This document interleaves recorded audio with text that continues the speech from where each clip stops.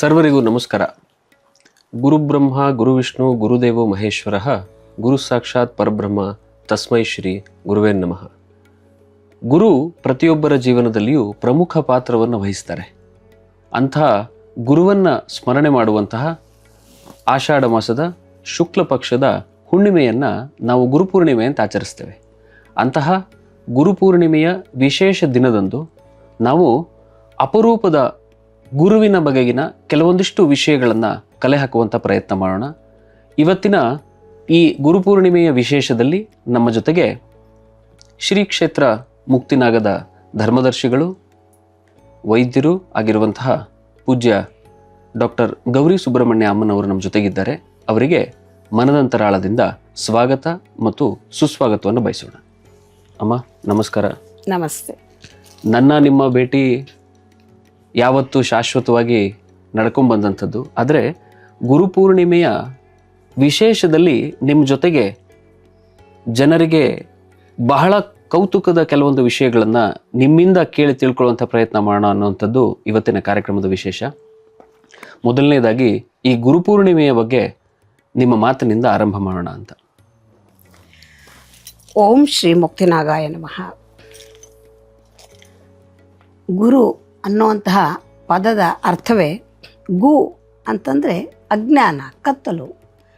ಅಜ್ಞಾನ ಅನ್ನುವಂತಹ ಕತ್ತಲನ್ನು ರು ಅನ್ನುವ ಅಕ್ಷರದ ಅರ್ಥ ಅಂದರೆ ದೂರ ಮಾಡುವವನು ಅಂತ ಹೇಳಿ. ಅಂದರೆ ಅಜ್ಞಾನ ಎನ್ನುವಂತಹ ಕತ್ತಲನ್ನು ದೂರ ಮಾಡುವವನು ಗುರು ಅಂತ. ಇದು ಪ್ರತಿಯೊಬ್ಬರ ಜೀವನದಲ್ಲಿ ಕೂಡ ಈ ಗುರುವಿನ ಒಂದು ಬೆಳಕು ಬೇಕೇ ಬೇಕು. ಗುರುವಿಲ್ಲದಿದ್ದರೆ ಅವನ ಜೀವನ ಅಂಧಕಾರಮಯವಾಗಿ ಹೋಗುತ್ತೆ. ಅಂತಹ ಗುರುಗಳಲ್ಲಿ ಶ್ರೇಷ್ಠರಾದ ಗುರುಗಳು ಅಂದರೆ ವೇದವ್ಯಾಸರು. ಅವರು ವೇದವ್ಯಾಸರು ಹುಟ್ಟಿದಂತಹ ದಿವಸವನ್ನೇ ವ್ಯಾಸ ಪೌರ್ಣಮಿ ಅಥವಾ ಗುರು ಪೌರ್ಣಮಿ ಅಂತ ಹೇಳಿ ಕರೀತಕ್ಕಂಥದ್ದು. ಅಂತಹ ಈ ದಿವಸ ಎಲ್ಲ ಗುರುಗಳಿಗೂ ಕೂಡ ಗುರುಸ್ಥಾನದಲ್ಲಿ ಒಂದೊಂದು ಅಕ್ಷರವನ್ನು ಕಲಿಸಿದವರು ಕೂಡ ಗುರುಗಳು ಅಂತ ಹೇಳಿ ನಾವು ಪರಿಗಣಿಸ್ತೀವಿ. ಅಂತಹ ಎಲ್ಲ ಗುರುಗಳಿಗೂ ಕೂಡ ಮೊಟ್ಟ ಮೊದಲು ನಾವು ಪ್ರಣಾಮವನ್ನು ಸಲ್ಲಿಸೋಣ. ಅಂತಹ ಗುರುಪೌರ್ಣಮಿಯ ದಿವಸ ಒಬ್ಬ ಗುರುವಿನ ಬಗ್ಗೆಯೇ ಒಂದಷ್ಟು ಮಾತನಾಡೋಣ ಅಂತ ಯೋಚನೆ ಮಾಡ್ತಾ ಇರೋದು ಮತ್ತಷ್ಟು ವಿಶೇಷ. ಹಾಗಾಗಿ ಈ ಗುರುಪೌರ್ಣಮಿ ವೇದವ್ಯಾಸರು ವೇದಗಳೆಲ್ಲವೂ ಕೂಡ ಮೊದಲಿಗೆ ಒಂದೇ ಆಗಿತ್ತು, 4 ವೇದಗಳು. ಅದನ್ನು ಕಲಿಯೋದಕ್ಕೆ ಬಹಳ ಕಷ್ಟಪಡ್ತಾ ಇದ್ದರು. ಅಂತಹ ಸಂದರ್ಭದಲ್ಲಿ ಈ 4 ವೇದಗಳನ್ನು ಕೂಡ 4 ಭಾಗವಾಗಿ, ಒಂದೇ ಆಗಿದ್ದನ್ನು 4 ಭಾಗವಾಗಿ ವಿಂಗಡಿಸಿದಂಥವರು ವೇದವ್ಯಾಸರು. ವ್ಯಾಸ ಅಂದರೆ ವಿಂಗಡಿಸುವಂಥ ಅರ್ಥ. ಅಂದರೆ ವೇದಗಳನ್ನು ವಿಂಗಡಿಸಿದವರು ವೇದವ್ಯಾಸರು ಅಂತ ಅವರಿಗೆ ತದನಂತರದಲ್ಲಿ ಬಂದಂತಹ ಹೆಸರು. ಅವರ ಹೆಸರು ಕೃಷ್ಣದ್ವೈಪಾಯನ ಅನ್ನುವಂಥದ್ದು ಪೂರ್ವದ ಹೆಸರು. ಅವರು ಬಹಳ ಕಪ್ಪಾಗಿದ್ದರಂತೆ, ಹಾಗಾಗಿ ಅವ್ರನ್ನ ಕೃಷ್ಣದ್ವೈಪಾಯನ ಅಂತ ಹೇಳಿ ಕರಿತಾ ಇದ್ರಂತೆ. ಅಂತಹ ಕೃಷ್ಣದ್ವೈಪಾಯನರು ವೇದಗಳನ್ನು 4 ಭಾಗವಾಗಿ ಮಾಡಿ ಸುಲಭವಾಗಿ ಎಲ್ಲರಿಗೂ ಕೂಡ ಕಲಿಯೋದಕ್ಕೆ ಅವಕಾಶವನ್ನು ಮಾಡಿಕೊಟ್ಟಂತಹ ಶ್ರೇಷ್ಠ ಗುರುಗಳು. ಹಾಗಾಗಿ ಅಂತಹ ಗುರುವಿನಿಂದ ಪ್ರಾರಂಭ ಮಾಡಿ ಇವತ್ತಿನವರೆಗೆ ನಾವು ಪ್ರತಿಯೊಬ್ಬರೂ ಕೂಡ ನಮ್ಮ ಜೀವನದಲ್ಲಿ ಹಲವಾರು ಹಂತಗಳಲ್ಲಿ ಹಲವಾರು ಗುರುಗಳನ್ನು ಕಂಡುಕೊಳ್ತಾ ಹೋಗ್ತೀವಿ. ಅಂತಹ ಒಂದು ಗುರುವಿನ ವಿಚಾರವಾಗಿ ಇವತ್ತು ಮಾತನಾಡಬೇಕು ಅಂತ ನೀವು ಇವತ್ತು ಇಲ್ಲಿ ಸಂಧಿಸಿರ್ತಕ್ಕಂಥದ್ದು. ಅಮ್ಮ, ನಮಗೆ ನಿಮ್ಮಿಂದ ಆಯುರ್ವೇದದ ಔಷಧಿಗಳ ಬಗ್ಗೆ ತುಂಬ ಕರ್ನಾಟಕದ ಮೂಲೆಗಳಲ್ಲಿ ಜನ ಕೇಳಿದ್ದಾರೆ ಮತ್ತು ನಿಮ್ಮಿಂದ ಧಾರ್ಮಿಕವಾದಂಥ ವಿಷಯಗಳನ್ನೆಲ್ಲ ತುಂಬ ಕೇಳಿದ್ದಾರೆ. ಆದರೆ ನಿಮ್ಮ ಪರಿಚಯ ಮಾಡಬೇಕಾದ್ರೆ ಬಹಳ ಅಭಿಮಾನದಲ್ಲಿ ಹೇಳಿರುವಂಥದ್ದು ಶ್ರೀ ಕ್ಷೇತ್ರ ಮುಕ್ತಿನಾಗನ ಬಗ್ಗೆ. ನಮಗೆ ಇವತ್ತಿನ ಗುರುಪೂರ್ಣಿಮೆಯ ದಿನ ಒಂದು ಖಾಲಿ ಜಾಗವಾಗಿ ಇದ್ದಂಥ ಒಂದು ಬಯಲು ಪ್ರದೇಶವನ್ನು ದೇವಸ್ಥಾನ ನಿರ್ಮಾಣ ಮಾಡಬೇಕು, ಅದು ಇವತ್ತು ಕ್ಷೇತ್ರವಾಗಿ ಮೈದೆಳೆದು ನಿಲ್ಲುವಂತೆ ಮಾಡಿದಂತಹ ಪರಮಪೂಜ್ಯ ಶ್ರೀ ಸುಬ್ರಹ್ಮಣ್ಯ ಶಾಸ್ತ್ರಿ ಗುರೂಜಿಯವರ ಬಗ್ಗೆ ಒಂದಿಷ್ಟು ಅಪರೂಪದ ವಿಷಯಗಳನ್ನು ನಿಮ್ಮಿಂದ ತಿಳ್ಕೊಳ್ಬೇಕು ಅನ್ನುವಂಥ ಕುತೂಹಲ ನನಗೂ ಮತ್ತು ಈ ಕ್ಷೇತ್ರದ ಪ್ರತಿಯೊಬ್ಬ ಭಕ್ತರಿಗೂ ಗುರುಗಳ ಬಗೆಗಿನ ಒಂದಿಷ್ಟು ನೀವು ಕಂಡಂಥ ವಿಷಯಗಳನ್ನು ತಿಳಿಸ್ಲಿಕ್ಕೆ ನಮಗೆ ಇವತ್ತಿನ ಕಾರ್ಯಕ್ರಮ ವಿಶೇಷವಾದಂಥ ಗುರುಪೂರ್ಣಿಮೆ ಆಗಲಿ ಅನ್ನುವಂಥ ವಿನಂತಿ. ನಾನು ಫಸ್ಟೇ ಹೇಳಿದೆ ಗುರುಗಳು ಅಂತ ಹೇಳಿ. ಇವರು ಮೊದಲು ಗುರುಗಳೇ ಆಗಿದ್ದವರು. ಗುರುಗಳು ಅಂದರೆ ಇವತ್ತಿನ ಕಾಲಮಾನದಲ್ಲಿ ಗುರು ಅಂತಂದರೆ ಅವರೇನೋ ಒಂದು ಸನ್ಯಾಸದಲ್ಲಿರ್ತಕ್ಕಂಥವ್ರು ಯಾರೋ ಏನೋ ಅನ್ನೋ ಥರ ಭಾವನೆಗೆ ಬಂದುಬಿಟ್ಟಿದ್ದೀವಿ. ಪ್ರತಿಯೊಬ್ಬ ಯಾರನ್ನು ನಾವು ಶಿಕ್ಷಕರು ಅಂತ ಕರಿತೀವಿ ಅವರೆಲ್ಲರೂ ಕೂಡ ಗುರುಸ್ಥಾನವನ್ನೇ ಅಲಂಕರಿಸ್ತಕ್ಕಂಥವ್ರು. ಅಂತಹ ಶಿಕ್ಷಕರೇ ಆಗಿದ್ದವರು ಶ್ರೀ ಸುಬ್ರಹ್ಮಣ್ಯ ಶಾಸ್ತ್ರಿ ಗುರೂಜಿಯವರು. ಅವರು ವಿಜಯ ಕಾಲೇಜಲ್ಲಿ ಕಾಮರ್ಸ್ ಪ್ರೊಫೆಸರ್ ಆಗಿದ್ದಂಥವ್ರು. ಅವರು ತುಂಬ ವಿದ್ಯಾರ್ಥಿಗಳಿಗೆಲ್ಲ ಅತ್ಯಂತ ಅಚ್ಚುಮೆಚ್ಚಿನ ಶಿಕ್ಷಕರಾಗಿದ್ದವರು. ಅವರು ಎಲ್ಲಿಯವರೆಗೆ ಅಂದರೆ ಏನೂ ಗೊತ್ತಿಲ್ಲದೆ ಇರುವಂತಹ ಒಬ್ಬ ಪೆದ್ದನನ್ನು ಕರ್ಕೊಂಬಂದು ಕೂಡಿಸಿದ್ರು ಕೂಡ ಅವನಿಗೆ ಅರ್ಥ ಆಗುವಷ್ಟು ಚೆನ್ನಾಗಿ ಪಾಠ ಮಾಡ್ತಾರೆ ಅನ್ನುವ ಹೆಸರು, ಬಹಳ ಒಳ್ಳೆಯ ಹೆಸರಿದ್ದಂತಹ ಶಿಕ್ಷಕರೇ ಆಗಿದ್ದಂತಹ ಗುರುಗಳವರು. ತದನಂತರದಲ್ಲಿ ಬೇರೆಯ ರೀತಿಯ ಗುರುವಿನ ಸ್ಥಾನವನ್ನು ಕೂಡ ಪಡ್ಕೊಂಡಂಥವ್ರು. ಇವರು ಕಾಲೇಜಲ್ಲಿ ಓದುವಾಗಲೇ ಸಾಕಷ್ಟು ಕೆಲವು ಪವಾಡಗಳ ರೀತಿಯ ಕೆಲಸವನ್ನು ಮಾಡಿದ್ದಾರೆ. ಒಮ್ಮೆ ಒಬ್ಬ ವಿದ್ಯಾರ್ಥಿ ಕಾಲೇಜಿನಲ್ಲಿ ಇಲ್ಲಿ ಪಾಠ ಮಾಡ್ತಾ ನಿಂತಿದ್ದಾರೆ.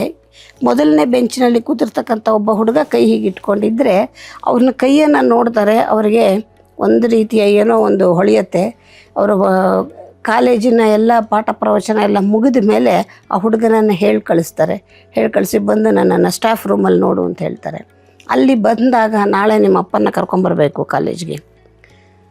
ಆ ಹುಡುಗಂಗೆ ಭಯ ಆಗ್ಬಿಡುತ್ತೆ. ನಮ್ಮ ಅಪ್ಪನ ಕರ್ಕೊಂಬ ಅಂತ ಹೇಳಬೇಕಾದ್ರೆ ನಾನು ಏನು ಮಾಡಿದ್ದೀನಿ ಏನು ಎತ್ತ ಅಂತ. ಅವ್ರು ಏನು ಹೇಳೋದೇ ಇಲ್ಲ. ಬೆಳಗ್ಗೆ ನಿಮ್ಮ ಅಪ್ಪನ ಕರ್ಕೊಂಬರ್ಬೇಕಷ್ಟೆ. ಸರಿ, ಮನೆಗೆ ಹೋಗಿ ಹೇಳ್ತಾನೆ, ಅವರಪ್ಪ ಬರೋದಿಲ್ಲ. 1-2 ದಿವಸ ಆದಮೇಲೆ ಮತ್ತೆ ಕರೀತಾರೆ. ನಾಳೆ ನೀನೇನಾದ್ರು ಕಾಲೇಜಿಗೆ ನಿಮ್ಮ ಅಪ್ಪನ ಕರ್ಕೊಂಡು ಬರದೇ ಇದ್ದರೆ ನೀ ಕಾಲೇಜಿಗೆ ಬರಬೇಡ ಅಂತ ಹೇಳ್ತಾರೆ. ಇವನು ಹೋಗಿ ಅವ್ರ ಅಪ್ಪನ ಕೈ ಕಾಲು ಹಿಡಿದು ಬಲವಂತ ಮಾಡಿ ಕರ್ಕೊಂಡು ಬರ್ತಾನೆ. ಕರ್ಕೊಂಬಂದರೆ, ನಿಮ್ಮ ಮಗನಿಗೆ ಇನ್ನು 1 ವಾರದಲ್ಲಿ ಮೃತ್ಯು ಇದೆ. ನಾನು ಅವನ ಎದುರಿಗೆ ಹೇಳಲಿಕ್ಕಾಗೋದಿಲ್ಲ. ನಿಮಗೆ ಹೇಳ್ತಾ ಇದ್ದೀನಿ, ನಿಮ್ಮ ಕರ್ತವ್ಯ ಎಲ್ಲಿಯಾದರೂ ಒಂದು ಒಳ್ಳೆ ಮೃತ್ಯುಂಜಯ ಜಪ ಹೋಮ ಎಲ್ಲ ಮಾಡಿಸಿ ಅವನ ಹೆಸರಿನಲ್ಲಿ. ಅಷ್ಟೇ ಹೇಳೋಕ್ಕೋಸ್ಕರ ಕರೆದಿದ್ದು, ನೀವೇನು ಹೋಗ್ಬೋದು ಅಂತ. ಅವರಪ್ಪಂಗೆ ಅದರಲ್ಲೇನಂತ ವಿಶೇಷವಾದ ಆಸಕ್ತಿನೂ ಇರಲಿಲ್ಲ, ನಂಬಿಕೆನೂ ಇರಲಿಲ್ಲ. ಆದರೆ ಅವರು ಮಗನಿಗೆ ಮೃತ್ಯು ಅಂತಂದಾಗ ಅದೇನಾರಾಗಿರಲಿ ಹೇಳಿದ್ದಾರೆ ಮಾಡಿಸ್ಬಿಡೋಣ ಅನ್ನೋ ದೃಷ್ಟಿನಲ್ಲಿ ಅವರು ಮಾಡಿಸ್ತಾರೆ. ಅದನ್ನು ಮಾಡಿಸಿದಾದ್ಮೇಲೆ 3 ದಿವಸಕ್ಕೆ ಆ ಹುಡುಗನಿಗೆ ಒಂದು ಮೋಟ್ರ್ ಬೈಕಲ್ಲಿ ಆಕ್ಸಿಡೆಂಟ್ ಆಗುತ್ತೆ. ಮೋಟ್ರ್ ಬೈಕು ಲಾರಿ ಕೆಳಗಡೆ ಸೀದಾ ಪೂರ್ತಿ ಒಳಗಡೆ ಹೊಟ್ಟೋಗುತ್ತೆ. ಎಲ್ಲರೂ ಹೊರಗಡೆ ಇರೋರೆಲ್ಲ ಹೋದ ಹುಡುಗ ಯಾರೋ ಬಾಡಿ ತೆಗಿರೋ ಅಂತಿದ್ದಾರೆ. ಆ ಹುಡುಗನ ಭಾಳ ಕಷ್ಟಪಟ್ಟು ಎಲ್ಲ ಸರ್ಕಸ್ ಮಾಡಿ ಆಚೆ ಕರ್ಕೊಂಬರ್ತಾರೆ. ಅವನಿಗೊಂದು 2 ಸ್ಕ್ರ್ಯಾಚ್ ಬಿಟ್ಟರೆ ಮೈ ಮೇಲೆ ಏನೂ ಆಗಿರೋದಿಲ್ಲ. ಅವನು ಅವ್ರ ಅಪ್ಪಂಗೆ ಹೋಗಿ ಹೇಳ್ತಾನೆ, ಹಿಂಗಾಯ್ತು ಇವತ್ತು ಅಂತ. ಅವರ ಅಪ್ಪ ರಾತ್ರಿಗೆ ನಮ್ಮ ಮನೆಗೆ ಒಂದು ದೊಡ್ಡ ತಟ್ಟೆ ತುಂಬ ಹಣ್ಣು ಹೂವು ಆಳುಮುಳು ಎಲ್ಲ ತೊಗೊಂಡು ಬರ್ತಾರೆ. ಅದೇನು ಗುರುಗಳೇ, ನನ್ನ ಮಗನ್ನ ಹಿಂಗೆ ಕಾಪಾಡಿಬಿಟ್ರೆ ನೀವು, ನನಗೆ ನೀವು ಯಾರು ಅಂತ ಗೊತ್ತಿಲ್ಲ, ನೀವು ಯಾಕೆ ಹೇಳಿದ್ರಿ ಅಂತ ಗೊತ್ತಿಲ್ಲ, ನನಗೆ ತುಂಬ ಆಸಕ್ತಿ ಇದ್ದು ನಾನೇನು ಮಾಡಿರಲಿಲ್ಲ, ನಿಮ್ಮ ಮಾತು ಹೇಳಿದ್ದನ್ನು ನಾನು ಯಾಕೋ ಹೇಳಿದ್ದಾರೆ ಅನ್ನೋಕ್ಕೋಸ್ಕರ ಏನೋ ಮಾಡಿಬಿಡೋಣ ಅನ್ನೋಕ್ಕೋಸ್ಕರ ಮಾಡಿದ್ದೆ. ಆದರೆ ಅವನ ಜೀವನ ಬಹಳ ಚೆನ್ನಾಗಿ ಅವನನ್ನು ರಕ್ಷಣೆ ಮಾಡಿದೆ ನೀವು ಹೇಳಿದ್ರಿಂದ. ತುಂಬ ಒಳ್ಳೆಯ ಒಂದು ನನ್ನ ಮಗನ ನನಗೆ ಉಳಿಸ್ಕೊಟ್ರಿ ನೀವು ಅಂಥೇಳಿ ಮಗನೂ ಕರ್ಕೊಂಡು ಇಡೀ ಫ್ಯಾಮಿಲಿ ಎಲ್ಲ ಬಂದು ನಮಸ್ಕಾರ ಮಾಡಿ ಎಲ್ಲ ಹೋಗ್ತಾರೆ. ಅದು ಅಂದರೆ ದೂರದಲ್ಲಿ ಕೂತಿರ್ತಕ್ಕಂಥ ಒಬ್ಬ ವಿದ್ಯಾರ್ಥಿಯನ್ನು ನೋಡಿ ಅವನಿಗೆ ಮುಂದೊಂದು ಈ ಹತ್ತಿರದಲ್ಲಿ ಅವನಿಗೆ ಸಾವಿದೆ, ಅಪಮೃತ್ಯು ಇದೆ ಅನ್ನೋದನ್ನು ಮನಗಂಡು ಅವರು ಅದನ್ನು ಹೇಳಿ ಅದನ್ನು ಸರಿಪಡಿಸ್ತಾರೆ. ಈ ತರಹ ಘಟನೆಗಳು ಆಗಿಂದಾಗೆ ನಡೀತಾನೆ ಬಂದವು. ಇದಾದ ನಂತರದಲ್ಲಿ ಪ್ರತಿ ತಿಂಗಳು ಕೂಡ ನಾವು ಸುಬ್ರಹ್ಮಣ್ಯನ ಭಕ್ತರು ಪ್ರತಿ ತಿಂಗಳು ಕುಕ್ಕೆ ಸುಬ್ರಹ್ಮಣ್ಯಕ್ಕೆ ಹೋಗಿ ಪೂಜೆ ಮಾಡಿ ಬರ್ತಾ ಇದ್ವಿ. ಒಂದು ಬಾರಿ ಸುಬ್ರಹ್ಮಣ್ಯಕ್ಕೆ ಹೋದಾಗ ತುಂಬ ರಶ್ಶು. ಅವತ್ತು ಒಳಗೆ ಹೋಗೋಕ್ಕೆ ಜಾಗನೇ ಇಲ್ಲ. ನಾವು ಹೆಂಗೂ ಪ್ರತಿ ತಿಂಗಳು ಬರ್ತಿದ್ವಲ್ಲ, ಮಹಾಮಂಗಳಾರತಿ ಆಗೋವರೆಗೂ ಜನ ಇರ್ತಾರೆ, ಆಮೇಲೆ ಒಳಗೆ ಹೋದ್ರೆ ಆಯಿತು ಅಂತ ಆಚೆ ಪ್ರಾಕಾರದಲ್ಲಿಯೇ ಕೂತಿದ್ವಿ. ಅಲ್ಲಿ ಒಂದು TV ಹಾಕಿರ್ತಾರೆ ಯಾವಾಗಲೂ ಹೊರಗಡೆಯಿಂದ ನೋಡೋಕ್ಕೆ ದರ್ಶನಕ್ಕೆ ಅಂತ ಹೇಳಿ. ಅದನ್ನು ನೋಡ್ತಾ ಕೂತಿರ್ಬೇಕಾದ್ರೆ ಸಡನ್ನಾಗಿ ಒಂದು ಬೆಳಕು ಪಾಸಾಗುತ್ತೆ. ಆ ಬೆಳಕು ಇವರ ಶರೀರವನ್ನು ಹೊಕ್ಕಂಗೆ ಅವ್ರಿಗೆ ಪಾಸಾಗುತ್ತೆ, ನಮಗೆ ಕಾಣಿಸ್ಲಿಲ್ಲ ಅದು. ಆ ಕ್ಷಣಕ್ಕೆ ಅವ್ರ ಎದುರಿಗೆ ಅಲ್ಲೊಂದು ಆನೆ ನಿಂತಿರುತ್ತೆ. ಅಲ್ಲಿ ದೇವಸ್ಥಾನದಲ್ಲಿ ಆನೆ ಮಹಾಮಂಗಳಾರತಿಗೆ ಪ್ರತಿ ದಿವಸ ಬರುತ್ತೆ. ಅದು ಬಂದು ನಮಸ್ಕಾರ ಮಾಡಿ ಹೋಗುತ್ತೆ. ಆನೆ ನಿಂತಿದ್ದಕ್ಕೆ ಆನೆಗೆ ಒಂದು ಭವಿಷ್ಯವನ್ನು ಹೇಳೋದಕ್ಕೆ ಶುರು ಮಾಡ್ತಾರೆ. ಆ ಕ್ಷಣದಲ್ಲಿಯೇ ನಮಗೆ ತುಂಬ ಆಶ್ಚರ್ಯ ಆಗುತ್ತೆ. ಬಟ್ ನಮ್ಮಗಳಿಗೆ ಹೇಳ್ತಾರೆ. ಅದಾದಮೇಲೆ ಯಾವ ಪ್ರಾಣಿಯನ್ನೇ ನೋಡಿದ್ರು ಪ್ರಾಣಿಗೆ ಜೀವನ ಮುಂದೆ ಹೇಗಿರುತ್ತೆ ಅಂತ ಹೇಳ್ತಾರೆ. ಬಹುಶಃ ಪ್ರಾಣಿಗೂ ಕೂಡ ಒಂದು ಜ್ಯೋತಿಷ್ಯವನ್ನಾಗಲಿ ಅಥವಾ ಮುಂದಾಗೋದನ್ನು ಹೇಳುವಂಥದ್ದನ್ನು ನಾವು ನೋಡಲಿಲ್ಲ. ತುಂಬ ಆಶ್ಚರ್ಯ ಆಗ್ತಾಯಿತ್ತು. ಅವ್ರು ಹೇಳಿದ ಹಾಗೆ ನಡೀತಿತ್ತು. ಈ ಥರ ಕೆಲವು ದಿವಸ ಆದಮೇಲೆ ಸುಬ್ರಹ್ಮಣ್ಯ ಸ್ವಾಮಿ ಕನಸಲ್ಲಿ ಬಂದು ಇವರಿಗೆ ಹೇಳಿ ಈ ಕ್ಷೇತ್ರವನ್ನು ಮಾಡುವಂಥ ಆಜ್ಞೆ ಮಾಡಿ ಈ ಒಂದು ಕ್ಷೇತ್ರ ಹುಟ್ಟಾಗೋದಕ್ಕೆ ಇದೆಲ್ಲವೂ ಪೂರ್ವಭಾವಿ ಕಾರಣಗಳು ಅಂತ ನಾವು ಹೇಳಬಹುದು. ಅಮ್ಮ, ನೀವು ಒಬ್ಬ ಗೃಹಿಣಿಯಾಗಿ ಕಾಲೇಜಿನಲ್ಲಿ ಪಾಠ ಮಾಡ್ತಾ ಇದ್ದಂಥ ಒಬ್ಬ ಪ್ರೊಫೆಸರ್ ಆದಂಥವ್ರು ಇದ್ದಕ್ಕಿದ್ದಾಗೆ ಆಧ್ಯಾತ್ಮಕ್ಕೆ ಬರ್ತೀನಿ ಅಂಥೇಳಿ ನಿಮ್ಮ ಮುಂದೆ ಅವರು ಪ್ರಸ್ತಾವನೆ ಹೇಳಿದಾಗ ನಿಮ್ಮ ಮೊಟ್ಟ ಮೊದಲ ಅನುಭವ ಹೇಗಿತ್ತು? ಮೊಟ್ಟ ಮೊದಲ ಅನುಭವ ಅಂತಂದರೆ ಮನೆಯಲ್ಲಿ ನಾವೆಲ್ಲರೂ ಅಪೋಸ್ ಮಾಡಿದ್ದು, ಯಾರಿಗೂ ಇಷ್ಟ ಇರಲಿಲ್ಲ. ಯಾಕೆ ಇಷ್ಟ ಇರಲಿಲ್ಲ ಅಂತಂದರೆ, ನಮಗೆ ಯಾರಿಗೂ ಕೂಡ ಈ ಒಂದು ದೇವಸ್ಥಾನ ಮಾಡೋದು ಅಥವಾ ಒಂದು ಜಾಗವನ್ನು ಅದಕ್ಕಾಗಿ ನೋಡೋದು ಇದೆಲ್ಲವೂ ಕೂಡ ಒಂದು ರೀತಿ ನಮ್ಮ ಅಳತೆಗೆ ಮೀರಿದ್ದು ಅನ್ನೋ ಅಂಥ ಕಲ್ಪನೆ ಇದ್ದದ್ದು. ಯಾಕೆಂದರೆ ನಾವೊಂದು ಸಾಮಾನ್ಯ ವರ್ಗದ ಜನ, ನಮ್ಮಂಥ ಒಂದು ಸಾಮಾನ್ಯ ವರ್ಗದ ಜನ ಒಂದು ದೇವಾಲಯ ಮಾಡೋದು ಅಂತ ಕಲ್ಪನೆ ಆದರೂ ಹೇಗೆ ಮಾಡೋದು? ಹಾಗಾಗಿ ನಾವು ಎಲ್ಲರೂ ಕೂಡ ಖಂಡಿತ ಇದು ಬೇಡ, ಇದು ಬೇಕಾದರೆ ನಾವು ಅದೇ ದೇವಸ್ಥಾನಕ್ಕೆ ಹೋಗಿ ಒಂದಷ್ಟು ಪ್ರಾರ್ಥನೆ ಮಾಡಿ ಒಂದು ಹೆಚ್ಚಿನ ಪೂಜೆಯನ್ನು ಬೇಕಾದ್ರೆ ಮಾಡಿ ಬರೋಣ ಹೊರತು ದೇವಸ್ಥಾನ ಮಾಡ್ತೀನಿ ಅದೆಲ್ಲ ಮಾಡ್ತೀನಿ ಅನ್ನೋದು ನಮ್ಮ ಕೈಲಿ ಆಗೋದಿಲ್ಲ. ದಯಮಾಡಿ ಇಂಥ ಕೆಲಸಕ್ಕೆ ಕೈ ಹಾಕೋದೇ ಬೇಡ ಅಂತ ನಾವು ಮಕ್ಕಳು ಎಲ್ಲರೂ ಅಪೋಸ್ ಮಾಡಿದ್ದೇನೆ. ಮತ್ತು ಅವರ ಅಕ್ಕ ತಂಗಿಯರು ಕುಟುಂಬಸ್ಥರು ಎಲ್ಲರೂ ಅಪೋಸೇ ಮಾಡಿದ್ದು. ಇನ್ನು ಕೆಲವರಂತೂ ಏನು ಹುಚ್ಚಿಡ್ದಿದ್ಯಾ ನಿಂಗೆ ಅಂತ ಕೇಳಿದ್ರು. ಯಾಕೆಂದರೆ ನಾವು ವಾಸ ಮಾಡ್ತಾ ಇದ್ದಿದ್ದು 30-20 ಸೈಟಿನ ಮನೆಯಲ್ಲಿ, ಚಿಕ್ಕ ಮನೆಯಲ್ಲಿ ನಾವಿದ್ದವರು. ಅಂಥ ಮನೇಲಿ ಇರೋರು ಹೇಗೆ ಕಲ್ಪನೆ ಮಾಡ್ಕೊಳ್ತೀರಾ ಒಂದು ದೇವಸ್ಥಾನ ಮಾಡೋದು ಅಂತ ಹೇಳಿ? ಅದುವೇ ಯಾವ ದೇವಸ್ಥಾನ? ಏನೋ ಒಂದು ಗಣೇಶನ ದೇವಸ್ಥಾನನೋ ಈಶ್ವರನ ಒಂದು ಲಿಂಗ ಇಟ್ಟು ಸ್ಥಾಪನೆ ಮಾಡೋದು ಅಲ್ಲ, ನಾಗನ ದೇವಸ್ಥಾನ. ನಾಗ ಅಂತಂದ್ರೇ ಎಲ್ಲರಿಗೂ ಕೂಡ ಭಕ್ತಿಗಿಂತ ಭಯವೇ ಹೆಚ್ಚು. ಅಂತಹ ಭಯ ಭಕ್ತಿಯಿಂದ ಕೂಡಿರ್ತಕ್ಕಂಥ ನಾಗನ ದೇವಾಲಯನ ಮಾಡೋದು ಅಂತಂದರೆ ಎಂಥವ್ರಿಗಾದರೂ ಭಯವೇ. ಹಾಗಾಗಿ ನಾವು ಖಂಡಿತ ಇದನ್ನು ಮಾಡೋದೇ ಬೇಡ, ನಮ್ಮ ಕೈಲಿ ಆಗಲ್ಲ ಅಂತಲೇ ನಾವು ಹೇಳಿದ್ದು. ತುಂಬ ದಿವಸಗಳ ಕಾಲ, ವರ್ಷಗಳ ಕಾಲನೂ ನಾವು ಅಪೋಸ್ ಮಾಡ್ತಾನೇ ಇದ್ವಿ. ಆದಾಗ್ಯೂ ಅವರು ಮಾತ್ರ ಅವ್ರ ಮನಸ್ಸನ್ನು ಬದಲಾಯಿಸಲೇ ಇಲ್ಲ. ಯಾಕೆ ಬದಲಾಯಿಸಲಿಲ್ಲ ಅಂದರೆ, ಕೆಲವು ದಿವಸ ಕನಸಲ್ಲಿ ಬಂದು ಹೇಳಿದ್ದಾಯಿತು, ಏನೋ ಕನಸಲ್ಲಿ ಎಲ್ಲೋ ಬೆಳಗ್ಗೆ ಹೋಗಿ ನೋಡಿರ್ಬೋದೇನೋ, ಕನಸಲ್ಲಿ ಬಂದಿರ್ಬೋದು ಅನ್ನೋ ಭಾವನೆಯಿಂದ ಮತ್ತೋಗಿ ಪೂಜೆ ಮಾಡ್ಕೊಂಬಂದ್ವಿ ಕುಕ್ಕೆ ಸುಬ್ರಹ್ಮಣ್ಯಕ್ಕೆ ಹೋಗಿ. ಅಲ್ಲಿ ಹೋಗಿ ಪೂಜೆ ಮಾಡ್ಕೊಂಡು ಬಂದಮೇಲೆ ಸ್ವಲ್ಪ ದಿವಸ ಕಾಣಿಸ್ಕೊಳ್ಳಿಲ್ಲ, ಮತ್ತೆ ಬಂತು. ಬಂದು ನಾನೇನಿಗೆ ಹೇಳಿದ್ದನ್ನು ಮರಿಬೇಡ, ನೀನು ಇಲ್ಲಿ ಬಾ, ಇಲ್ಲಿ ನಿನಗೆ ಜಾಗ ತೋರಿಸ್ತೀನಿ, ಅಲ್ಲೊಂದು ಆಲಯ ಮಾಡು ಅಂತ. ವಟವೃಕ್ಷ ಅಂತಿದೆ ಬೆಂಗಳೂರಲ್ಲಿ, ಆ ವಟವೃಕ್ಷದ ಸಮೀಪದಲ್ಲಿ ಮಾಡು ಅಂತ. ನಮಗೆ ಈ ವಟವೃಕ್ಷ ಯಾವುದೂ ಗೊತ್ತಿಲ್ಲ, ಬೆಂಗಳೂರಲ್ಲಿ ಎಲ್ಲಿದೆ ಅಂತ ಗೊತ್ತಿಲ್ಲ. ಆಮೇಲೆಲ್ಲ ಹಂಗೊಂದಷ್ಟು ದಿವಸ ಕಳೆದ ಮೇಲೆ ಒಂದು ದಿವಸ ಬೆಳಿಗ್ಗೆ ಮನೆಗೆ ಯಾರೋ ಬರ್ತಾರೆ. ಮನೆಗೆ ಯಾರೋ ಬಂದು ನಮ್ಮದೊಂದು ಜಾಗ ಇದೆ, ಸ್ವಲ್ಪ ನೋಡ್ಕೊಡಿ ಬನ್ನಿ ಅಂತ ಕರ್ಕೊಂಡು ಬರ್ತಾರೆ. ಕರ್ಕೊಂಡು ಬಂದರೆ ಸ್ವಾಮಿಯಲ್ಲಿ ಇಷ್ಟತ್ರ ನಿಂತು ದರ್ಶನವನ್ನು ಕೊಡ್ತಾರೆ. ಇದೇನ್ರಿ ಹೀಗೆ ನಿಂತ್ಕೊಂಡಿದೆ ಹಾವು, ನಾನು ಈ ಥರ ಜೀವನದಲ್ಲಿ ಎಲ್ಲೂ ನೋಡಲೇ ಇಲ್ಲ ಅಂತ ಅವ್ರು ಹೇಳಿದಾಗ, ಇದು ಇಲ್ಲೇ ಸಂಚಾರ ಮಾಡ್ಕೊಂಡಿರುತ್ತೆ, ಊರಲ್ಲಿ ಎಲ್ರಿಗೂ ಗೊತ್ತು ಇದಿಲ್ಲೇ ಇದೆ ಅಂತ. ಇವ್ರು ಹೆದರಲೂ ಇಲ್ವಂತೆ. ಹಾಗೆ ನೋಡಿ ಬಂದೀಸ ಅವ್ರಿಗೆ ಮತ್ತೆ ಕನಸಲ್ಲಿ ಬಂತು, ನಾನಿವತ್ತು ನಿನಗೆ ಎಲ್ಲಿ ಕಾಣಿಸ್ಕೊಂಡೆ ಅಲ್ಲಿ ಪ್ರತಿಷ್ಠಾಪನೆ ಮಾಡು ಅಂತ ಹೇಳಿ. ಅದಾದಮೇಲೆ ಮತ್ತೆ ಬೇಡ ಈ ಕೆಲಸ ಅಂತ ಮತ್ತೆ ಹೋಗಿ ಬಂದ್ವಿ, ಸುಬ್ರಹ್ಮಣ್ಯಕ್ಕೆ ಪೂಜೆ ಮಾಡ್ಕೊಂಡ್ಬಂದ್ವಿ. ಮತ್ತೆ 2 ದಿವಸ ಬರಲಿಲ್ಲ, ಮತ್ತೆ ತಿರ್ಗಾ ಇವ್ರಿಗೆ ಯಾಕೋ ಈ ಜಾಗಕ್ಕೆ ಬರಬೇಕು ಅಂತ ಎಳಿಯೋಕ್ಕೆ ಶುರುವಾಯಿತು. ಯಾರಿಗೂ ಹೇಳಿದಿರ, ಎಲ್ರಿಗೂ ಹೇಳಿದ್ರೆ ಬೈತಾರೆ ಅಂತ ಒಬ್ಬರೇ ಬಂದರು. ಬಂದು ಇಲ್ಲಿ ನೋಡುವಾಗ ದೊಡ್ಡದೊಂದು ಪೊರೆ ಬಿದ್ದಿತ್ತು. ಆ ಪೊರೆನ ಎತ್ಕೊಂಡ್ಬಂದ್ರು ಖುಷಿಗೆ, ಎಷ್ಟು ದೊಡ್ಡ ಪೊರೆ, ಎಷ್ಟು ಚೆನ್ನಾಗಿದೆ ಅಂತ. ಅತ್ತಂದರೆ ಮನೆಯಲ್ಲಿ ಬ್ಯೂಟಿಫುಲ್ ಆಗಿದೆ ಅಂತ ನಮ್ಮ ಮನೆ TV ಮೇಲೆ ನಾವು ಅಲಂಕಾರಕ್ಕೆ ಹಾಕಿದ್ವಿ. ಅವತ್ತು ರಾತ್ರಿ ಮತ್ತೆ ಕನಸಲ್ಲಿ ಬಂದು, ಗೊತ್ತಾಯ್ತಾ ನಾನು ಎಷ್ಟು ಹತ್ರ ಇದ್ದೀನಿ ಅಂತ ಹೇಳ್ದಂಗಾಯ್ತು. ನನಗೇನು ಗೊತ್ತು ಎಷ್ಟು ಹತ್ರ ಇದೆ, ಬೆಳಗ್ಗೆ ನೋಡ್ಕೊಂಡು ಬಂದಿದ್ದೀಯಾ ಅಂದರು. ಆಮೇಲೆ ಬೆಳಗ್ಗೆ ಎದ್ದು ಆ ಪೊರೆನ ಅಳತೆ ಇಟ್ಟು ನೋಡಿದ್ರೆ 18 ಅಡಿ ಇತ್ತು. ನಾನು ಎಷ್ಟು ಹತ್ರ ಇದ್ದೀನಿ ಗೊತ್ತಾಯ್ತಲ್ಲ, ಅಷ್ಟೆತ್ರನೇ ನನ್ನನ್ನು ಪ್ರತಿಷ್ಠಾಪನೆ ಮಾಡು ಅಂತ ಹೇಳ್ದಂಗಾಯ್ತು. ಅಯ್ಯೋ ಭಗವಂತ, 18 ಅಡಿ ನಾಗನ್ನ ಪ್ರತಿಷ್ಠಾಪನೆ ಮಾಡೋದು ಏನು ತಮಾಷೆ ಮಾತಾ? ಅವ್ರಿಗೂ ಸ್ವಲ್ಪ ಭಯ ಆಯಿತು, ಹಿಂಗೆ ಮಾಡೋದಿದು ಸಾಧ್ಯನಾ ಅಂತ. ಆಮೇಲೆ ಮನೆ ಈ ಜಾಗ ನೋಡಿ ಅಂತ ಹೇಳಿ ಮನೆಗೆ ಹುಡ್ಕೊಂಬಂದಿದ್ನಲ್ಲ, ಆ ವ್ಯಕ್ತಿನ ಹುಡ್ಕೊಂಡು ನಾವು ಹೋದ್ವಿ. ನಿನ್ನ ಜಾಗ ತೋರಿಸಿದ್ಯಲ್ಲ, ಆ ಜಾಗ ನಮಗೆ ಕೊಡು ಅಂತ. ಅವನು, ಅಲ್ಲ ಸ್ವಾಮಿ, ನಾವು ಜಾಗ ನೋಡಿ ಅಂದರು, ಸಮಸ್ಯೆ ಇದ್ದರೆ ಬಿಡಿಸ್ಕೊಡಿ ಅಂದರೆ ಜಾಗನೇ ಕೊಡಿ ಅಂತೀರಲ್ಲ, ಇದು ನ್ಯಾಯನಾ ಅಂತ. ಅಪ್ಪ ನೀನು ನಂಗೆ ಇದು ಕೊಡಬೇಡ, ಖರೀದಿಗೆ ಕೊಡು, ಅಲ್ಲಿ ಏನು ಬೆಲೆ ಇದೆ ಅದನ್ನೇ ಕೊಡ್ತೀನಿ ಕೊಡು ಅಂತ. ಅವನೇನು ಮಾಡ್ದ, ವಾ ಇವ್ರಿಗೆ ಗೊತ್ತು ಅಲ್ಲೇನೋ ಇದೆ ಅಂತ, ಬಹುಶಃ ಏನೋ ಇರಬೇಕು ಅಲ್ಲಿ, ಅದಕ್ಕೆ ಜಾಗನೇ ಕೇಳ್ತಾ ಇದ್ದಾರೆ ಅಂದ್ಕೊಂಡು ಅವ್ನು ಈ ಊರಲ್ಲಿ ಅಷ್ಟು ಬೆಲೆನೇ ಇರಲಿಲ್ಲ, ಡಬಲ್ ರೇಟ್ ಕೇಳೋಕ್ಕೆ ಶುರು ಮಾಡ್ದ. ನಮಗೆ ಭೂಮಿ ಕೊಂಡ್ಕೊಳ್ಳೋದಿರಲಿ, ನಮ್ಗೆ ಅಲ್ಲಿಂದ ಇಲ್ಲಿಗೆ ಬಂದು ಹೋಗೋಕ್ಕೂ ಕೂಡ ನಮ್ಗೆ ಅಷ್ಟೊಂದು ತಾಕತ್ತಿರಲಿಲ್ಲ.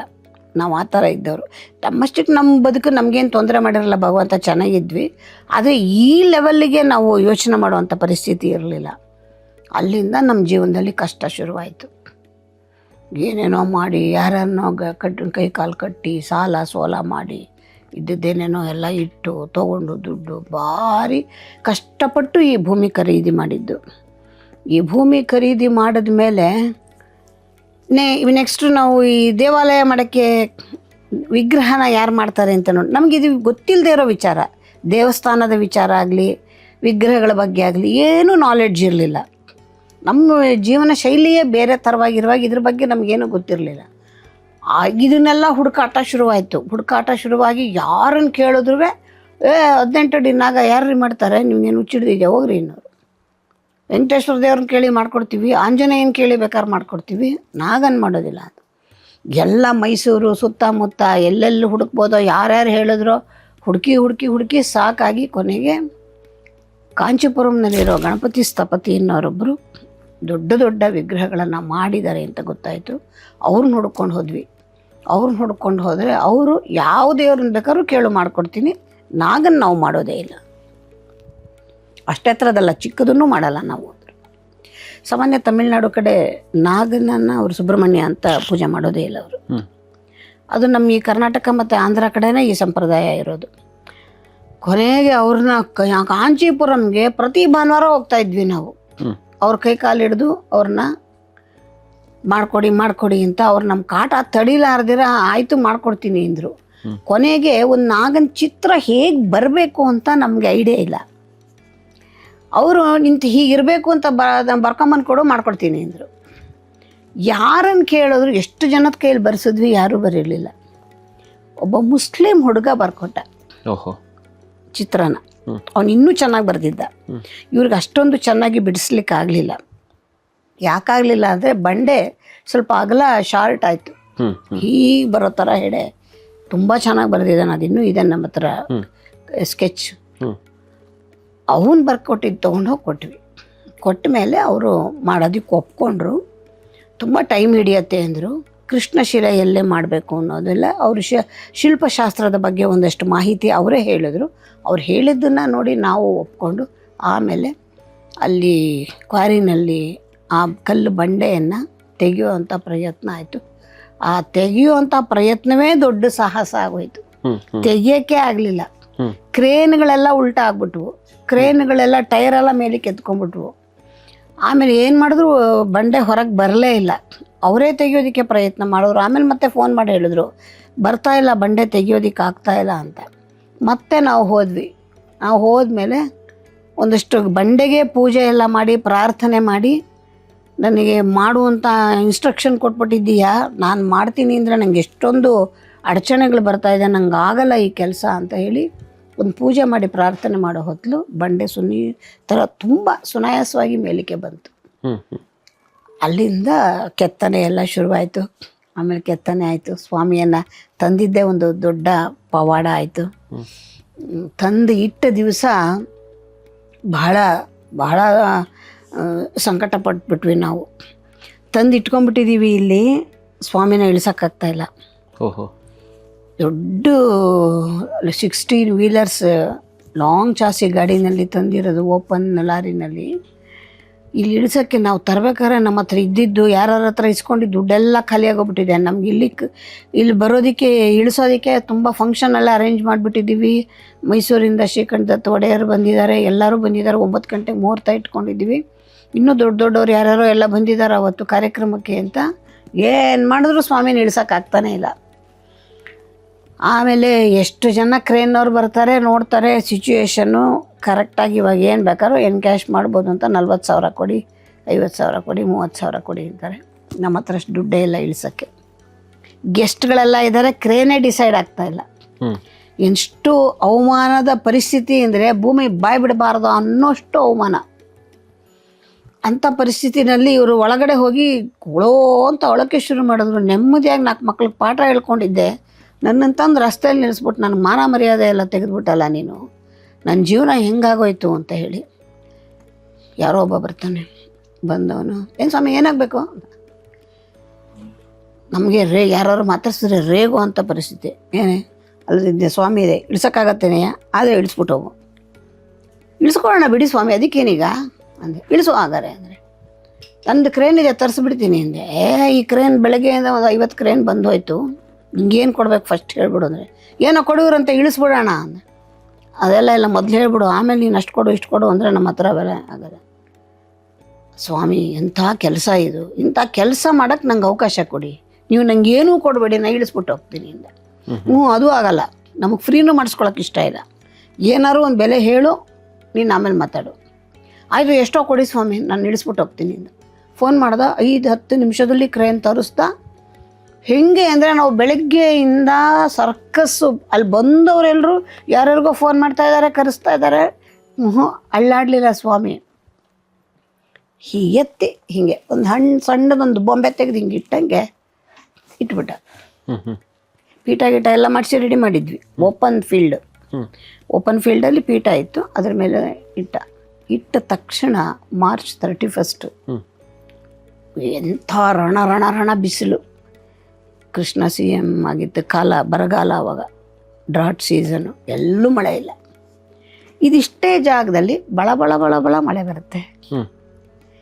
ಬರುತ್ತೆ. ಒಂದು ಫ್ಯೂ ಸೆಕೆಂಡ್ಸ್ ಎಲ್ಲರ ಮೈಗೂ ನೀರು ಬೀಳುತ್ತೆ. ಸ್ವಾಮಿ ಅವತ್ತೇ ಪ್ರತಿಷ್ಠಾಪನೆ ಆಗೋದು. ಅಷ್ಟೊತ್ತಿಂದ ಹಂಗೆ ಹತ್ತಿದ್ವಿ, ಹಂಗೆ ಸಂಕಟಪಟ್ಟಿದ್ವಿ, ಅಷ್ಟು ಟೆನ್ಷನ್ನಲ್ಲಿದ್ವಿ. 5 ನಿಮಿಷದಲ್ಲಿ ಟೆನ್ಷನ್ ರಿಲೀಸ್ ಆಯಿತು, ಸಂತೋಷಕ್ಕೆ ಆನಂದ ಬಾಷ್ಪ ಸುರಿಯೋಕ್ಕೆ ಶುರುವಾಯಿತು. ಎಂಥ ವೈಭವವಾದ ದೃಶ್ಯ, ಎಂಥ ವೈಭವವಾದ ಸನ್ನಿವೇಶ. ನಮಗಷ್ಟೇ ಅಲ್ಲ, ಇದ್ದವರೆಲ್ಲರೂ ಕೂಡ ಅದೇ ರೀತಿ ಎಲ್ರಿಗೂ ಹಾಗೆ ಅನುಭವ ಆಯಿತು. ಸ್ವಾಮಿ ಅವತ್ತೇ ಪ್ರತಿಷ್ಠಾಪನೆ ಆಗೋಯ್ತು. ನಾವು ಆಮೇಲೆ ದೇವಾಲಯ ಮಾಡಿದ್ವಿ. ನಮ್ಮ ಸ್ಥಪತಿಗಳೇ ಯಾವಾಗಲೂ ಹೇಳೋರು, ತಂಜಾವೂರಲ್ಲಿ ಬೃಹದೇಶ್ವರ ದೇವಾಲಯ ಇದೆ. ಆ ಬೃಹದೇಶ್ವರ ದೇವಾಲಯನ ಪ್ರಪ್ರಥಮ ಬಾರಿಗೆ ದೇವರನ್ನು ಇಟ್ಟು ಆಮೇಲೆ ದೇವಾಲಯ ನಿರ್ಮಾಣ ಮಾಡಿದ್ದಂತೆ. ಅದನ್ನು ಬಿಟ್ಟರೆ ಈ ಕ್ಷೇತ್ರನೇ ಇದೇ ದೇವರನ್ನೇ ಇಟ್ಟು ಆಮೇಲೆ ದೇವಾಲಯ ಮಾಡಿರ್ತಕ್ಕಂಥದ್ದು. ಇದು ಮುಂದೆ ಒಂದು ದಿವಸ ಇದು ಬಹಳ ದೊಡ್ಡ ಕ್ಷೇತ್ರವಾಗತ್ತೆ ಅಂತ ಅವತ್ತೇ ಅವರು ಗಣಪತಿ ಸ್ಥಪತಿಗಳು ಹೇಳಿದರು. ಅದಾದಮೇಲೆ ತುಂಬ ಕಷ್ಟಪಟ್ಟು ದೇವಾಲಯ ಮಾಡಿದ್ವಿ. ಅದೆಲ್ಲ ಇವತ್ತು ಇತಿಹಾಸ ಆಗೋಗಿದೆ. ಈಗ ಸ್ವಾಮಿ ಕುಳಿತಿದ್ದಾರೆ. ಅವತ್ತು ಇದ್ದಕ್ಕಿಂತ ಅವತ್ತು ಶಿಲೆಯಾಗಿ ನಾಗನಾಗಿ ಇದ್ದದ್ದನ್ನು ನಾವೇ ನೋಡಿರೋದಕ್ಕಿಂತ ಇವತ್ತು ನೋಡುವಾಗ ಏನು ಕಳೆ, ಏನು ಲಕ್ಷಣ, ಏನು ವೈಭವ. ಪ್ರತಿದಿನ ಬಂದು ನೋಡ್ತೀನಿ ಹಿಂಗೆ ಅನ್ನೋ ಹಂಗಾಗತ್ತೆ ದೇವರನ್ನ ನೋಡಿದ್ರೆ. ಅಷ್ಟು ಚೈತನ್ಯ, ಅಷ್ಟು ನಾನೊಬ್ಬಳೇ ಹೇಳೋದಲ್ಲ, ಇಲ್ಲಿ ಬಂದವರೆಲ್ಲ ಹೇಳ್ತಾರೆ ತುಂಬ ಚೈತನ್ಯ ಇದೆ ಈ ಜಾಗದಲ್ಲಿ ಅಂತ. ಅಂತಹ ಕ್ಷೇತ್ರ ಸ್ವಾಮಿ ಹೇಳಿ ಮಾಡಿಸ್ಕೊಂಡಿರತಕ್ಕಂತಹ ಕ್ಷೇತ್ರ ಇದು. ಅದಾದಮೇಲೆ ಒಂದು ದಿವಸ ಯಾರೋ ಗುರುಗಳು ಬರ್ತಾರೆ, ಅವ್ರು ಹೇಳ್ತಾರೆ, ಇದು 800 ವರ್ಷಗಳ ಹಿಂದೆ ಈ ಜಾಗದಲ್ಲಿ ಭೂಗರ್ಭದಲ್ಲಿ ಶಿವ ದೇವಾಲಯ ಇತ್ತು, ಈಗಲೂ ಇದೆ. ಆ ಒಂದು ಇದರಿಂದಾಗಿಯೇ ಇಂತಹ ದೇವಸ್ಥಾನ ಈ ಜಾಗದಲ್ಲಿ ಆಗಿರೋದಕ್ಕೆ ಸಾಧ್ಯತೆ ಇರುವಂಥದ್ದು. ನಾನು ಇದನ್ನು ತಾಳೆಗರಿಯಲ್ಲಿ ಓದಿದ್ದೆ. ಎಲ್ಲಿದೆ ವಟವೃಕ್ಷ ಅಂತ. ತಾಳೆಗರಿಯಲ್ಲಿ ವಟವೃಕ್ಷ ಅಂತಿದೆ. ಅವರು ಯಜಮಾನ್ರನ್ನ ಕರ್ಕೊಂಡೋಗಿ ತಾಳೆಗರಿಯಲ್ಲಿ ತೋರಿಸಿದ್ರು, ನೋಡಿ ಈ ಥರ ಇದೆ, ಮುಂದೊಂದು ದಿವಸ ಈ ಜಾಗದಲ್ಲಿ ಒಂದು ನಾಗನ ಕ್ಷೇತ್ರವಾಗತ್ತೆ ಅಂತ ಹೇಳಿ ಇದೆ ಅನ್ನೋದು ಉಲ್ಲೇಖ ಇದೆ ಅನ್ನೋದನ್ನು ತೋರಿಸಿದ್ರು. ಅಂದಮೇಲೆ ಅಮ್ಮ ನೀವು ಹೇಳೋ ಪ್ರಕಾರ ಗುರೂಜಿ ಅವ್ರದ್ದು ಕೂಡ ಇದು ಯಾವುದೋ ಜನ್ಮಾಂತರದ ನಂಟು ಅವರ ರೂಪದಲ್ಲಿ ಬಂದು ಈ ಕ್ಷೇತ್ರದ ನಿರ್ಮಾಣ ಆಗಬೇಕು ಅನ್ನುವಂಥದ್ದು ಸಂಕಲ್ಪ ಮುಂಚೆಯೇ ಎಲ್ಲೋ ಒಂದು ಉಲ್ಲೇಖದಲ್ಲಿ ಇತ್ತು ಅನ್ನುವಂಥ ಅಭಿಪ್ರಾಯ ಇರಬಹುದು. ಯಾಕೆಂದರೆ ಇಂಥ ಕೆಲಸ ಎಲ್ಲ ನನ್ನಂಥ ಸಾಮಾನ್ಯಳ ಅಳತೆನಲ್ಲಿ ಮಾತಾಡೋದಾದರೆ ಸಾಧ್ಯನಾ ಇಂಥ ಕೆಲಸ ಮಾಡಲಿಕ್ಕೆ? ಸಾಮಾನ್ಯ ಜನ ಅವಕಾಶವೇ ಇಲ್ಲ. ನಾವು ಒಂದು ಸಣ್ಣ ಮನೆ ಕಟ್ಕೊಂಡ್ರೇನೆ ಅದನ್ನ ಸಾಲನ ನಾವು ರಿಟೈರ್ ಆಗೋವರೆಗೂ ತೀರಿಸ್ಕೋತೀವಿ. ಹೌದು. ಇಂಥ ಬೃಹದಾಕಾರದ ಕ್ಷೇತ್ರ ಮಾಡ್ಲಿಕ್ಕೆ ಸಾಧ್ಯನಾ? ಅದು ಅವ್ರೇನು ಮಾಡಿದ್ರು, ಬರೀ ದೇವಸ್ಥಾನ ಮಾಡಿ ಅಥವಾ ಸಿಮೆಂಟಲ್ಲಿ ಶುರು ಮಾಡಿದರೆ ಒಂದಷ್ಟು ಲಕ್ಷದಲ್ಲಿ ದೇವಸ್ಥಾನ ಮುಗಿಸ್ಬಿಡ್ಬೋದಾಗಿತ್ತು. ಸೊ ಹಳೆಯ ಶಿಲ್ಪಶಾಸ್ತ್ರದ ಪ್ರಕಾರ ಕಲ್ಲಿನಲ್ಲೇ ದೇವಸ್ಥಾನ ಮಾಡಬೇಕು ಅನ್ನೋ ತೀರ್ಮಾನ ಮಾಡ್ಕೊಂಡ್ಬಿಟ್ರು. ಅದನ್ನೇನು ಸ್ವಾಮಿ ಹೇಳಿರಲಿಲ್ಲ, ಇದು ಇವ್ರ ತೀರ್ಮಾನ. ಇದಕ್ಕೆ ಒಂದೊಂದು ಬಂಡೆ ತರಬೇಕಾದ್ರೂ ನಾವು ಎಷ್ಟು ಕಷ್ಟಪಟ್ಟಿದ್ದೀವಿ ಗೊತ್ತಾ? ತುಂಬ ಪ್ರತಿಯೊಂದು ಕಲ್ಲಲ್ಲೂ ನಮ್ಮ ಬೆವರಿನ ರಕ್ತದ ಹನಿ ಇದೆ. ಮತ್ತು ಇನ್ನೊಂದಮ್ಮ, ನಾವು ಮನೆ ಕಟ್ಬಿಡ್ತೀವಿ ಅಂತಂದ್ರು ಯಾವ್ದಾದ್ರು ಬ್ಯಾಂಕ್ನವ್ರು ಸಾಲ ಕೊಡ್ತಾರೆ. ಅದ್ರ ದೇವಸ್ಥಾನ ಕಟ್ತೀವಿ ನಮಗೆ ಫೈನಾನ್ಸ್ ಮಾಡಿ, ದೇವಸ್ಥಾನ ಕಟ್ತೀವಲ್ಲ, ಈ ಜಾಗ ತಗೋತೀನಿ ಅಂದ್ರೆ ಯಾರು ದುಡ್ಡು ಕೊಡ್ಲಿಲ್ಲ. ಹುಚ್ಚಿಡಿದ್ಯಾ, ನಿನ್ನ ಹತ್ರ ವಾಪಸ್ ಹೆಂಗ್ ತಗೊಳ್ಳೋದು, ಸಾಲ ಕೊಟ್ಬಿಟ್ರೆ ನಾವು ಅಂತ. ಯಾವುದಕ್ಕೂ ಯಾರೂ ದುಡ್ಡು ಕೊಡೋಕೆ ತಯಾರಿರ್ಲಿಲ್ಲ. ಯಾರನ್ನಾರು ಹೋಗಿ ಡೊನೇಷನ್ ಅಂತ ಕೇಳಿದ್ರೆ ಇನ್ವೆಸ್ಟರ್ಗೆ ಏನೋ ಶುರುವಾಯ್ತು, ದುಡ್ಡಿನ ದುರಾಸೆ, ದುಡ್ಡಿಗೆ ಬಂದ್ರು ಅಂತಾರೆ ಅಂದ್ಬಿಟ್ಟು ಯಾರನ್ನೂ ಹೋಗಿ ನಾವು ದುಡ್ಡು ಕೇಳಲಿಲ್ಲ. ಅವತ್ತಲ್ಲ ಇವತ್ತಿನವರೆಗೂ ಸ್ವಾಮಿ ನಮ್ಗಂತ ಇದನ್ನ ಕೊಟ್ಟಿಲ್ಲ. ಹೇಗೋ ಒದಗಿಸ್ತಾ ಇದ್ದಾನೆ, ಹೇಗೋ ಬರ್ತಾ ಇದೆ, ಹೇಗೋ ಮಾಡ್ತಾ ಇದೀವಿ, ಕಷ್ಟಪಟ್ಟು ಕೆಲಸ ಮಾಡ್ತಾ ಇದೀವಿ. 24 hours ಇಬ್ರು ಗಂಡ ಹೆಂಡತಿ ಇಬ್ರು ಹಂಗೆ ಕೆಲಸ ಮಾಡಿದೀವಿ. ಕೆಲಸ ಮಾಡಿ ದುಡ್ಡನ್ನ ತಂದು ಹಾಕಿ ನಾವು ಅವರು ಹೋಗೋವರೆಗೂ ಅವರು ಅದೇ ಥರ ಮನೆಯಲ್ಲಿ ಹಾಗೇ ಇದ್ದು ಹೋದ್ರು ಅವರು. ನಾವು ಮನೆಯನ್ನ ಕಟ್ಟಲಿಲ್ಲ, ದೇವಾಲಯವನ್ನೇ ಕಟ್ಟಿದ್ದು.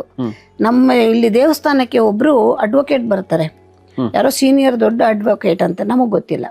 ಅವ್ರು ಬಂದು ದೇವಸ್ಥಾನ ಎಲ್ಲ ನೋಡ್ಬಿಟ್ಟು ಒಂದು ದಿವಸ ಮನೆ ಅಡ್ರೆಸ್ ಕೇಳ್ಕೊಂಡು ಸೀದಾ ಮನೆಗೆ ಬರ್ತಾರೆ.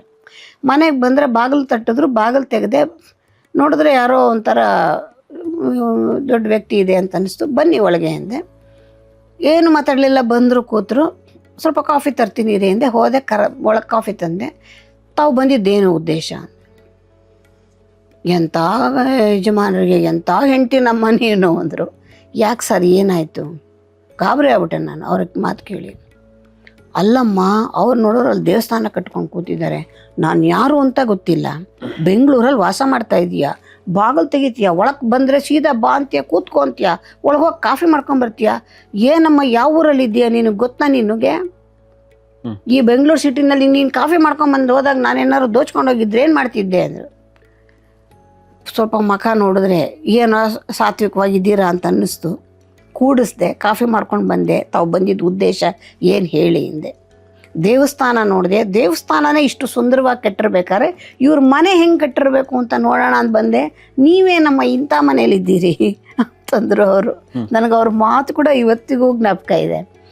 ಅಂದರೆ ನಾವು ಯಾವತ್ತೂ ನಮ್ಮ ಮನೆಯನ್ನಾಗಲಿ ನಮ್ಮ ಬದುಕನ್ನಾಗಲಿ ಅಷ್ಟು ಆಡಂಬರವಾಗಿ ಮಾಡಬೇಕು ಅಂತ ಅಂದ್ಕೊಂಡಿರಲಿಲ್ಲ. ನಾನು ಅವಾಗೆಲ್ಲ ನಾವು ಸಣ್ಣ ವಯಸ್ಸಲ್ಲಿದ್ದಾಗ ನಮಗೆ ಅಷ್ಟೊಂದು ಇವತ್ತು ತುಂಬ ತಿಳುವಳಿಕೆ ಇದೆ ಅಂತಲ್ಲ, ಅವತ್ತಿಗೂ ಇವತ್ತಿಗೂ ಸ್ವಲ್ಪ ತಿಳುವಳಿಕೆಯಲ್ಲಿ ಒಂಚೂರು ಮುಂದುವರೆದಿದ್ದೀವಿ ಅಂತ ಅಂದ್ಕೊಂಡಿದ್ದೀನಿ. ಇವತ್ತು ಅನಿಸತ್ತೆ, ಭಗವಂತ ಯಾರನ್ನು ಆಯ್ಕೆ ಮಾಡ್ಕೋತಾನೆ? ಇಂಥದ್ದೊಂದು ಒಳ್ಳೆಯ ಕೆಲಸ ಆಗಬೇಕಾದ್ರೆ ಅದಕ್ಕೆ ಯಾರನ್ನಾದ್ರೂ ಕೂಡ ಸರಿಯಾದವ್ರನ್ನೇ ಆಯ್ಕೆ ಮಾಡ್ಕೋತಾನೆ. ಹಾಗಾಗಿ ಇವರನ್ನು ಆಯ್ಕೆ ಮಾಡ್ಕೊಂಡಿದ್ದಾನೆ. ಯಾಕೆ ಅಂದರೆ ಸೆಲ್ಫ್ಲೆಸ್ ಆಗಿ ಬದುಕಿದವರು. ಮನೆಯಲ್ಲಿ ಎಷ್ಟೋ ಜನ ವಿದ್ಯಾರ್ಥಿಗಳಿಗೆ ಓದೋದಕ್ಕೆ ಕಷ್ಟ ಅಂದರೆ ನೀವು ಇದು ಬಿಟ್ಬಿಟ್ಟು ಬನ್ನಿ ಅಂತ ಮನೆಯಲ್ಲಿ ಕರ್ಕೊಂಡ್ಬಂದು ಬಿಡೋರು.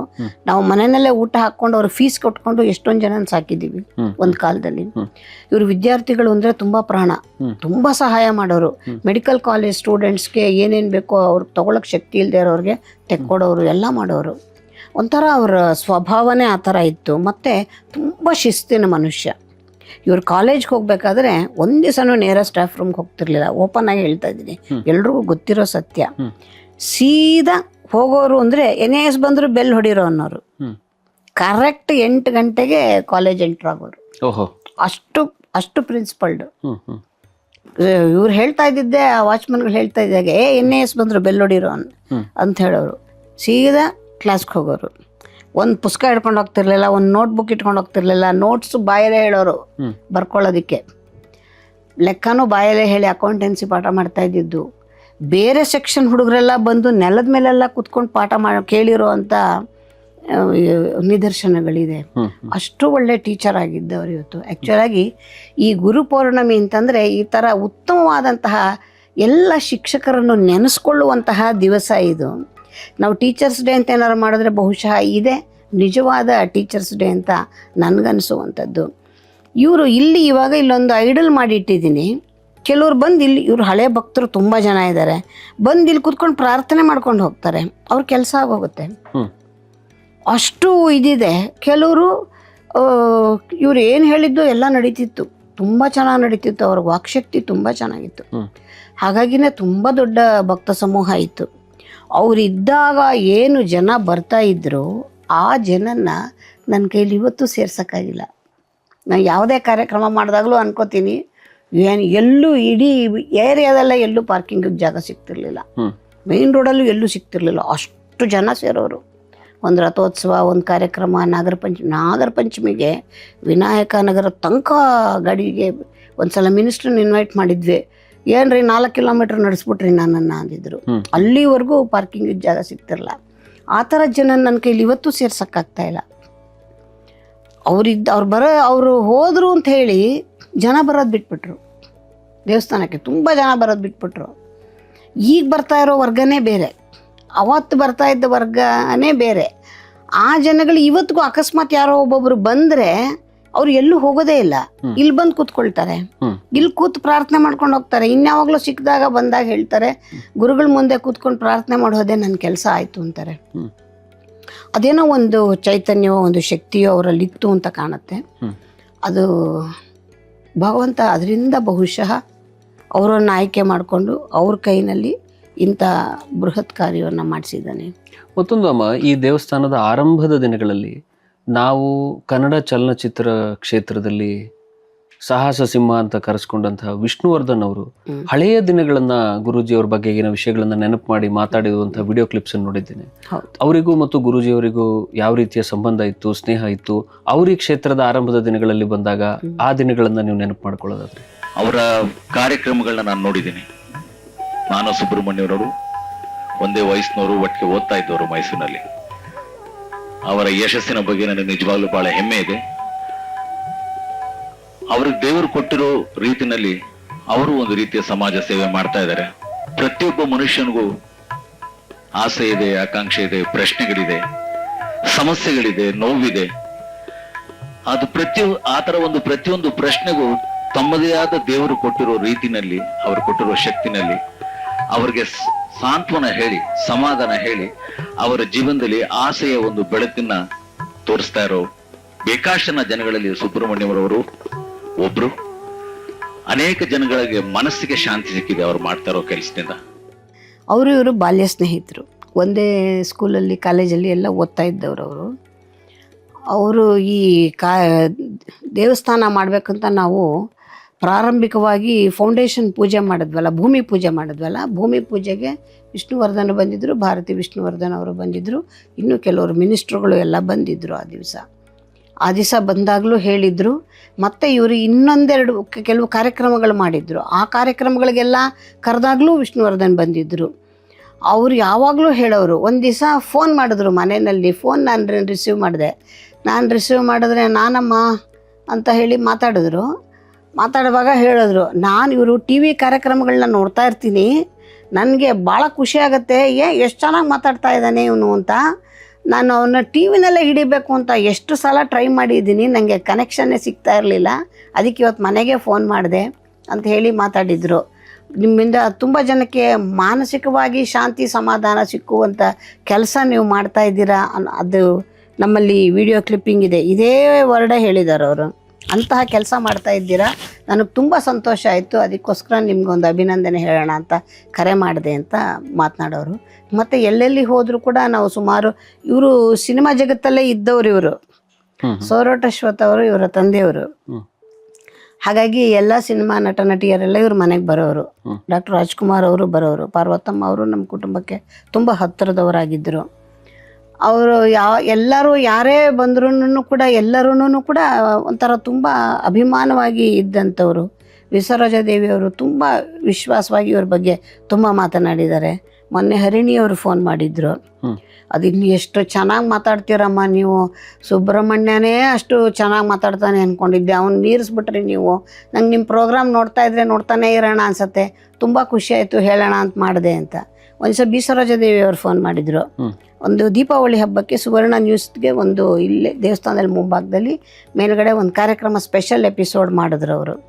ಅದನ್ನು ನನ್ನನ್ನು ಇಟ್ಕೊಂಡು ಮಾಡಿದರು. ಅದು ದೀಪಾವಳಿ ಹಬ್ಬದ ಬಗ್ಗೆ ಮತ್ತು ಅದಕ್ಕೆ ಸಂಬಂಧಪಟ್ಟಿದ್ದೆಲ್ಲನೂ ತುಂಬ ಚೆನ್ನಾಗಿ ಬಂದಿತ್ತು ಕಾರ್ಯಕ್ರಮ. ಅದು ಅದನ್ನು ಅವರೇ ಇಲ್ಲಿ ಶೂಟ್ ಮಾಡ್ಕೊಂಡು ಹೋಗಿದ್ರು. ಆ ಪ್ರೋಗ್ರಾಮ್ ನೋಡಿಬಿಟ್ಟು ಬಿಸರಾಜ ದೇವರು ಫೋನ್ ಮಾಡಿ ಹೇಳಿದ್ರು, ಭಾಳ ಚೆನ್ನಾಗಿ ಮಾತಾಡ್ತಾಯಿದ್ರಿ, ನನಗೆ ತುಂಬ ಖುಷಿ ಆಯಿತು, ನನಗೆ ತಕ್ಷಣ ನಿಮ್ಮ ಹತ್ರ ಮಾತಾಡಬೇಕು ಅನ್ನಿಸ್ತು ಅಂತ ಪ್ರೋಗ್ರಾಮ್ ಆಗ್ತಿದ್ದಾಗೇ ಫೋನ್ ಮಾಡಿ ಮಾತಾಡಿ ಒಂದು ದಿವಸ ನಮ್ಮ ಮನೆಗೆ ಬನ್ನಿ, ನಾನೇ ನನ್ನ ಕೈಯಾರೆ ನಿಮಗೆ ತಿಂಡಿ ಮಾಡಿಕೊಡ್ತೀನಿ ಅಂತೆಲ್ಲ ಹೇಳಿದರು. ಈ ಥರ ಇವೆಲ್ಲ ತುಂಬ ಒಂಥರ ಎಲ್ಲರ ಒಡನಾಟ ತುಂಬ ಚೆನ್ನಾಗಿತ್ತು ಅವ್ರಿಗೆ. ಅವರು ಸಿನಿಮಾದಲ್ಲೂ ಕೂಡ ತುಂಬ ಸಿನಿಮಾಗಳಲ್ಲಿ ಸಣ್ಣ ಪುಟ್ಟ ಪಾತ್ರಗಳು ಮಾಡಿದ್ರು ಮೊದಲಿಗೆ. ಅಮ್ಮ, ನೀವೀಗ ಟಿ ವಿ ಕಾರ್ಯಕ್ರಮಗಳ ಬಗ್ಗೆ ಹೇಳಿದ್ರಿ. ಗುರೂಜಿಯವರು ಆರಂಭದ ದಿನಗಳಿಂದಲೂ ಟಿ ವಿಯಲ್ಲಿ ಕೂಡ ನೇರ ಸಂದರ್ಶನ, ಆ ಕಾರ್ಯಕ್ರಮಗಳು ಮತ್ತು ಜನ ಅವರಿಗೆ ಫೋನ್ ಮಾಡಿ ಫೋನ್ನಲ್ಲೇ ಅವರ ಸಮಸ್ಯೆಗಳಿಗೆ ಪರಿಹಾರ ಕೇಳ್ತಾ ಇದ್ದಂಥದ್ದು. ಈ ದಿನಗಳ ಬಗ್ಗೆ ನೀವು ನೆನಪು ಮಾಡಿಕೊಂಡ್ರೆ ಅಲ್ಲಿ ಯಾವುದಾದ್ರೂ ಮರೆಯಲಾರದಂಥ ಘಟನೆಗಳು ನಡೆದಂಥದ್ದು, ಅವ್ರು ಫೋನಲ್ಲಿ ಮಾತಾಡಿ ಮನೆಗೆ ಬಂದಮೇಲೆ ನಿಮ್ಮ ಹತ್ರ ಹಂಚ್ಕೊಂಡಂಥ ಘಟನೆಗಳು, ಆ ಥರದ್ದು ಯಾವುದಾದ್ರು ಘಟನೆಗಳಿದ್ದಾವ? ಖಂಡಿತ ಇದೆ. ಇದು ಟಿ ವಿಯಲ್ಲಿ ನಿಜವಾಗ್ಲೂ ಹೇಳಬೇಕಂದ್ರೆ ಪ್ರಪ್ರಥಮ ಬಾರಿಗೆ ಲೈವಲ್ಲಿ ಅಸ್ಟ್ರಾಲಜಿ ಮಾತಾಡಿದವರು ಇವರೇ ಮೊಟ್ಟ ಮೊದಲಿಗರು. ಆವಾಗ ಅಸ್ಟ್ರಾಲಜಿ ಪ್ರೋಗ್ರಾಮ್ ಅನ್ನೋದು ಉದಯ ಟಿ ವಿಲಿ ಒಂದರಲ್ಲೇ ಬರ್ತಾಯಿದ್ದು. SK ಜೈನ್ ಅವ್ರು ಮಾತಾಡ್ತಾಯಿದ್ರು. ಇನ್ಯಾವುದೂ ಚಾನಲ್ಗಳು ಇರಲಿಲ್ಲ. ಒಂದು ಲೋಕಲ್ ಚಾನಲಲ್ಲಿ ಇವರೇ ಶುರು ಮಾಡಿದ್ದು. ಲೈವ್ ಪ್ರೋಗ್ರಾಮಲ್ಲಿ ಫೋನಲ್ಲಿ ಆ ಕಡೆಯಿಂದ ಪ್ರಶ್ನೆ ಕೇಳಿದ್ರೆ ಈ ಕಡೆಯಿಂದ ಉತ್ತರ ಹೇಳೋದು. ಆವಾಗ ಲ್ಯಾಪ್ಟಾಪು ಈ ಥರದ್ದೆಲ್ಲ ಏನು ಸಲಕರಣೆಗಳು ಇರಲಿಲ್ಲ. ಇಲ್ಲದೆ ಇದ್ದ ಕಾಲದಲ್ಲಿ 98-99 ಆ ಟೈಮಲ್ಲಿ ಈ ಲ್ಯಾಪ್ಟಾಪ್ಗಳು ಇವೆಲ್ಲ ಏನೂ ಇರಲಿಲ್ಲ. ನಾವೇನು ಅದೆಲ್ಲ ನಮಗೆ ಗೊತ್ತೂ ಇರಲಿಲ್ಲ. ಅವ್ರು ಕೊನೆವರೆಗೂ ಅವೆಲ್ಲ ಬಳಸಲಿಲ್ಲ. ಅದರ ನಾಲೆಡ್ಜ್ ಅವ್ರಿಗೆ ಇರಲಿಲ್ಲ. ಅದು ಬೇರೆ ವಿಚಾರ. ಅಂಥದ್ರಲ್ಲಿ ಅವ್ರ ಹೆಸರು ಹೇಳಿದ್ರೆ ಅವ್ರ ಜೀವನ ಪೂರ್ತಿ ಹೇಳೋರು ಫೋನಲ್ಲಿ. ಅದೊಂದು ತುಂಬ ಸ್ಪೆಷಲ್ ಕ್ವಾಲಿಟಿ ಇತ್ತು ಅವ್ರ ಹತ್ರ. ನೀವು ಫೋನಲ್ಲಿ ಸುಮ್ಮನೆ ಕೂತ್ಕೊಂಡು ನೀವು ಯಾರು ಅಂತ ಗೊತ್ತಿರಬೇಕಾಗಿಲ್ಲ. ನೀವು ನಿಮ್ಮ ಹೆಸರೇನು ಅಂತ ಕೇಳೋರು, ನಿಮ್ಮ ತಂದೆ ಹೆಸರೇನು ಅಂತಲೋ ಏನೋ ಒಂದು ತಾಯಿ ಹೆಸರು ಏನೋ ಒಂದು ಕೇಳೋರು. ನೀನು ಹೀಗಿದ್ದೀಯಾ, ನಿನ್ನ ಜೀವನ ಹೀಗೆ, ನೀನು ಈ ಥರ ಮಾಡ್ತಾ ಇದೆಯಾ, ನೀನು ಓದ್ತಾ ಇದೆಯಾ, ಅಥವಾ ನೀನು ಕೆಲಸದಲ್ಲಿ ಇದ್ದೀಯಾ, ನೀನು ಸಮಸ್ಯೆಯಲ್ಲಿ ಇದ್ದೀಯಾ, ಸಂಪೂರ್ಣವಾಗಿ ಅವ್ರ ಇತಿಹಾಸ ಹೇಳೋರು. ಇದನ್ನೇ ಹೇಳಿದ್ದು ವಿಷ್ಣುವರ್ಧನ್ ಅವರು, ನಿಮ್ಮನ್ನು ಫೋನಲ್ಲೇ ಟ್ಯಾಕಲ್ ಮಾಡಬೇಕು ಅಂತ ನಾನು ತುಂಬ ಟ್ರೈ ಮಾಡಿದೆ ಅಂತ. ಅವರು ಅದನ್ನೇ ಹೇಳಿದ್ದು. ಅದೇನು ಹಂಗೆ ಮಾತಾಡ್ತೀರಿ ನೀವು, ಎಲ್ಲರೂ ಜೀವನನೂ ಹಂಗೆ ಹೇಳ್ತಿರ್ತೀರಿ, ಸುಮ್ಮನೆ ನಾನು ಯಾರು ಅಂತಲೇ ಹೇಳಿದಿರ ನಾನು ನಿಮ್ಮ ಹತ್ರ ಮಾತಾಡಬೇಕು ಅಂತ ಟ್ರೈ ಮಾಡಿದ್ದೆ ಅಂತ ಹೇಳಿದರು. ಈ ತರಹ ಮಾತಾಡಿ ಎಲ್ಲರ ಪ್ರಶ್ನೆನೂ ಅವರೇ ಹೇಳ್ಬಿಡೋರು. ನೀನು ಏನಾಗಿದ್ದೀಯಾ, ನಿಂದೇನು ಸಮಾಚಾರ ಅಂತ ಹೇಳಿ ಅದಕ್ಕೆ ಪರಿಹಾರನೂ ಫೋನಲ್ಲೇ ಹೇಳ್ತಾ ಇದ್ರು. BA ಮಾಡಿದೀನಿ ಮತ್ತೆ CPET ಮಾಡಿದೀನಿ. ಬಟ್ ನನಗೆ ಒಂದು 2011 ನಲ್ಲಿ ನನಗೆ ಮೇಜರ್ ಆಪರೇಷನ್ ಒಂದಾಯ್ತು. ಏನ್ ಆಪರೇಷನ್ ಆಯ್ತು? ಅದು ಡಾಕ್ಟರ್ ಮಿಸ್ಗೈಡ್ಲೆನ್ಸ್ ಇಂದ ಕರಳು ತೂತಾಗ್ಬಿಟ್ಟಿತ್ತು. ಹೈಪೋ ಡೋಸ್ ಕೊಟ್ಬಿಟ್ಟು ಆಪರೇಷನ್ ಮಾಡಿ 3 ತಿಂಗಳು ಕೋಮಾದಲ್ಲಿದ್ದು ಬಹಳ ಇದ್ ಮಾಡ್ಕೊಂಡು ಕೊನೆಗೆ ತುಂಬಾ ಖರ್ಚು ಮಾಡ್ಕೊಂಡು ಬಂದು ಬದುಕಿದ್ದಾಯ್ತು. ಈಗ ಅದು ಇನ್ಫೆಕ್ಷನ್ ಹರ್ನಿಯಾ ಆಗ್ಬಿಟ್ಟಿದೆ ದೊಡ್ಡದಾಗಿ. ಅಯ್ಯೋ, ಫಿಸಿಕಲ್ ವರ್ಕ್ ಏನು ಮಾಡಕ್ ಆಗ್ತಿಲ್ಲ. ನಿಮ್ಮ ಜಾತಕ, ನಿಮ್ಮ ಫೋಟೋ ಅವ್ರ ಕೈಲಿ ಕಳಿಸ್ಕೊಡಿ. ಆತ ನಾನು ಏನು ಮಾಡಬೇಕು ಅಂತ ಹೇಳ್ತೀನಿ. ಇನ್ನು ಮುಂದೆ ಮತ್ತೆ ತೊಂದರೆ ಆಗದೇ ಇದ್ದ ಹಾಗೆ ನೀವು ನಿಮ್ಮ ಕಾಲ ಮೇಲೆ ನಿಂತ್ಕೊಳ್ಳೋ ಹಾಗೆ ಏನು ಮಾಡಬೇಕು ಅನ್ನೋದನ್ನು ಹೇಳಿ ಕಳಿಸ್ತೀನಿ. ಈಗ ಸದ್ಯಕ್ಕೆ ನೀವು ಕೂತ್ ಕಡೆನೆ ಒಂದು ನಾಗನ ಫೋಟೋ ಇಟ್ಕೊಳ್ಳಿ, ನಮ್ಮ ದೇವಸ್ಥಾನದಿಂದ ತರಿಸಿ ಆಯಿತಾ. ಒಂದು ಫೋಟೋ ಇಟ್ಕೊಂಡು ಎದುರುಗಡೆ ಓಂ ಶ್ರೀ ಮುಕ್ತಿನಾಗಾಯ ನಮಃ ಜಪ ಮಾಡ್ತಾ ಇರಿ ಸಾಕು, 108 ಸಾರಿ ಪ್ರತಿನಿತ್ಯ. ಸತ್ಯವಾಗಿ ಒಳ್ಳೆಯದಾಗುತ್ತೆ. ಒಂದು ದಿವಸ ತುಂಬ ಜನಕ್ಕೆ ಅನುಮಾನ ಶುರುವಾಯಿತು. ಇದು ಹೆಂಗೆ ಸಾಧ್ಯ, ಫೋನಲ್ಲಿ ಹೀಗೆ ಕೇಳಿ ಹೇಳೋಕ್ಕೆ? ಸುಮ್ಮನೆ ಏನೋ ಗಿಮಿಕ್ಸ್ ಮಾಡ್ತಾರೆ, ಮುಂಚೆನೇ ಕರ್ಕೊಂಬಂದು ಟಿ ವಿ ಇದಕ್ಕೆ ಕರ್ಸ್ಕೊತಾರೆ, ಇಟ್ಕೊಂಡಿರ್ತಾರೆ, ಅವ್ರನ್ನ ಇದು ಮಾಡ್ತಾರೆ ಅಂತ. ಕೆಲವರು ದಿಢೀರಂತ ಟಿ ವಿ ಚಾನಲ್ಗೆ ಮುತ್ತಿಗೆ ಹಾಕಿ ಅಲ್ಲೆಲ್ಲ ಚೆಕ್ ಮಾಡಿ ಕನ್ಫರ್ಮ್ ಮಾಡಿಕೊಂಡ್ರು. ಹೌದು ಇಲ್ಲ ಇವ್ರಿಂಗೆ ಅಲ್ಲಿ ಯಾರೂ ಇರ್ತಾ ಇರಲಿಲ್ಲ. ಒಬ್ಬ ಕ್ಯಾಮ್ರಾಮನ್ನು ಇವರು ಇಬ್ಬರೇ ಇರ್ತಾ ಇದ್ದಿದ್ದು ಆ ಸ್ಟುಡಿಯೋನಲ್ಲಿ, ಇನ್ಯಾರೂ ಇರ್ತಾ ಇರಲಿಲ್ಲ. ಅವಾಗ ಒಂದು ಚಿಕ್ಕದೊಂದು ಸ್ಟುಡಿಯೋದಲ್ಲಿ ಒಂದು ಲೋಕಲ್ ಚಾನಲ್ ಬರ್ತಾ ಇದ್ದಿದ್ದು, ಅದರೊಳಗೆ ಬರ್ತಾಯಿದ್ರು. ಅದಾದಮೇಲೆ ಉದಯ ಟಿ ವಿಲೂ ಬಂದಿದ್ರು ಇವರು. ಶ್ರೀನಾಥೇನ ತುಂಬ ಖುಷಿಪಟ್ಟು ನೀವೊಂದು ಕಾರ್ಯಕ್ರಮ ಮಾಡು ಅಂತ ಹೇಳಿ ಮಾಡಿಸಿದ್ರು. ಅವ್ರಿಗೆ ಒಂದು ಚೈತನ್ಯ ಶಕ್ತಿ ತುಂಬ ಇತ್ತು. ಅವರು ಇವತ್ತಿಗೂ ಅವ್ರು ಇಲ್ಲದೇ ಇದ್ದರೂ ಈ ಜಾಗದಲ್ಲಿ ಅವ್ರ ಹೆಸರು ಹೇಳ್ಕೊಂಡು ಇಲ್ಲಿ ಬಂದು ಕೂತಾರೆ, ಏನಾದ್ರು ಪ್ರಾರ್ಥನೆ ಮಾಡಿ ಹೋದರೆ ಅವ್ರಿಗೆ ಅನುಕೂಲ ಆಗ್ತಾ ಇರೋದು ತುಂಬ ಜನ ಇದ್ದಾರೆ. ಅಷ್ಟೇ ಅಲ್ಲ, ಇಲ್ಲಿ ಸ್ವಯಂ ಅವರು ಇದ್ದಾರೆ. ಹೇಗಿದ್ದಾರೆ ಅಂದರೆ, ಯಾರೋ ಒಬ್ಬರು ಬಂದರು ಒಂದು ದಿವಸ, ಅವ್ರು ಹೋದ ಒಂದು ಕೆಲವೇ ತಿಂಗಳಾಗಿತ್ತಷ್ಟೇ. ಅವ್ರು ಬಂದು ನಾನು ಇಲ್ಲೇ ಕೂತಿದ್ದೆ. ಮೊದಲು ಅವರಿದ್ದಾಗ ಅವರಲ್ಲಿ ಕೂತ್ಕೊಳ್ಳೋರು, ನಾನು ಇಲ್ಲಿ ಚೇರ್ ಹಾಕೊಂಡು ಇಲ್ಲಿ ಕೂತ್ಕೊಳ್ಳುವೆ. ನಾನು ಮೆಡಿಸಿನ್ಸ್ನ ಇಲ್ಲಿ ಕೊಡ್ತಿದ್ದೆ, ಅವ್ರು ಅಸ್ಟ್ರಾಲಜಿ ಅವರಲ್ಲಿ ನೋಡೋರು. ಅದಾದಮೇಲೆ ನಾನು ಅಲ್ಲಿ ಕೂತ್ಕೊಳ್ಳೋಕೆ ಶುರು ಮಾಡಿದೆ. ಅಲ್ಲಿ ಕೂತಿದ್ದೀನಿ, ರೆಗ್ಯುಲರಾಗಿ ಬರ್ತಾ ಇದ್ದವರು ಸೀದಾ ಒಳಗೆ ಬಂದರು. ಇಲ್ಲಿ ಗುರುಗಳು ನೋಡಬೇಕು ಅಂತ ಕೇಳಿದ್ದಾರೆ. ಇಲ್ಲಿ ಕೂತಿದ್ದವರು ರಿಸೆಪ್ಷನಲ್ಲಿ ಇದ್ದವರು, ಇಲ್ಲ ಗುರುಗಳಿಲ್ಲ ಬಿಡಲ್ಲ ಅಂದರು. ಇಲ್ಲ ನಾನು ಈಗ ತಾನು ನೋಡಿದ್ದೀನಿ, ಅವ್ರನ್ನ ಬಿಡಿ ಒಳಗೆ, ಅವ್ರ ಹತ್ರ ಮಾತಾಡಬೇಕು ಅಂದರು. ಗುರುಗಳಿಲ್ಲಮ್ಮ ಹೋಗ್ಬಿಟ್ರು, ತುಂಬ ದಿವಸ ಆಯಿತು, ನಾನೆಲ್ಲಿ ಬಿಡಲಿ, ಇಲ್ಲ ಅಲ್ಲಿ ಅಮ್ಮ ಇರೋದು ಒಳಗೆ. ನಾನು ಈಗ ತಾನು ನೋಡಿದ್ದೀನಿ, ನನಗೆ ಆಶೀರ್ವಾದ ಮಾಡಿದ್ದಾರೆ. ಇಂಥ ಬಣ್ಣದ ಬಟ್ಟೆ ಹಾಕ್ಕೊಂಡಿದ್ರು, ಹಳದಿ ಕೇಸರಿ ಬಣ್ಣದ್ದು. ನಾನು ನಮಸ್ಕಾರ ಮಾಡಿ ಬಂದಿದ್ದೀನಿ, ಅವ್ರು ಹೀಗೆ ಪಾಸಾದರು, ನೀವು ಈಗಿಲ್ಲ ಅಂತೀರಾ. ಆಮೇಲೆ ಸುಮ್ಮನೆ ಹುಚ್ಚುಚ್ಚಂಗೆ ಏನಾರ ಮಾತಾಡಬೇಡಿ, ಹೋಗಿ ಅವ್ರ ಸತ್ತು ತುಂಬ ದಿವಸ ಆಗಿದೆ ಅಂತ ಅಲ್ಲಿ ಕೂತಿದ್ದವ್ರು ರೇಗ್ಬಿಟ್ಟಿದ್ದಾರೆ. ಆಮೇಲೆ ನುಗ್ಗಿ ಒಳಗೆ ಬಂದರು ಆ ಲೇಡಿ. ಬಂದವರು, ಅಮ್ಮ ನೋಡಿ ಗುರುಗಳನ್ನ ಇಲ್ಲ ಅಂತ ಸುಳ್ಳು ಹೇಳ್ತಾರೆ, ನಾವು ಎಷ್ಟು ವರ್ಷದಿಂದ ಈ ಕ್ಷೇತ್ರಕ್ಕೆ ಬರ್ತಾ ಇದ್ದೀವಿ, ನಮಗೆ ಗೊತ್ತಿಲ್ವ ಅವ್ರು ಹೆಂಗಿದ್ದಾರೆ ಅಂತ. ಅದೇ ನಾವು ಹೇಳೋದಕ್ಕೆ ಸುಳ್ಳು ಹೇಳೋಕ್ಕೂ ಒಂದು ಅರ್ಥ ಬೇಡವಾ ಅಂತ. ಅಮ್ಮ ನಿಂಗೆ ಯಾರು ಬೇಕು? ಸುಬ್ರಹ್ಮಣ್ಯ ಶಾಸ್ತ್ರಿ ಅವ್ರು ಬೇಕು. ಇಲ್ಲ ಅವರು, ನೀನು ಇಲ್ಲಿ ಯಾರೋ ಪುರೋಹಿತರುಗಳು ಆ ಥರ ಬಟ್ಟೆಗಳು ಹಾಕೊಂಡು ಓಡಾಡ್ತಾರೆ, ಯಾರನ್ನೋ ನೋಡಿರ್ತೀಯ? ಖಂಡಿತ ಅವರಿಲ್ಲ. ಏನಮ್ಮ ಹೆಂಗಂತೀರಿ? ಅವ್ರ ಥರ ಪರ್ಸ್ನಾಲಿಟಿ ನಿಮ್ಮ ದೇವಸ್ಥಾನದಲ್ಲಿ ಯಾರು ಇದ್ದಾರಾ? ಒಳ್ಳೆ ಹೈಟು ಅವರು, 5'11" ಇದ್ದರು. ಅವ್ರ ಥರ ಪರ್ಸ್ನಾಲಿಟಿ ಆಗಲಿ, ಅವ್ರ ಥರ ಕ್ರಾಪ್ ಆಗಲಿ ನನಗೇನು ಗೊತ್ತಿಲ್ವ, ಇಷ್ಟು ವರ್ಷ ನೋಡಿರೋದು ನಾನು. ಅವ್ರು ಹಾಕ್ತಾ ಇರೋ ಬಟ್ಟೆ, ಯಾರನ್ನಾರು ಕರ್ಕೊಂಬನ್ನಿ, ಇಲ್ಲಿ ಇರೋರು ಎಲ್ಲರೂ ಕರ್ಕೊಂಬನ್ನಿ ಬೇಕಾರೆ, ನಾನು ಹೇಳ್ತೀನಿ. ಖಂಡಿತ ಅವ್ರನ್ನೇ ನೋಡಿದ್ದೀನಿ, ನಂಗೆ ಆಶೀರ್ವಾದ ಮಾಡಿದ್ದಾರೆ ಅವರು. ಹೀಗೆ ಬಂದರು, ಒಳಗಡೆ ಇದ್ದಾರೇನ ನೋಡಕ್ಕೆ ಬಂದೆ ನಾನು ಅಂತ. ಅವಳನ್ನ ಕನ್ವಿನ್ಸ್ ಮಾಡಿ ವಾಪಸ್ ಕಳಿಸೋ ಹೊತ್ತಿಗೆ ನಮಗೆ ಸಾಕಾಯಿತು. ಅಂದರೆ ಅದು ಹೇಗೋ, ಯಾವ ರೂಪದಲ್ಲಿ ಇದ್ದಾರೋ ಹೇಗಿದ್ದಾರೋ ಗೊತ್ತಿಲ್ಲ, ನಮ್ಗೆ ಆ ಥರ ಎಲ್ಲ ಏನೂ ಕಾಣಿಸ್ಕೊಂಡಿಲ್ಲ. ಆದರೆ ಮಾತ್ರ ಇಲ್ಲಿ ಅವ್ರು ಇದ್ದಾರೆ ಏನಕ್ಕೆ ಒಂದು ನಿದರ್ಶನ, ನನ್ನಂಥವಳ ಕೈನಲ್ಲಿ ಇಂಥ ಕೆಲಸ ನಡೀತಾ ಇದೆ ಅಂದರೆ ಬಹುಶಃ ಅವ್ರ ಶಕ್ತಿಯೂ ಇರ್ಬೋದು, ಮುಕ್ತಿನಾಗನ ಕೃಪೆಯೂ ಇರ್ಬೋದು, ಎಲ್ಲವೂ ಸೇರಿಕೊಂಡು ಅವರಿದ್ದಾಗ ಮಾಡಿದ ಕೆಲಸಕ್ಕಿಂತ ಹೆಚ್ಚಿನ ಕೆಲಸ ಆಗಿದೆ ಇವಾಗ. ಇಷ್ಟೆಲ್ಲ ಆಗಬೇಕು ಅಂದರೆ ಅದೇನು ಸಾಮಾನ್ಯದ ಮಾತಲ್ಲ. ಅಮ್ಮ, ಈ ಕ್ಷೇತ್ರ ಇವತ್ತು ಬೆಳೆದ ನಿಂತಹ ಪರಿ ಇದೆಯಲ್ಲ, ಈ ಬೆಳವಣಿಗೆಯ ಹಿಂದೆ ನಿಮ್ಮ ಪ್ರಯತ್ನ ಅಫ್ಕೋರ್ಸ್ 100ಕ್ಕೆ 100 ನಿಮ್ಮ ಪ್ರಯತ್ನ ಇದೆ. ಆದರೆ ಯಾವಾಗಾದರೂ ಗುರುಗಳು ನಿಮ್ಮ ಹತ್ರ ಮಾತಾಡ್ತಾ ಇರ್ಬೇಕಾದ್ರೆ ನನ್ನ ಮುಂದಿನ ಕನಸುಗಳು ಇದು ಅಂತ ಏನಾದರೂ ಎಕ್ಸ್ಪ್ಲೇನ್ ಮಾಡಿ ಇವುಗಳನ್ನೆಲ್ಲ ವರ್ಣಿಸಿದ್ರೆ ಯಾವಾಗಾದರೂ? ತುಂಬ ಹೇಳಿಟ್ಟು ಹೋಗಿದ್ದಾರೆ. ಅವ್ರ ಕನಸನ್ನ ನಾನು ನನಸು ಮಾಡ್ಬೇಕಾದ್ರೆ ಬಹುಶಃ ಇನ್ನೊಂದು 2 ಸಲ ಜನ್ಮ ಎತ್ತಿ ಬರಬೇಕು. ತುಂಬ ದೊಡ್ಡ ಕನಸುಗಾರ ಅವರು. ಅವ್ರ ಕನಸು ಕಟ್ಟೆ ಈ ಥರ ದೇವಸ್ಥಾನ ಕನಸು ಕಟ್ಟಿರೋದು, ಇದು ಅವರು ಡಿಸೈನ್ ಮಾಡಿರೋದು ಪೂರ್ತಿ. ಅವರು ಶಿಲ್ಪಿನೇ ಬೈಯೋರು, ಯಾಕೆ ಇಷ್ಟು ದೊಡ್ಡದಾಗಿ ನೀವು ಲೆಕ್ಕಾಚಾರ ಹಾಕೋತೀರ, ತುಂಬ ಕಷ್ಟ ಇದು ಮಾಡೋದು ಅಂತ ಹೇಳೋರು. ಅವರು ಡಿಸೈನ್ ಮಾಡಿದ ಥರನೇ ನಾವಿಲ್ಲಿ ದೇವಸ್ಥಾನ ಮಾಡಿರೋದು. ಅವ್ರು ಇನ್ನೊಂದು ದೊಡ್ಡ ಮಟ್ಟದ ಸಾಹಸ ಅವ್ರ ಕೈ ಹಾಕಿದ್ದು ಅಂದರೆ, ನಾಗರೂಪಿ ಸುಬ್ರಹ್ಮಣ್ಯ ಇರೋದಲ್ದಿರ ಇಲ್ಲಿ ಒಂದು ರಾತ್ರಿ ಹೊತ್ತು ವಾಚ್ಮನ್ ಒಬ್ಬ ಮಗು ಬರುತ್ತೆ ಅಂತ ಹೇಳೋನು. ಅದನ್ನು ಮಗು ಯಾರ ಮಗು ಬರುತ್ತೆ ಇಲ್ಲಿ ಅಂತ ಯೋಚನೆ ಮಾಡಿ ಒಂದು ದಿವಸ ತಾವೇ ಖುದ್ದಾಗಿ ಬಂದು ನೋಡಿದಾಗ ಒಂದು ಮಗು ಕಾಣಿಸ್ಕೊಂತು. ನೀನು ನಾಗನ್ ತಂದು ಇಟ್ಬಿಟ್ಟಿದ್ದೀಯಾ, ನನ್ನನ್ನು ನಿಲ್ಸಲ್ವಾ ಅಂತ ಹೇಳ್ದಂಗೆ ಆಯಿತು ಅಂತಲೋ ಏನೋ ಒಂದು ಅವರ ಮನಸ್ಸಿಗೆ ಏನೋ ಗೋಚರವಾಗಿ ಸುಬ್ರಹ್ಮಣ್ಯನ ನಾವಿಲ್ಲಿ ಸ್ಥಾಪನೆ ಮಾಡಬೇಕು, ಮುರುಘರೂಪಿ ಸುಬ್ರಹ್ಮಣ್ಯನನ್ನು ಸ್ಥಾಪನೆ ಮಾಡಬೇಕು ಅಂತ ವಿಚಾರ ಮಾಡಿ ಅವ್ರಿಗೆ ಹೋಗಿ ಸ್ಥಪತಿಗೆ ಹೇಳ್ತಾರೆ, ಗಣಪತಿ ಸ್ಥಪತಿಗಳಿಗೆ.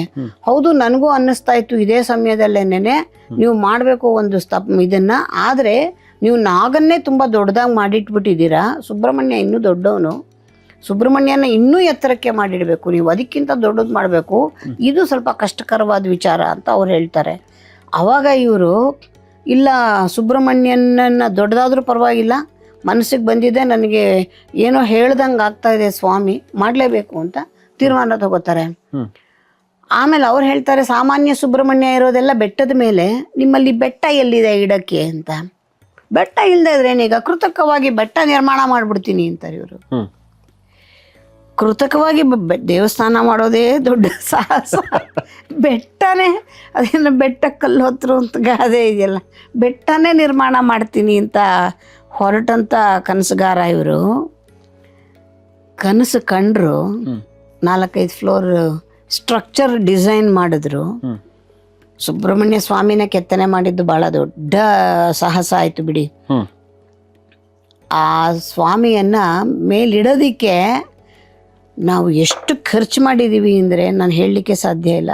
ಯಾಕೆ ಅಂದರೆ ಅದಕ್ಕೊಂದು ಸ್ಪೆಷಲ್ ಕ್ರೇನ್ ಬೇಕಾಯಿತು. ಅದನ್ನು ಚೆನ್ನೈಯಿಂದ ತರಿಸಿದ್ವಿ.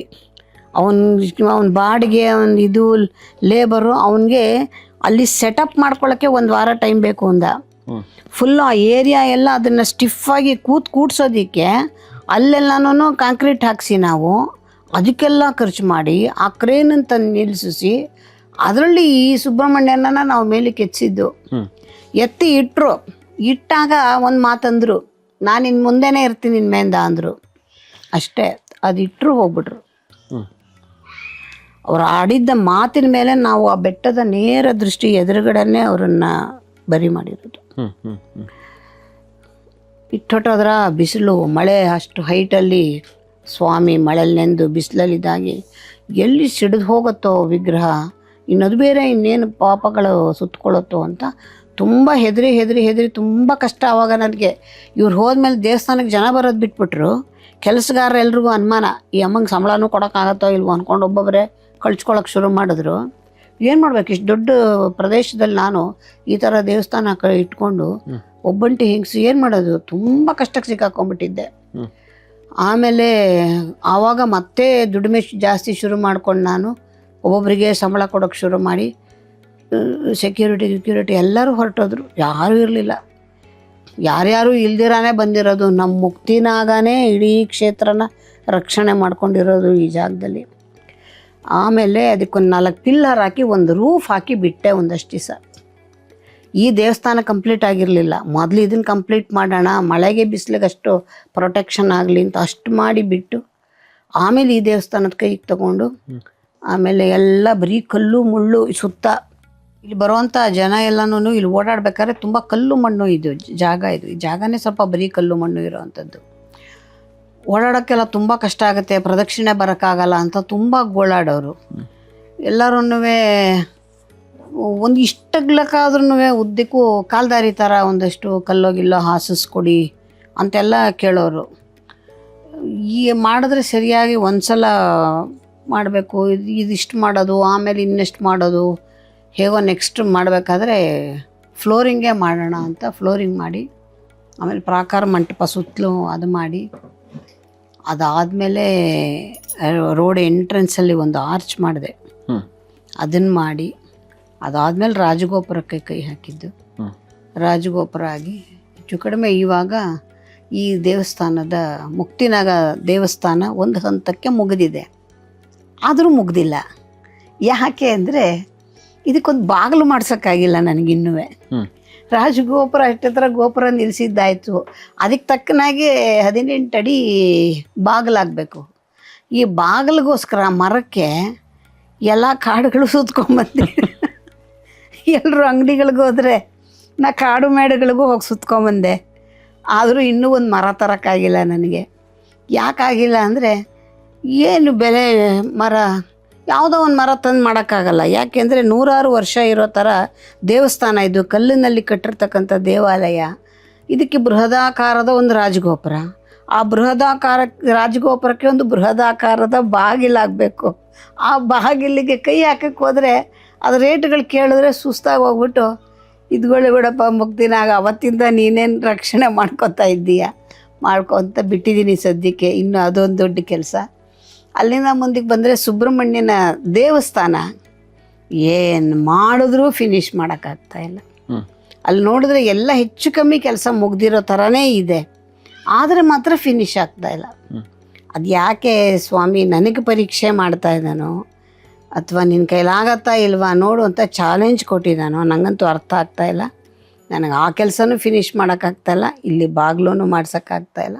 ಈ ಥರ ಇವ್ರ ಕನಸು ಕಟ್ಟಿ ಬಿಟ್ಟು ಹೋಗಿರೋ ಅಂಥ ಕೆಲಸ ನನಗೆ ಜೀವಮಾನ ಪೂರ್ತಿ ಮಾಡೋ ಅಷ್ಟು ಇನ್ನೂ ಇದೆ.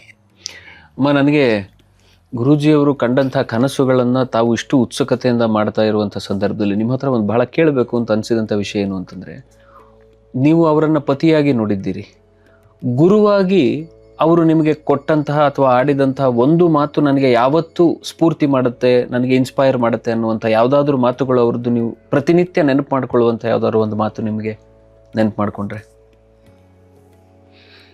ಅವರು ತುಂಬ ವಿಷಯಗಳನ್ನು ಯಾವಾಗಲೂ ಹೇಳೋರು. ಆದರೆ ಅವರು ಹೇಳ್ತಾ ಇದ್ದಿದ್ದ ವಿಷಯಗಳು ನನ್ನ ತಲೆಯಲ್ಲಿ ಇಟ್ಕೊಂಡೇ ನಾನು ಪ್ರತಿಯೊಂದು ಕೆಲಸವನ್ನು ಮಾಡ್ತಾ ಇರೋದು. ಮೊದಲು ಅವರಿಗೆ ಎಷ್ಟು ನಾವು ಅಪೋಸ್ ಮಾಡಿದ್ವಿ, ಆಮೇಲೆ ನಾವೇ ನಮ್ಮನ್ನು ನಾವು ತೊಡಗಿಸ್ಕೊಂಡು ಕೆಲಸನೂ ಮಾಡಿದ್ವಿ. ನಾವಿರ್ಬೋದು, ನನ್ನ ಮಕ್ಕಳಿರ್ಬೋದು, ಎಲ್ಲರೂ ಕೂಡ ತುಂಬ ಆಸಕ್ತಿಯಿಂದನೂ ಮಾಡಿದ್ವಿ. ಆಮೇಲೆ ಕೆಲಸಗಳನ್ನು ಮಾಡಿದ್ದೀವಿ. ಜೊತೆಗೆ ಕೆಲವೊಂದು ಅವರ ಆದರ್ಶಗಳಿದೆಯಲ್ಲ ತುಂಬ ಚೆನ್ನಾಗಿತ್ತು. ಅವ್ರ ಜೀವನದಲ್ಲಿ ಯಾವತ್ತೂ ಸುಳ್ಳು ಹೇಳಿಲ್ಲ, ಯಾವತ್ತೂ ಸುಳ್ಳು ಹೇಳ್ತಾ ಇರಲಿಲ್ಲ. ಯಾರು ಸುಳ್ಳು ಹೇಳ್ತಾರೆ ಅಂದರೆ ಅವ್ರನ್ನ ಹತ್ತಿರಕ್ಕೆ ಸೇರಿಸ್ತಿರ್ಲಿಲ್ಲ. ಯಾರು ಮೋಸ ಮಾಡ್ತಾರೆ ಅಂತಂದರೆ ಅವ್ರ ಹತ್ತಿರಕ್ಕೂ ಹೋಗ್ತಾ ಇರಲಿಲ್ಲ. ಈ ಥರ ಕೆಲವು ಅವ್ರದ್ದೊಂದು ಆದರ್ಶಗಳಿದೆಯಲ್ಲ ಅದು ನಮಗೆ ತುಂಬ ಇಷ್ಟ ಆಗ್ತಕ್ಕಂಥದ್ದು. ಬಟ್ ನಮ್ಗೆ ಅಷ್ಟೊಂದು ಚೆನ್ನಾಗೆಲ್ಲ ಪಾಲನೆ ಮಾಡೋಕ್ಕಾಗತ್ತೆ ಅಂತ ಖಂಡಿತ ನಾನು ಹೇಳಲ್ಲ, ಯಾಕೆಂದರೆ ನಾವು ಅಷ್ಟೊಂದು ಸತ್ಯವಂತರಲ್ಲ. ಆದರೆ ಅವರಲ್ಲಿ ಅಂಥ ಒಳ್ಳೊಳ್ಳೆ ಗುಣಗಳಿತ್ತು. ಮತ್ತು ಒಂದು ದಿವಸನಾದ್ರೂ ಕೂಡ ಹೆಂಡತಿನಾಗಲಿ ಮಕ್ಕಳನ್ನಾಗಲಿ ಬಾಯಿಗೆ ಬಂದಂಗೆ ಬೈಯೋದು, ಹೊಡೆಯೋದು, ಬೇರೆ ಕಡೆ ನೋಡ್ತೀವಲ್ಲ, ಒಂದು ದಿವಸಕ್ಕೂ ಇಲ್ಲ. ಎಷ್ಟು ಒಂಥರ ಜೇನುಗೂಡು ಥರ ಇದ್ದ ಸಂಸಾರ. ಇಲ್ದಿದ್ರೆ ನಾನು ಬಹುಶಃ ಇಷ್ಟೊಂದು ಇಂಟ್ರೆಸ್ಟ್ ತೊಗೊಂಡು ಇಷ್ಟು ಕೆಲಸ ಮಾಡಲಿಕ್ಕೆ ಸಾಧ್ಯನೇ ಇಲ್ಲ. ಅವ್ರು ಯಾವ ಥರ ಇದ್ದರು ಅಂತಂದರೆ ಅಷ್ಟೊಂದು ಪ್ರೀತಿಸೋ ಅಂಥ ವ್ಯಕ್ತಿಯನ್ನು ನಾವು ನೋಡ್ಲಿಕ್ಕೆ ಸಾಧ್ಯನೇ ಇಲ್ಲ. ಆ ಥರ ಇದ್ದಿದ್ದರಿಂದನೇ ಅವ್ರು ಅಂದ್ಕೊಂಡಿದ್ದ ಕೆಲಸನೆಲ್ಲನೂ ಕಷ್ಟ ಆದರೂ ಪರವಾಗಿಲ್ಲ ನಾನು ಮಾಡ್ತೀನಿ ಅಂತ ಹೊರಟು ಇವತ್ತು ನಾವು ಮಾಡ್ತಾ ಇರ್ತಕ್ಕಂಥದ್ದು. ಮತ್ತು ಅವರಲ್ಲಿ ತುಂಬ ಒಳ್ಳೊಳ್ಳೆ ಗುಣಗಳಿತ್ತು. ಮತ್ತು ಅದೇ ನಾನು ಹೇಳಿದ್ನಲ್ಲ, ವಿದ್ಯಾರ್ಥಿಗಳನ್ನೆಲ್ಲ ಮನೆಗೆ ಕರ್ಕೊಂಬಂದು ಅವ್ರು ಬಿಟ್ರೂ ಅಡುಗೆ ಮಾಡೋಕ್ತಾ ಇದ್ದವಳು ನಾನೇನೇನೆ, ಮತ್ತು ಬೇರೆ ಎಲ್ಲನೂ ನೋಡ್ಕೋತಾ ಇದ್ದವಳು ನಾನೇನೇನೆ. ಅವಾಗ ನಾವು ಯಾವತ್ತೂ ಕೂಡ ಬೇಸರ ಮಾಡ್ತಿರ್ಲಿಲ್ಲ. ಅವರಲ್ಲಿ ಒಳ್ಳೊಳ್ಳೆ ಗುಣಗಳು ತುಂಬ ಇತ್ತು. ಆದರೆ ತುಂಬ ನೇರ ನುಡಿ ಅದು ತುಂಬ ಜನಕ್ಕೆ ಇಷ್ಟ ಆಗ್ತಾ ಇರಲಿಲ್ಲ. ಯಾಕೆಂದರೆ ಖಂಡಿತವಾದಿ ಲೋಕವಿರೋಧಿ ಅಂತ ಒಂದು ಗಾದೆ ಇದೆ. ತುಂಬ ಕಂಡೀಷನ್ನಾಗಿ ಮಾತಾಡೋರು, ಇದ್ದಿದ್ದಾಗೆ ಹೇಳೋರು. ಅದು ತುಂಬ ಜನಕ್ಕೆ ಇಷ್ಟ ಆಗ್ತಾ ಇರಲಿಲ್ಲ, ತುಂಬ ಜನಕ್ಕೆ ಇಷ್ಟ ಆಗ್ತಿತ್ತು ಕೂಡ. ಆ ಮಾತಿನಿಂದ ತುಂಬ ಜನ ಅವ್ರಿಗೆ ಕೆಲವು ಸಲ ದೂರನೂ ಆಗೋರು.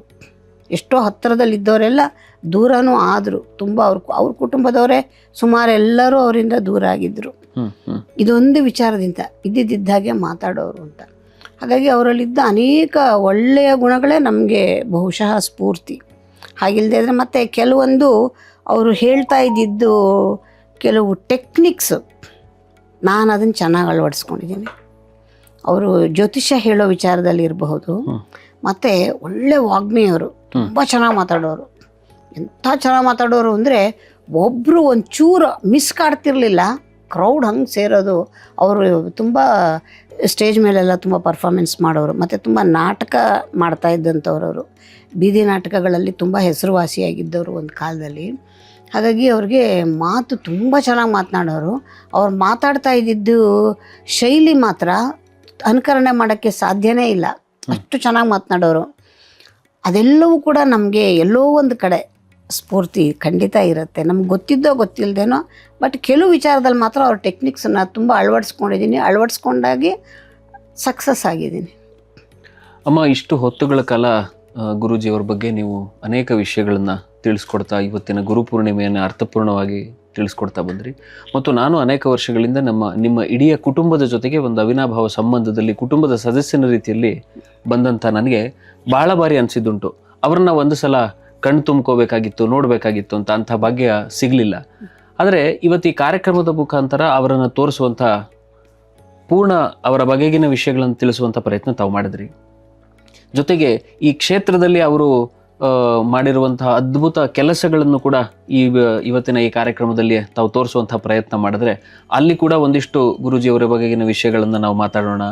ಆ ವಿಷಯಗಳನ್ನು ತದನಂತರದಲ್ಲಿ ಮುಂದುವರಿಸ್ಕೊಂಡು ಆ ಸ್ಥಳದಲ್ಲಿಯೇ ಹೋಗಿ ಮಾತಾಡೋಣ ಅನ್ನುವಂಥದ್ದು ನಮ್ಮದೊಂದು ಬಯಕೆ. ಖಂಡಿತ ಆಗ್ಬೋದು, ಮಾಡೋಣ.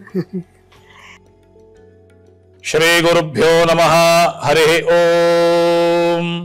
ಅಜ್ಞಾನತಿಮಿರಾಂಧಸ್ಯ ಜ್ಞಾನಾಂಜನಶಲಾಕಯ ಚಕ್ಷುರುನ್ಮೀಲಿತಯ್ಯೇನ ತಸ್ಮೈ ಶ್ರೀ ಗುರವೇ ನಮಃ. ಓಂ ಫಣಾಮಣಿಗಣೋಪೇತಂ ತಪ್ತಕಾಂಚನ ಸನ್ನಿಭಂ ಧ್ಯಾಯಾಮಿ ಪನ್ನಗಾಧೀಶಂ ಶ್ರೀ ಮುಕ್ತಿನಾಗಮಹಂ ಭಜೆ. ಓಂ ಶ್ರೀ ಮುಕ್ತಿನಾಗರ ಸುಬ್ರಹ್ಮಣ್ಯೇಶ್ವರಾಯ ನಮಃ. ಎಲ್ಲರಿಗೂ ನಮಸ್ಕಾರ. ಗುರುಪೌರ್ಣಮಿಯ ಗುರುವಂದನಾ ಕಾರ್ಯಕ್ರಮದ ಶುಭಾಶಯಗಳು. ಇದು ಶ್ರೀ ಮುಕ್ತಿನಾಗ ಸುಬ್ರಹ್ಮಣ್ಯ ಕ್ಷೇತ್ರ, ರಾಮೋಹಳ್ಳಿ. ಎಲ್ಲರಿಗೂ ಚಿರುಪರಿಚಯ ಇರತಕ್ಕಂಥ ಕ್ಷೇತ್ರ. ಈ ಕ್ಷೇತ್ರ ನಿರ್ಮಾಣ ಕರ್ತೃಗಳಾದಂತಹ ಗುರುಗಳಾದ ದೈವಜ್ಞ ಸುಬ್ರಹ್ಮಣ್ಯ ಶಾಸ್ತ್ರಿಗಳ ಬಗ್ಗೆ ಅವರ ಒಡನಾಟದಲ್ಲಿದ್ದಂಥ ನನಗೆ ಅನೇಕ ಮಹಿಮೆಗಳನ್ನು ಬಲ್ಲೆ ನಾನು. ಅದರಲ್ಲಿ ಒಂದು ಕೆಲವು ವಿಚಾರಗಳನ್ನು ತಮ್ಮಲ್ಲಿ ಹಂಚಿಕೊಳ್ಳೋಕ್ಕೆ ಇಷ್ಟಪಡ್ತೇನೆ. ಈ ಕ್ಷೇತ್ರ ನಿರ್ಮಾಣ ಮಾಡಿರ್ತಕ್ಕಂಥದ್ದೇ ಒಂದು ಪವಾಡ. ಸಾಧಾರಣವಾದಂಥ ಮಧ್ಯಮ ತರಗತಿಯ ವ್ಯಕ್ತಿಗಳು ಮಾಡುವಂಥ ಕೆಲಸ ಅಲ್ಲ ಇದು. ವಿಶೇಷವಾದಂಥ ದೈವ ಬಲವನ್ನು ಹೊಂದಿರತಕ್ಕಂಥ ವ್ಯಕ್ತಿಗಳಲ್ಲಿ, ಕೇವಲ ಅಂಥ ವ್ಯಕ್ತಿಗಳಲ್ಲಿ ಇಂಥ ಒಂದು ಬೃಹದಾಕಾರವಾದ ಕೆಲಸ ಮಾಡಲಿಕ್ಕೆ ಸಾಧ್ಯ ಆಗುತ್ತೆ. ಅಂಥ ಒಂದು ಸಾಧನೆಯನ್ನು ನಮ್ಮ ಗುರುಗಳಾದಂತಹ ದೈವಜ್ಞ ಸುಬ್ರಹ್ಮಣ್ಯ ಶಾಸ್ತ್ರಿಗಳು ಅವರ ಶ್ರೀಮತಿಯವರಾದಂತಹ ಗೌರಮ್ಮನವರ ಸಹಾಯದಿಂದ ನಿರ್ಮಾಣ ಮಾಡಿಬಿಟ್ಟಿದ್ದಾರೆ.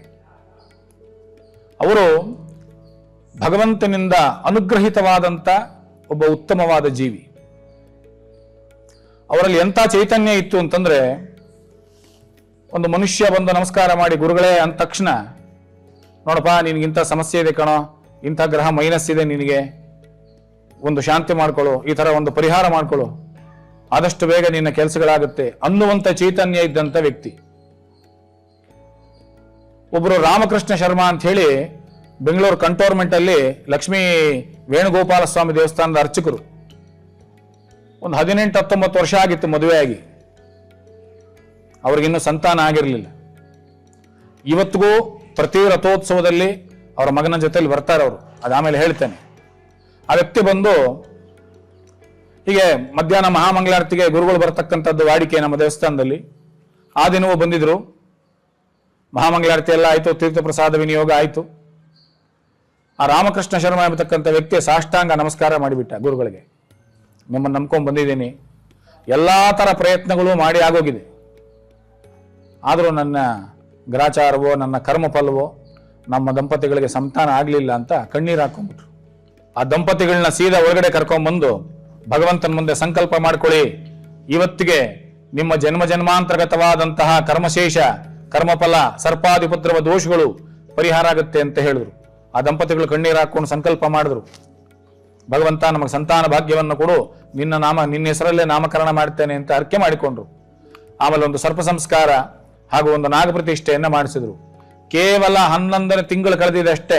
12ನೇ ತಿಂಗಳಿಗೆ ಆಯಪ್ಪ ಮತ್ತೆ ಓಡ್ ಬಂದ, ಗುರುಗಳೇ ಗಂಡು ಸಂತಾನ ಆಗಿದೆ, ನಿಮ್ಮ ಆಶೀರ್ವಾದದಿಂದ ಸುಮಾರು 20 ವರ್ಷದಿಂದ ನಾವು ಮಕ್ಕಳಿಗಾಗಿ ಪರಿತಪಿಸಿ ನಿಮ್ಮ ದರ್ಶನ ಭಾಗ್ಯದಿಂದಲೇ ನಮಗೆ ಇಂಥ ಒಂದು ಮಹತ್ತರವಾದಂಥ ಉಪಕಾರ ಆಗಿದೆ ಅಂತ ಹೇಳಿ ಆ ಬಾಣಂತಿನ ಕರ್ಕೊಂಬಂದ್ಬಿಟ್ಟಿದ್ರು. 10-11 ದಿನದ ಬಾಣಂತಿನ ಕರ್ಕೊಂಬಂದು ಗುರುಗಳ ಆಶೀರ್ವಾದ ತಗೊಂಡೋದ್ರು. ಇಂಥ ಪವಾಡಗಳು ಸಾಕಷ್ಟು ನಡೆದಿದೆ. ಇಲ್ಲಿ ಬಿಡದಿಯಲ್ಲಿ ಒಬ್ಬ ವ್ಯಕ್ತಿ ಇದ್ದಾನೆ, ರಮೇಶ ಅಂತ, ದಿನಸಿ ವ್ಯಾಪಾರ ಎಲ್ಲ ಮಾಡ್ಕೊಂಡಿರ್ತಕ್ಕಂಥ ವ್ಯಕ್ತಿ, ಶೆಟ್ರು ಹುಡುಗ. ಆ ವ್ಯಕ್ತಿ ಹೀಗೆ ಬಂದು ಗುರುಗಳನ್ನ ಭೇಟಿ ಮಾಡಿ, ಸುಮಾರು ಕಡೆ ಹುಡುಕಾಡಿದ್ವಿ ಗುರುಗಳೇ, 36 ವರ್ಷ ಆಗೋಗಿದೆ, ಇನ್ನೂ ಯಾರು ಹೆಣ್ಣು ಕೊಟ್ಟು ಮದುವೆ ಮಾಡಲಿಲ್ಲ ಅಂತ. ಗುರುಗಳು ಒಂದೇ ಮಾತು ಹೇಳಿದ್ರು, ಅಲ್ಲಯ್ಯ 1.5 ವರ್ಷದ ಕೆಳಗೆ ಕೈಗೆ ಬಂದಿದ್ದ ತುತ್ತನ್ನ ಕೈಯಾರೆ ಹಾಳು ಮಾಡ್ಕೊಂಡಿಲ್ಲ ನೀನು ಅಂತ ಕಣ್ಣೀರು ಹಾಕೊಂಡ್ಬಿಟ್ಟ ಅವನು. ಅದ್ಯಾಕೆ ಗೊತ್ತಾಯ್ತು ಇವ್ರಿಗೆ ಅಂದ್ರೆ, ಆ ವ್ಯಕ್ತಿಯನ್ನ ನೋಡಿದ ಕೂಡಲೇ ಅವರಿಗೆ ಸುಬ್ರಹ್ಮಣ್ಯ ಅನುಗ್ರಹ ಮಾಡಿಬಿಡ್ತಿದ್ದ. ಇಂಥ ವ್ಯಕ್ತಿಗೆ ಇಂಥ ಸಮಸ್ಯೆ ಆಗಿದೆ, ಈ ರೀತಿಯಾದ ಪರಿಹಾರವನ್ನ ಕೊಡಿ ಅಂತ ಅವರಿಗೆ ಆತ್ಮಕ್ಕೆ ಭಗವಂತನ ಒಂದು ಆದೇಶ ಆಗೋಗ್ತಿತ್ತು. ಅಂಥ ಒಂದು ಚೈತನ್ಯ ಇದ್ದಂಥವ್ರು ನಮ್ಮ ಗುರುಗಳಾದ ಸುಬ್ರಹ್ಮಣ್ಯ ಶಾಸ್ತ್ರಿಗಳು. ಇಂಥ ಸಂದರ್ಭದಲ್ಲಿ ಗುರುಪೂರ್ಣಿಮೆಯ ದಿನ ಅವರ ಸ್ಮರಣೆಯನ್ನ ಮಾಡ್ತಾ ಅವರ ಭಕ್ತವೃಂದಕ್ಕೆ ಸದಾ ಅವರ ಆಶೀರ್ವಾದ ಇರಲಿ, ಜೊತೆಗೆ ನಮ್ಮ ಮುಕ್ತಿನಾಗನ ಕೃಪಾ ಕಟಾಕ್ಷವು ಎಲ್ಲರಿಗೂ ಇರಲಿ ಅಂತ ಭಗವಂತನಲ್ಲಿ ಪ್ರಾರ್ಥನೆ ಮಾಡ್ತೇನೆ. ಸರ್ವೇ ಜನ ಸುಖಿನೋ ಭವಂತು, ಸಮಸ್ತ ಸನ್ಮಂಗಳಾನಿ ಭವಂತು, ಸತ್ಯಾ ಸಂತು ಯಜಮಾನಸ್ಯ ಕಾಮಾಃ. ಹರಿ ಓಂ ತತ್ಸತ್. ಓಂ ಶ್ರೀ ಮುಕ್ತಿನಾಗ ಸುಬ್ರಹ್ಮಣ್ಯೇಶ್ವರಾಯ ನಮಃ. ಗುರುಬ್ರಹ್ಮ ಗುರು ವಿಷ್ಣು ಗುರುದೇವೋ ಮಹೇಶ್ವರ ಗುರು ಸಾಕ್ಷಾತ್ ಪರಬ್ರಹ್ಮ ತಸ್ಮೈ ಶ್ರೀ ಗುರುವೇ ನಮಃ. ಗುರುಪೌರ್ಣಿಮೆ ದಿವಸ ಗುರುಗಳನ್ನು ನೆನೆಸ್ಕೊಳ್ಬೇಕಾದ್ದು ನಮ್ಮ ಕರ್ತವ್ಯ. ಅದೇ ರೀತಿಯಾಗಿ ನಾನು ಗುರುಗಳಾದಂಥ ಶ್ರೀ ಸುಬ್ರಹ್ಮಣ್ಯ ಶಾಸ್ತ್ರಿಗಳ ಬಗ್ಗೆ ಒಂದೆರಡು ಮಾತು ಆಡಬೇಕು ಅಂತಲೇ ನಾನು ಈ ವಿಡಿಯೋಗೆ ಮಾಡೋಕ್ಕೆ ಒಪ್ಕೊಂಡಿರೋದು. ನೋಡಿ, ನಾನು ಅವರ ಪರಿಚಯ ನನಗಾಗಿದ್ದು ನಮ್ಮ ಸ್ನೇಹಿತರಾದ MS ನರಸಿಂಹಮೂರ್ತಿ ಅವರ ಜೊತೆ. ಅವರು ನನ್ನನ್ನು ಸುಬ್ರಹ್ಮಣ್ಯ ಶಾಸ್ತ್ರಿಗಳಿಗೆ ಪರಿಚಯ ಮಾಡಿಕೊಟ್ರು. ನಮ್ಮ ಆಫೀಸಿಗೆ ಬಂದಿದ್ದರು ಅವರು. ಬಹಳ ಜ್ಞಾನಿ, ಬೇಕಾದಷ್ಟು ವಿಚಾರಗಳ ಬಗ್ಗೆ ಲೀಲಾಜಾಲವಾಗಿ ನಿರರ್ಗಳವಾಗಿ ಮಾತಾಡುವಂಥ ಒಂದು ಪ್ರವೃತ್ತಿ ಇತ್ತು ಅವ್ರಿಗೆ. ಅದ್ಭುತವಾದಂಥ ವಿಚಾರಗಳನ್ನು ತಿಳಿಸ್ತಾಯಿದ್ರು. ಆಗ ನನಗೆ ಅವರು ಕಾಲೇಜಿನಲ್ಲಿ ಲೆಕ್ಚರರ್ ಆಗಿ ಗುರುಗಳಾಗಿ ಶಿಷ್ಯಂದ್ರನ್ನ ತಯಾರು ಮಾಡ್ತಾಯಿದ್ದಾರೆ ಅಂತ ತಿಳಿತು. ನನ್ನ ಅದೃಷ್ಟ ಏನಂದರೆ ಅವ್ರ ಕಾಲೇಜಿಗೆ ನಾನು ಚೀಫ್ ಗೆಸ್ಟಾಗಿ ಹೋಗುವಂಥ ಒಂದು ಅವಕಾಶ ಸಿಕ್ತು.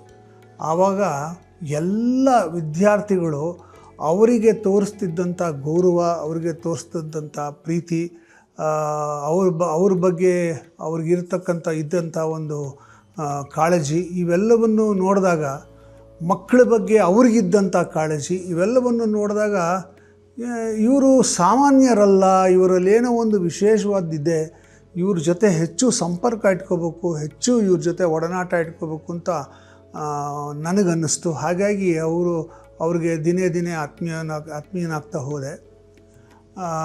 ಒಂದು ದಿವಸ ಅವರು, ನಾನೊಂದು ದೇವಸ್ಥಾನ ಮಾಡ್ತಾಯಿದ್ದೀನಿ, ಮುಕ್ತಿನಾಗ ಕ್ಷೇತ್ರ ಅಂತ ಮಾಡ್ತಾಯಿದ್ದೀನಿ, ದಯವಿಟ್ಟು ನಮ್ಮ ದೇವಸ್ಥಾನಕ್ಕೆ ಬಂದು ವಿಗ್ರಹನ ಒಂದ್ಸಲಿ ನೋಡಿ ನೀವು ಅಂದರು. ನಾನು ಆ ದೇವಸ್ಥಾನಕ್ಕೆ ಹೋಗೋಕ್ಕಾಗಲಿಲ್ಲ. ಆದರೆ ಗುರುಗಳು ಶುರು ಮಾಡಿದಂಥ ಒಂದು ದೇವಸ್ಥಾನದ ಮಹಿಮೆ ಬಗ್ಗೆ ಬಹಳಷ್ಟು ಕೇಳ್ತಾ ಇದ್ದೆ. ಎಷ್ಟೋ ಜನ ನನಗೆ ಬಂದು, ನಮಗೇನೋ ಮದುವೆ ಆಗಿರಲಿಲ್ಲ, ಮದುವೆ ಆಗ್ತಾ ಇರಲಿಲ್ಲ, ನಾನು ಮುಕ್ತಿನಾಗ ಟೆಂಪಲ್ಗೆ ಹೋಗಿದ್ದೆ, ಅಲ್ಲಿ ನನ್ನ ಹೆಸರಲ್ಲಿ ಗುರುಗಳು ಪೂಜೆ ಮಾಡಿದ್ರು, ಒಂದು ಪೂಜೆ ಮಾಡಿಸಿದ್ರು, ನನಗೆ ಮದುವೆ ಆಯಿತು. ಇನ್ಯಾರಿಗೋ ಏನೋ ಸಮಸ್ಯೆ ಇತ್ತು, ಆ ಸಮಸ್ಯೆಗೆ ಏನೋ ಒಂದು ಪರಿಹಾರಕ್ಕೆ ಅಲ್ಲಿ ಹೋಗಿದ್ದೆ, ಸುಬ್ರಹ್ಮಣ್ಯ ಶಾಸ್ತ್ರಿಗಳ ಆದೇಶದ ಮೇಲೆ, ಅವರ ಅಡ್ವೈಸ್ ಮೇಲೆ ನಾನೇನೋ ಒಂದು ಮಾಡಿಸ್ಕೊಂಡೆ, ಅದರಿಂದ ನನಗೆ ಉಪಯೋಗ ಆಯಿತು. ಹೀಗೆ ಬಹಳಷ್ಟು ಅವರ ವಿಚಾರದ ಬಗ್ಗೆ, ಅವರ ಮಾರ್ಗದರ್ಶನದ ಬಗ್ಗೆ ನನಗೆ ಮಾಹಿತಿ ಸಿಗ್ತಾ ಹೋಗಿತ್ತು. ಸೊ ನನಗೆ ಇದು ಪ್ರತಿ ಸರ್ತಿನೂ ನನಗೆ ಇದು ಒಂದು ಹೊಸ ಅನುಭವ ಆಗೋದು. ಅವ್ರನ್ನ ಹೊರಗಡೆ ಎಲ್ಲರೂ ಭೇಟಿ ಮಾಡಿದಾಗ ಅದರ ಬಗ್ಗೆ ಒಂದಷ್ಟು ಪ್ರಶ್ನೆ ಮಾಡ್ತಿದ್ದೆ. ಅವ್ರು ನನಗೆ, ನೀವು ಒಂದ್ಸಲಿ ಬನ್ನಿರಿ ನಮ್ಮ ದೇವಸ್ಥಾನಕ್ಕೆ ಏನವರು, ಅದೇನೋ ನೋಡಿ, ನಾನು ಆ ದೇವಸ್ಥಾನಕ್ಕೆ ಹೋಗೋಕ್ಕಾಗಲೇ ಇಲ್ಲ. ಆದರೆ ಪ್ರತಿ ಸರ್ತಿ ನಾನು ಗುರುಗಳನ್ನ ಮೀಟ್ ಮಾಡಿದಾಗೆಲ್ಲ ನನಗೆ ಒಂದು ವಿಶೇಷವಾದಂಥ ಅನುಭವ ಆಗೋದು. ಆ ಅನುಭವ ಎಂಥದ್ದು ಅಂದರೆ, ನಾನು ಯಾರೋ ಒಬ್ಬರು ವಿಶೇಷವಾದ ವ್ಯಕ್ತಿಯ ಜೊತೆ ಇರುವುದರಿಂದ ನನಗೆ ಒಂದು ರೀತಿಯ ಪ್ರೊಟೆಕ್ಷನ್ ಸಿಕ್ದಂಗೆ ಅನಿಸೋದು ನನಗೆ.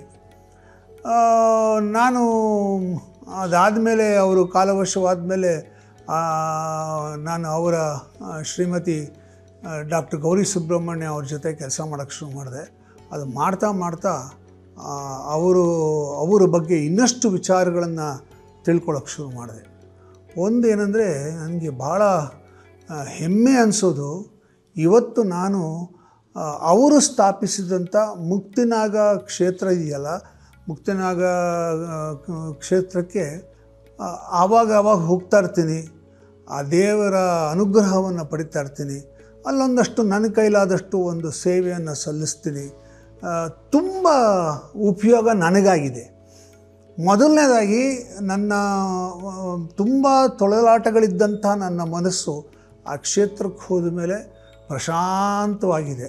ಪ್ರತಿ ಸರ್ತಿ ನನಗೆ ತುಂಬ ಟೆನ್ಷನ್ ಆದಾಗ, ಸ್ಟ್ರೆಸ್ ಆದಾಗ, ಆ ದೇವಸ್ಥಾನಕ್ಕೆ ಹೋಗಿ ಒಂದು 10 ನಿಮಿಷ ಆ ಆವರಣದಲ್ಲಿ ಸುತ್ತಾಡಿಬಿಟ್ರೆ ಆ ಗುರುಗಳ ಕೃಪೆಯಿಂದಾಗಿ ಮನಸ್ಸು ಪ್ರಶಾಂತವಾಗುತ್ತೆ. ಇದು ಮೊದಲನೇದು. ಎರಡನೇದು, ಆ ದೇವಸ್ಥಾನಕ್ಕೆ ಹೋದಾಗೆಲ್ಲ ನನ್ನಲ್ಲಿ ಒಂದು ವಿಶೇಷವಾದಂಥ ಪಾಸಿಟಿವ್ ಎನರ್ಜಿ ಬರುತ್ತೆ. ನಾನು ಏನು ಕೆಲಸ ಮಾಡ್ತೀನೋ ಆ ಕೆಲಸದ 10 ಪಟ್ಟು ಕೆಲಸ ಮಾಡುವಷ್ಟು ಶಕ್ತಿ ನನ್ನಲ್ಲಿ ತಾನಾಗೇ ಬರುತ್ತೆ. ಸೊ ಪ್ರತಿ ಸರ್ತಿ ನಾನು ಹೋದಾಗ ಈ ಅನುಭವ ನನಗಾಗಿದೆ. ಅಲ್ಲಿಂದ ಹೊರಗೆ ಬಂದ ಮೇಲೆ ನಾನೇನು ಕೆಲಸ ಮಾಡ್ತಿದ್ದೀನೋ ಅದು 10ರಷ್ಟು ಕೆಲಸ ಮಾಡ್ತಾಯಿರ್ತೀನಿ. ಆ ಒಂದು ಅದ್ಭುತವಾದಂಥ ಶಕ್ತಿಯನ್ನು ಆ ಕ್ಷೇತ್ರ ಕೊಡುತ್ತೆ. ಆ ಥರದ್ದು ಬೇರೆಯವ್ರಿಗೆ ಬೇರೆ ಬೇರೆ ಥರ ಅನುಭವ ಆಗಿರುತ್ತೆ. ಆದರೆ ಆ ಅನುಭವ ಎಲ್ರಿಗೂ ಆಗಬೇಕು ಅಂದರೆ ಆ ಕ್ಷೇತ್ರಕ್ಕೆ ಹೋಗಬೇಕು.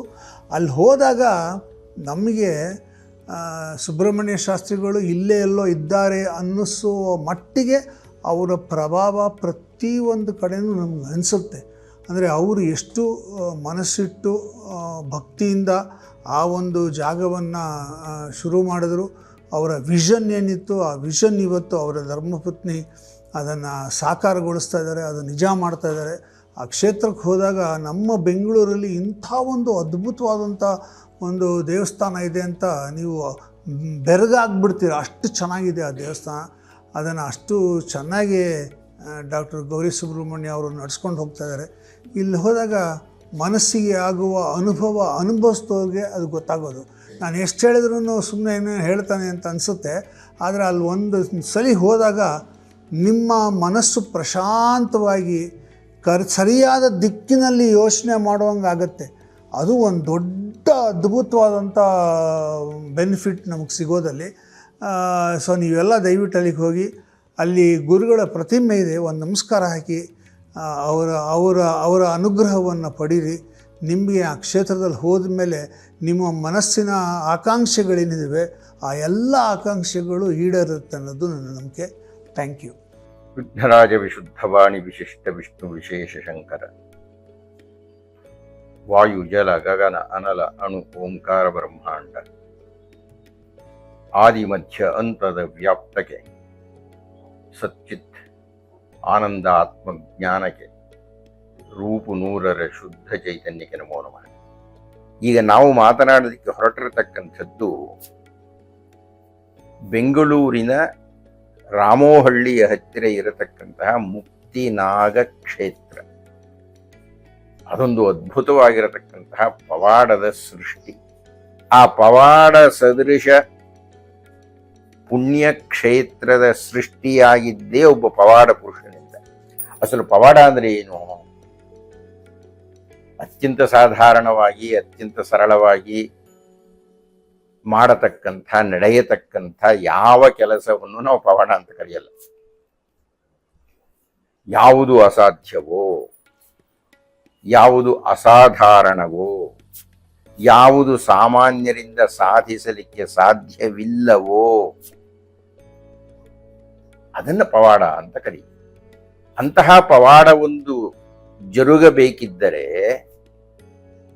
ಅದಕ್ಕೆ ದೈವ ಶಕ್ತಿಯ ರಕ್ಷಣೆ ಬೇಕು. ಅಂತಹ ದೈವ ಶಕ್ತಿಯ ವರ ಪ್ರಧಾನವಾಗಿದ್ದು ಸನ್ಮಾನ್ಯ ಸುಬ್ರಹ್ಮಣ್ಯಂ ಅವರಿಗೆ. ಅವರು ವಾಣಿಜ್ಯದ ಉಪನ್ಯಾಸಕರು, ಅಷ್ಟೇನು ಶ್ರೀಮಂತರಲ್ಲ, ಬಹಳ ಒಳ್ಳೆಯ ಉಪನ್ಯಾಸಕರು, ಒಳ್ಳೆಯ ಗ್ರಂಥಕಾರರೂ ಆಗಿದ್ದವರು, ಬಹುದೊಡ್ಡ ವಿದ್ಯಾರ್ಥಿ ಬಳಗವನ್ನು ಹೊಂದಿದ್ದವರು. ಅವರಿಗೆ ಇದ್ದಕ್ಕಿದ್ದ ಹಾಗೆಯೇ ನಾಗದರ್ಶನವಾಯಿತು. ಸ್ವಪ್ನದಲ್ಲಿ ಆದಿಶೇಷ ಪ್ರತ್ಯಕ್ಷವಾಗಿಬಿಟ್ಟು ಅವರ ಕನಸಿನಲ್ಲಿ ವಾಸುಕಿ ಕಾಣಿಸಿಕೊಂಡು ಬಿಟ್ಟು ಅವರಿಗೆ ನಿರ್ದೇಶನವಾಯಿತು. ಬೃಹತ್ ನಾಗವೊಂದರ ಸೃಷ್ಟಿಗಾಗಿ ಆಣತಿಯಾಯಿತು. ಮತ್ತೆ ನೆನಪಿಟ್ಟುಕೊಳ್ಬೇಕಾದ್ದು ಅವರು ಶ್ರೀಮಂತರಲ್ಲ ಅನ್ನತಕ್ಕದ್ದು.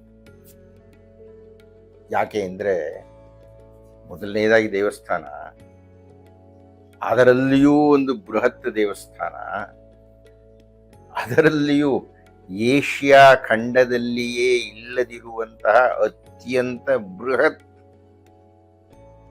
ನಾಗ ಪ್ರತಿಷ್ಠಾಪನೆ. ಇದು ಸಾಧಾರಣರು ಮಾಡ್ಲಿಕ್ಕೆ ಸಾಧ್ಯವೇ ಇಲ್ಲದೆ ಇರತಕ್ಕಂಥ ಒಂದು ಕ್ರಿಯೆ. ಅದಕ್ಕೆ ನಾನು ಹೇಳಿದ್ದು ಇದು ಪವಾಡ ಸದೃಶ ಅಂತ.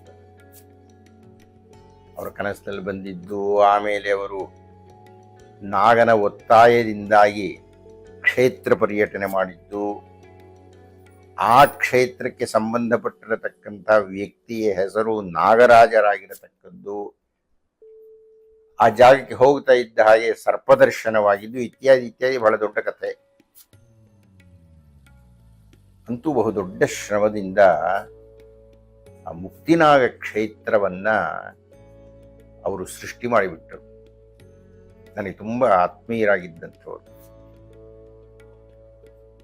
ಆ ಸೃಷ್ಟಿಯ ಸಂದರ್ಭದಲ್ಲಿ ಆ ನಾಗನಿಗೆ ನಾಮಕರಣ ಮಾಡಬೇಕಾಗಿದ್ದಾಗ ಅವರ ಮನಸ್ಸಿನಲ್ಲಿ ಇದ್ದಂತಹ ಚಿಂತನೆಗಳು ಅಜ್ಞಾನದಿಂದ ಮುಕ್ತಿಯಾಗಬೇಕು, ದಾರಿದ್ರ್ಯದಿಂದ ಮುಕ್ತಿಯಾಗಬೇಕು, ಜಾತೀಯತೆಯಿಂದ ಮುಕ್ತಿಯಾಗಬೇಕು. ಹೀಗಾಗಿ ಇಲ್ಲಿನ ನಾಗನಿಗೆ ಮುಕ್ತಿನಾಗ ಅನ್ನುವ ಹೆಸರಾಗಬೇಕು. ಇಂತಹ ಬೃಹತ್ ಯೋಚನೆಗಳ ಹಿನ್ನೆಲೆಯಲ್ಲಿ ಮತ್ತೆ ಮತ್ತೆ ನೆನಪಿಟ್ಟುಕೊಳ್ಳಬೇಕಾದ್ದು, ಶ್ರೀಮಂತರಲ್ಲದ ಸುಬ್ರಹ್ಮಣ್ಯಂ ಅವರು ಕೋಟಿ ಕೋಟಿ ರೂಪಾಯಿಗಳ ವೆಚ್ಚದಲ್ಲಿ, ನನಗೆ ಗೊತ್ತಿಲ್ಲ ಅದು ಹೇಗೆ ಸಂಗ್ರಹ ಆಯಿತು, ಯಾವ ಕೃಪೆಯಾಯಿತು, ಯಾವ ದೈವಾನುಗ್ರಹವಾಯಿತು, ಯಾವ ನಾಗನ ರಕ್ಷಣೆ ದೊರಕಿತು, ಅಂತೂ ಅಂತಹ ಒಂದು ದಿವ್ಯ ದೇಗುಲವನ್ನ, ಮತ್ತೆ ನೆನಪಿಟ್ಕೊಳ್ಳಿ, ಇಡೀ ಏಷ್ಯಾ ಖಂಡದಲ್ಲಿಯೇ ಅಷ್ಟು ಎತ್ತರದ ನಾಗಪ್ರತಿಮೆ ಇಲ್ಲ. ಅಂತಹದ್ದನ್ನ ಅವರು ಸೃಷ್ಟಿ ಮಾಡಿಬಿಟ್ಟು ಸುಬ್ರಹ್ಮಣ್ಯಂ ಅವರು ನಾಗಾರಾಧಕರಾಗಿ, ಸುಬ್ರಹ್ಮಣ್ಯಂ ಅವರು ನಾಗಪ್ರತಿಷ್ಠಾಪನೆ ಮಾಡಿ, ಸುಬ್ರಹ್ಮಣ್ಯಂ ಅವರು ನಾಗಕ್ಷೇತ್ರದ ಉದ್ಘಾಟನೆಯನ್ನು ಮಾಡಿ, ಸುಬ್ರಹ್ಮಣ್ಯಂ ಆಗಿದ್ದವರು ಸುಬ್ರಹ್ಮಣ್ಯ ಶಾಸ್ತ್ರಿಗಳಾಗಿ ಪರಿವರ್ತಿತರಾಗಿ ಬಿಟ್ಟರು. ಬಹಳ ದೊಡ್ಡ ಕಾರ್ಯ, ಬಹಳ ದೊಡ್ಡ ವಿಜಯ. ಅದನ್ನು ಸ್ಥಾಪನೆ ಮಾಡಿದ್ದು, ಅದಕ್ಕಾಗಿ ಅವರು ಶ್ರಮಿಸಿದ್ದು, ಅದಕ್ಕಾಗಿ ಅವರು ಹೋರಾಡಿದ್ದು, ಅದಕ್ಕಾಗಿ ಅವರು ಬೆಳೆಸಿದ್ದು ಎಲ್ಲ ಬಹಳ ದೊಡ್ಡ ಸಂಗತಿ. ಅದು ಕಾರಣ ಆ ಹಿನ್ನೆಲೆಯಲ್ಲಿ ನಾಗಾರಾಧನೆ ಮಾಡುವವರಿಗೆ ಸುಬ್ರಹ್ಮಣ್ಯ ಶಾಸ್ತ್ರಿಗಳು ಗುರುಸ್ಥಾನದಲ್ಲಿ ಕುಳಿತವರು. ಅವರು ಕೊನೆಯಲ್ಲಿ ನಾಗರ ಬೆತ್ತವನ್ನು ಹಿಡಿದು ನಡೆದಾಡಿದರೆ ನಾಗದೇವನೇ ನಡೆದಂತೆ ಕಾಣಿಸ್ತಾ ಇತ್ತು. ಅಂತಹ ಶಕ್ತಿಯನ್ನು ಹೊಂದಿದ್ದಂತಹ ಸುಬ್ರಹ್ಮಣ್ಯ ಶಾಸ್ತ್ರಿಗಳನ್ನ ಗುರುಪೂರ್ಣಿಮೆಯಲ್ಲಿ, ಈ ವ್ಯಾಸ ಪೂರ್ಣಿಮೆಯಲ್ಲಿ ನೆನಪಿಸಿಕೊಳ್ಳತಕ್ಕಂಥದ್ದು ಒಂದು ಸತ್ಕರ್ಮ. ಅದರ ಜೊತೆಗೆ ನೆನಪಿಟ್ಟುಕೊಳ್ಳಬೇಕಾದ್ದು ಮತ್ತೊಂದು ಅಂಶ. ಆ ಬೃಹತ್ ದೇಗುಲದ ಬಗ್ಗೆ ನೀವೀಗ ನೋಡಿ, ಅದನ್ನ ಸಾವಿರಾರು ಜನ ಭಕ್ತರಿರ್ತಾರೆ. ಬಹಳ ದೊಡ್ಡ ಗಗನಚುಂಬಿಯಾಗಿರತಕ್ಕಂಥ ಕಟ್ಟಡ ಇದೆ. ಅದರಲ್ಲಿ ಆ ಬೃಹತ್ ನಾಗ, ಅದರ ಅಲಂಕಾರ, ಅದರ ಘೋಷ, ಅದರ ದಿವ್ಯ ದರ್ಶನ, ಇದೆಲ್ಲ ಬಹಳ ರಮಣೀಯವಾಗಿದೆ. ಆದರೆ ನೆನಪಿಟ್ಟುಕೊಳ್ಳಬೇಕಾದ್ದೇನು ಅಂದರೆ, ಆ ದೇವಸ್ಥಾನ ಪೂರ್ಣವಾಗುವುದಕ್ಕಿಂತ ಮುಂಚೆಯೇ ಸುಬ್ರಹ್ಮಣ್ಯ ಶಾಸ್ತ್ರಿಗಳು ನಾಗಲೋಕಕ್ಕೆ ಪ್ರಯಾಣ ಮಾಡಿಬಿಟ್ಟರು. ಅದು ಅರ್ಧಕ್ಕೆ ನಿಂತು ಹೋಗಬೇಕಾದಂತಹ ಸಂದರ್ಭ. ಆದರೆ ಅವರ ಶ್ರೀಮತಿಯಾಗಿರತಕ್ಕಂತಹ ಶ್ರೀಮತಿ ಗೌರಿ ಸುಬ್ರಹ್ಮಣ್ಯಂ ಅವರು ಯಜಮಾನರು ಬಿಟ್ಟು ಹೋದ ಅರ್ಧಾಂತಿಕ ಕೆಲಸವನ್ನ ಪೂರ್ಣ ಮಾಡಲಿಕ್ಕೆ ಸಂಕಲ್ಪ ಮಾಡಿದರು. ಅವರು ಪೂರ್ಣ ಸಂಕಲ್ಪರಾದರು. ಉತ್ಪ್ರೇಕ್ಷೆ ಅಲ್ಲ ಅನ್ನುವುದಾದರೆ ಬಹುಶಃ ಸುಬ್ರಹ್ಮಣ್ಯ ಶಾಸ್ತ್ರಿಗಳು ಸಾಧಿಸಿದ್ದಕ್ಕಿಂತ ಹೆಚ್ಚು ಸಾಧನೆಯನ್ನು ಶ್ರೀಮತಿ ಗೌರಿ ಸುಬ್ರಹ್ಮಣ್ಯಂ ಅವರು ಮಾಡಿಬಿಟ್ಟರು. ಅವರು ಮೂಲತಃ ವೈದ್ಯರು, ಆಯುರ್ವೇದ ವೈದ್ಯರು. ಅವರು ಮೂಲತಃ ಜ್ಯೋತಿಷ ಸಂಸ್ಕಾರವನ್ನು ಹೊಂದಿರತಕ್ಕವರು. ಈ ಎರಡರ ಜೊತೆಗೆ ಈ ನಾಗಕೈಂಕರ್ಯವನ್ನೂ ಧಾರಣ ಮಾಡಿದರು. ಧಾರಣ ಮಾಡಿ ಈಗ ಅತ್ಯಂತ ವಿಜೃಂಭಣೆಯಿಂದ ಆ ನಾಗ ಪೂಜೆ, ಆ ನಾಗಾರ್ಚನೆ ಅತ್ಯಂತ ದಿವ್ಯವಾಗಿ ಬೆಳಗಲಿಕ್ಕೆ, ಬೆಳೆಯಲಿಕ್ಕೆ, ಪ್ರಕಾಶಿಸಲಿಕ್ಕೆ ಕಾರಣರಾಗಿದ್ದಾರೆ. ಆ ಅರ್ಥದಲ್ಲಿ ಈಗ ಅಲ್ಲಿನ ಭಕ್ತರಿಗೆಲ್ಲ ಅವರು ಗೌರಮ್ಮ ಆಗಿಬಿಟ್ಟಿದ್ದಾರೆ.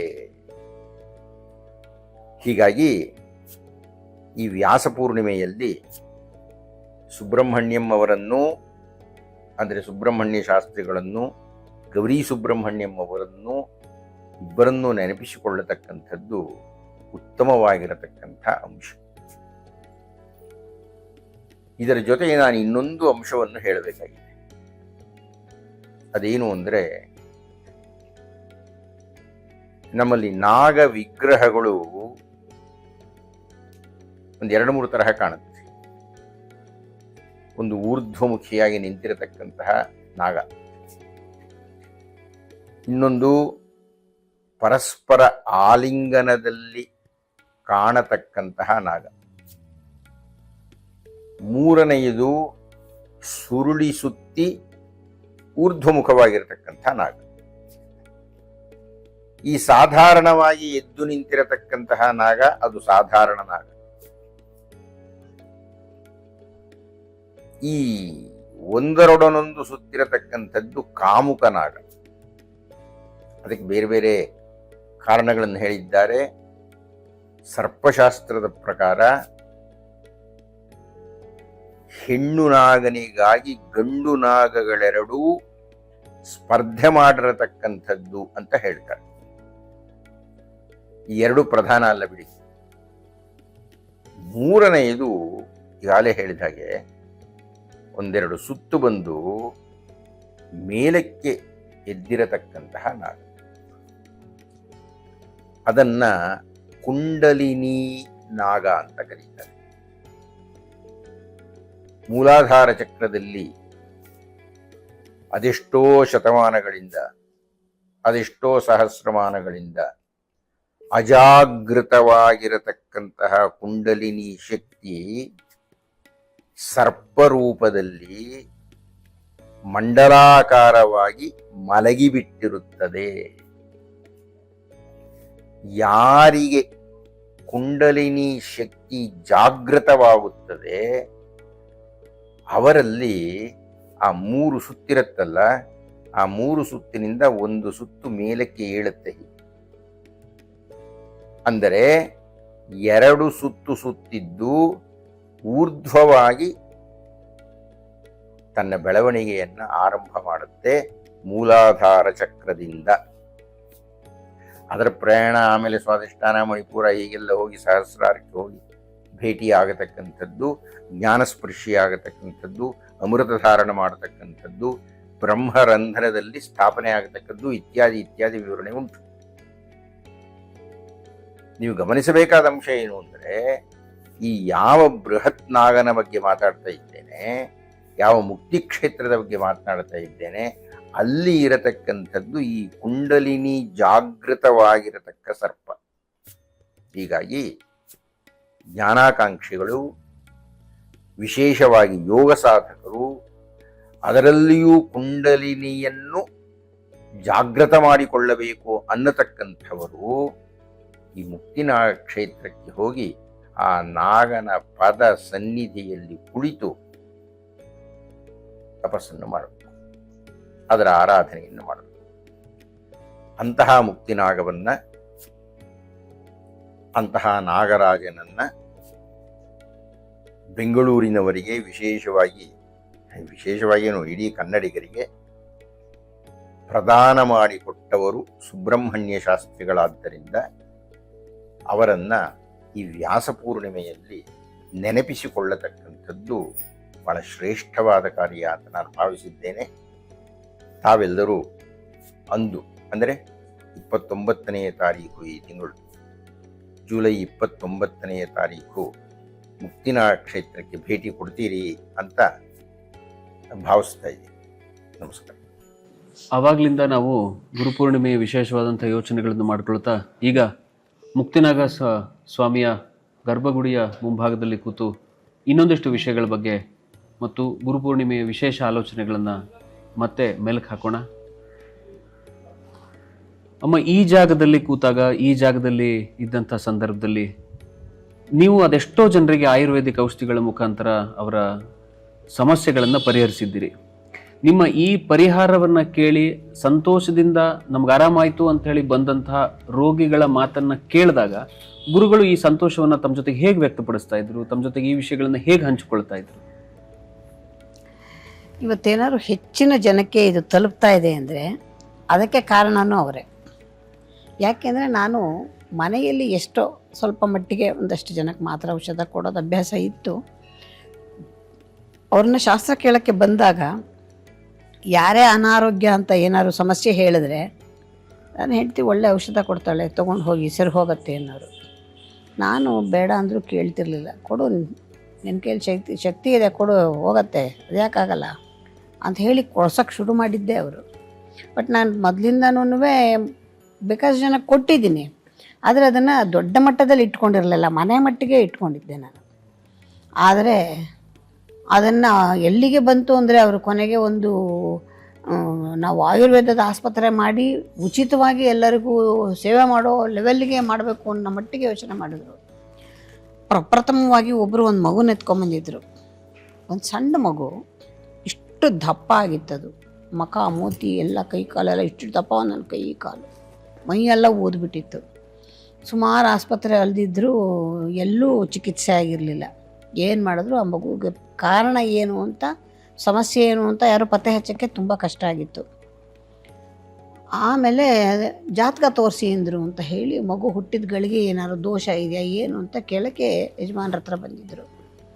ಅವರು ಅದೆಲ್ಲ ಇರಲಿ, ಮಗುಗೆ ಮೊದಲು ಚಿಕಿತ್ಸೆ ಆಗಬೇಕು ಅಂದರು. ಆಮೇಲೆ ನಾನು ಕರೆದು ನೀನು ಇದಕ್ಕೆ ಟ್ರೀಟ್ಮೆಂಟ್ ಮಾಡ್ತೀಯಾ ಅಂದರು. ಮಾಡಬಹುದು, ಆದರೆ ಎಳೆ ಮಗು ವ್ಯತ್ಯಾಸ ಆಗಿಬಿಟ್ರೆ ನಮಗೆ ಅದು ತೊಂದರೆ, ಕೆಟ್ಟ ಹೆಸರು ಬಂದುಬಿಡುತ್ತೆ, ನಾನು ಮಾಡಲ್ಲ ಅಂದೆ. ನಿನ್ನ ಕೈಲಾಗತ್ತೆ ಕೊಡು ಅಂದರು. ಆಮೇಲೆ 3 ದಿವಸಕ್ಕೆ ಔಷಧ ಕೊಟ್ಟೆ. 3 ದಿವಸಕ್ಕೆ ಔಷಧ ಕೊಟ್ಟು ಇದರಿಂದ ಏನಾದ್ರು ಅಲ್ಪ ಸ್ವಲ್ಪ ಒಂದು 5% ಏನಾದ್ರು ಬೆನಿಫಿಟ್ ಆದರೆ ವಾಪಸ್ ಬನ್ನಿ, ಸರಿ ಮಾಡೋಣ. ಏನೂ ಆಗಲೇ ಇಲ್ಲ, ಹಾಗೇ ಇದೆ ಮಗು 3 ದಿವಸದ ಔಷಧದಲ್ಲಿ ಅಂದರೆ ಬೇರೆ ಕಡೆ ತೋರಿಸ್ಕೊಳ್ಳಿ ಅಂತ ಹೇಳಿ 3 ದಿವಸಕ್ಕೆ ಇಷ್ಟುದ್ದ ಬಾಟ್ಲಲ್ಲಿ ಒಂದು ಔಷಧ ಮಾಡಿಕೊಟ್ಟು ಅಲ್ಲೇ ಮನೆಯಲ್ಲೇ ರೆಡಿ ಮಾಡಿ, ಆವಾಗಲೇ ರೆಡಿ ಮಾಡಿ ಕೊಟ್ಟು ಹಾಗೆ ಇಸ್ಕೊಬೇಡ, ಫೀಸ್ ಏನಾದ್ರು ಇಸ್ಕೊ ಅಂದರು. 5 ರೂಪಾಯಿ ಕೊಡಿ ಹಿಂದೆ ಇಸ್ಕೊಂಡೆ ಔಷಧ ಕೊಟ್ಟು. ಬರಲಿಲ್ಲ ಅವರು ವಾಪಸ್ಸು, ನಮಗೂ ಮರ್ತೋಯ್ತು. ಒಂದು 15-20 ದಿವಸ ಆದಮೇಲೆ ಒಂದು 50 ಜನ ಬಂದ್ಬಿಟ್ರು. ಮನೆ ಬಾಗಿಲು ತುಂಬ ಜನ. ಗಾಬರಿ ಆಗ್ಬಿಟ್ಟೆ, ಏನು ನಮ್ಮ ಮಗು ಹೋಗ್ಬಿಡ್ತೇನೆ, ನಾನು ಹೊಡೆದಾಕ್ಬಿಡ್ತಾರೆ ಇವತ್ತು ಅಂತ. ಮೊದಲೇ ಸ್ವಲ್ಪ ಭಯಸ್ತೆ, ನಾನು ತುಂಬ ಹೆದರ್ಕೊಳ್ಳೋಳು, ನಡ್ಗೋಗ್ಬಿಟ್ಟೆ. ಆಮೇಲೆ ಬಂದು ಹೇಳಿದೆ, ಯಾಕೋ ತುಂಬ ಜನ ಬಂದುಬಿಟ್ಟಿದ್ದಾರೆ, ಯಾಕೆ ಬಂದಿದ್ದಾರೋ ಏನೋ, ಯಾರೋ ಗೊತ್ತಿಲ್ಲ ನೋಡಿ ಅಂತ. ಆಮೇಲೆ ಒಬ್ಬರು ಒಳಗೆ ಬಂದರೆ ಅಮ್ಮ ಎಲ್ಲಿ ಇದ್ದರು. ಯಾಕಪ್ಪ, ಏನು ಸಮಾಚಾರ, ಏನು ಹೇಳು ಅಂದರೆ, ಇಲ್ಲ ಅಮ್ಮ ಎಲ್ಲಿ ಹೇಳಿ. ಆಮೇಲೆ ಇಲ್ಲ ಹಂಗೆ ಹೇಳೋಕ್ಕಾಗಲ್ಲ, ಏನು ಹೇಳು ಅಂತ ಅವರೇನೇ ಮಾತಾಡಿದ್ರು. ಇಲ್ಲ ಕರೆಸಿ, ಅಮ್ಮ ನೀಚೆ ಕರೆಸಿ, ನಾವು ಅವ್ರ ಹತ್ರ ಮಾತಾಡಬೇಕು. ಸರಿ ಬಾ ಅಂದರು. ಬಾರಿ ಈಚೆ ಬಂದರೆ ನಂಗೆ ಭಯ, ಏನಾಗೋಗಿದೆಯೋ ಏನು ಕಥೆಯೋ ಅಂತ. ಆ ಮಗುನ ತಂದು ಕಾಲ ಹತ್ರ ಮಲಗಿಸಿದ್ರು. ಮಗು ಬೇರೆ ಥರ ಕಾಣಿಸ್ತು ನನ್ನ ಕಣ್ಣಿಗೆ. ಇದು ಯಾವುದೋ, ಯಾರು ಈ ಮಗು ಅಂದೆ. ಅಮ್ಮ ಈಗ 15 ದಿವಸದ ಕೆಳಗೆ ನೀವೇ ಔಷಧ ಕೊಟ್ಟಿದ್ದು, ಅದೇ ಮಗು ಇದು. ಇಷ್ಟಪ್ಪ ಆಗ್ಬಿಟ್ಟಿದೆ ಮಗು, ಹಿಡ್ದಪ್ಪ ಆಗಿತ್ತು ಕರ್ಕೊಂಬಂದಾಗ. ಫುಲ್ಲು ಮೈ ಹಿಡ್ದೋಗ್ಬಿಟ್ಟಿದ್ದು, ಇಷ್ಟು ಮಾಮೂಲಿ ಸಣ್ಣ ಮಗು. ಆಮೇಲೆ ನನ್ನಷ್ಟುದ್ದಕ್ಕೊಂದು ಹಾರ, ತುರಾಯಿ, ಹಣ್ಣು, ಏನೇನೋ ಎಲ್ಲ ತಂದ್ಬಿಟ್ಟು ಎಲ್ಲರೂ ಉದ್ದಕ್ಕೂ ನಮಸ್ಕಾರ. ಯಾವ ಡಾಕ್ಟ್ರಿಗೂ ಪತ್ತೆ ಹಚ್ಚೋಕ್ಕಾಗಲಿಲ್ವಲ್ಲ. ಅಮ್ಮ ಅದೇನು ಔಷಧ ಕೊಟ್ಟೆ ಅಮ್ಮ, 3 ದಿವಸಕ್ಕೆ ನನ್ನ ಮಗು ಎಷ್ಟು ಚೆನ್ನಾಗಿದೆ, ಕೈಕಾಲೇ ಬಡ್ದಿರಲಿಲ್ಲ, ಆರಾಮಾಗಿ ಕೈಕಾಲು ಆಡಿಸ್ಕೊಂಡು ಆಟಾಡ್ತಾ ಇದೆ ಮಗು ಅಂತ. ನನಗೆ ಆಶ್ಚರ್ಯ, ಇದು ಎಂಥ ಮಿರಾಕಲ್ ಇದು ಅಂತ. ಆಮೇಲೆ ಇವರು ಗಲಾಟೆ ಮಾಡಿ ಎಲ್ರಿಗೂ ಔಷಧ ಕೊಡು ನೀನು, ತುಂಬ ಜನಕ್ಕೆ ಸಹಾಯ ಆಗುತ್ತೆ. ಇವತ್ತು ವೈದ್ಯರು ತುಂಬ ದೇಶ ತುಂಬ ಇರಬಹುದು, ಆದರೆ ಸರಿಯಾಗಿ ಅರ್ಥ ಮಾಡಿಕೊಂಡು ವೈದ್ಯಕೀಯ ಮಾಡುವಂಥವ್ರು ತುಂಬ ಕಡಿಮೆ ಇದ್ದಾರೆ. ನೀನು ಕೊಡೋಕ್ಕೆ ಶುರು ಮಾಡು ಅಂತ ಹೇಳಿ ಅಲ್ಲಿವರೆಗೂ ಅಲ್ಲಿ ಇಲ್ಲಿ ಸ್ವಲ್ಪ ಸ್ವಲ್ಪ ಕೊಡ್ತಾಯಿದ್ದಳು, ಸ್ವಲ್ಪ ಜಾಸ್ತಿ ಜನಕ್ಕೆ. ಬಟ್ ಮನೇಲೇ ಔಷಧ ಮಾಡಿ ಕೊಡ್ತಿದ್ದೆ. ನಾನು ಯಾವಾಗಲೂ ಸಾಮಾನ್ಯವಾಗಿ ಪ್ರಿಸ್ಕ್ರೈಬ್ ಮಾಡಲ್ಲ, ರೆಡಿ ಇರೋ ಔಷಧಗಳನ್ನು ಪ್ರಿಸ್ಕ್ರೈಬ್ ಮಾಡಲ್ಲ, ಹಾಗೆ ಕೊಡ್ತಾ ಬಂದೆ. ಆಮೇಲೆ ಸಹಸ್ರ ಜನಕ್ಕೆ ಮಕ್ಕಳಾಗದೇ ಇರೋರಿಗೆ ಮಕ್ಕಳಾಗಿದೆ.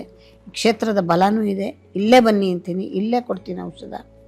ಎಂತೆಂಥದೋ ಸಮಸ್ಯೆಗಳು. ಮೊನ್ನೆ ಒಬ್ಬರು ಬಂದಿದ್ದರು ತುಂಬ ರೀಸೆಂಟಾಗಿ, ಒಂದು ಸಣ್ಣ ಮಗು, ಅದೂ 2 ತಿಂಗಳು ಕೆಳಗೆ ಕರ್ಕೊಂಬಂದಿದ್ರು. ಮೈಯೆಲ್ಲ ಹುಣ್ಣು, ಕೆಂಪಗೆ ಇಷ್ಟಿಡ್ತಪ್ಪ ಹುಣ್ಣು. ಮಗು ಹೀಗೆ ಹೀಗೆ ಹೀಗೆ ಕೆರ್ಕೊಳ್ಳುತ್ತೆ. ಎಳೆ ಮಗು ಪಾಪ. ನನಗೆ ನೋಡಿನೇ ನನಗೆ ಸಂಕಟ ಆಗ್ಬಿಡ್ತು. ಇದೇನಮ್ಮ ಹಿಂಗಿದೆ ಮಗು, ಸರಿಯಾಗಿ ಎಲ್ಲೂ ತೋರಿಸಿಲ್ವಾ ಅಂದರೆ, ಎಲ್ಲಿ ತೋರಿಸಿದ್ರೂ ಟ್ರೀಟ್ಮೆಂಟ್ ಆಗ್ತಾಯಿಲ್ಲ, ಮಗು ಔಷಧನೇ ಹಿಡಿತಾ ಇಲ್ಲ. ಯಾರೋ ಹೇಳಿದ್ರು ನಿಮ್ಮ ಹೆಸರು ಬಂದ್ವಿ ಅಂತ. ಇಷ್ಟೆಳೆ ಮಗುಗೆ ಹೆಂಗೆ ಔಷಧ ಕೊಡೋದು, ಏನು ಕೊಟ್ಟರೂ ವ್ಯತ್ಯಾಸ ಆದರೆ ಕಷ್ಟ ಆಗತ್ತೆ ಅಂದರೆ, ನೀವೇನಾದ್ರು ಕೊಡಿ, ನಮಗೆ ಗೊತ್ತಿಲ್ಲ, ನಾವು ನಿಮ್ಮನ್ನು ನಂಬಿ ಬಂದುಬಿಟ್ಟಿದ್ದೀವಿ ಅಂದರು. ಮೊನ್ನೆ ಕರ್ಕೊಂಬಂದಿದ್ರು. ಆ ಮಗು ಎಷ್ಟು ಚೆನ್ನಾಗಿದೆ ಅಂದರೆ, ಒಂದು ಸಣ್ಣ ಸ್ಕ್ರ್ಯಾಚ್ ಇಲ್ಲ, ಗಾಯದ ಗುರುತಿಲ್ಲ.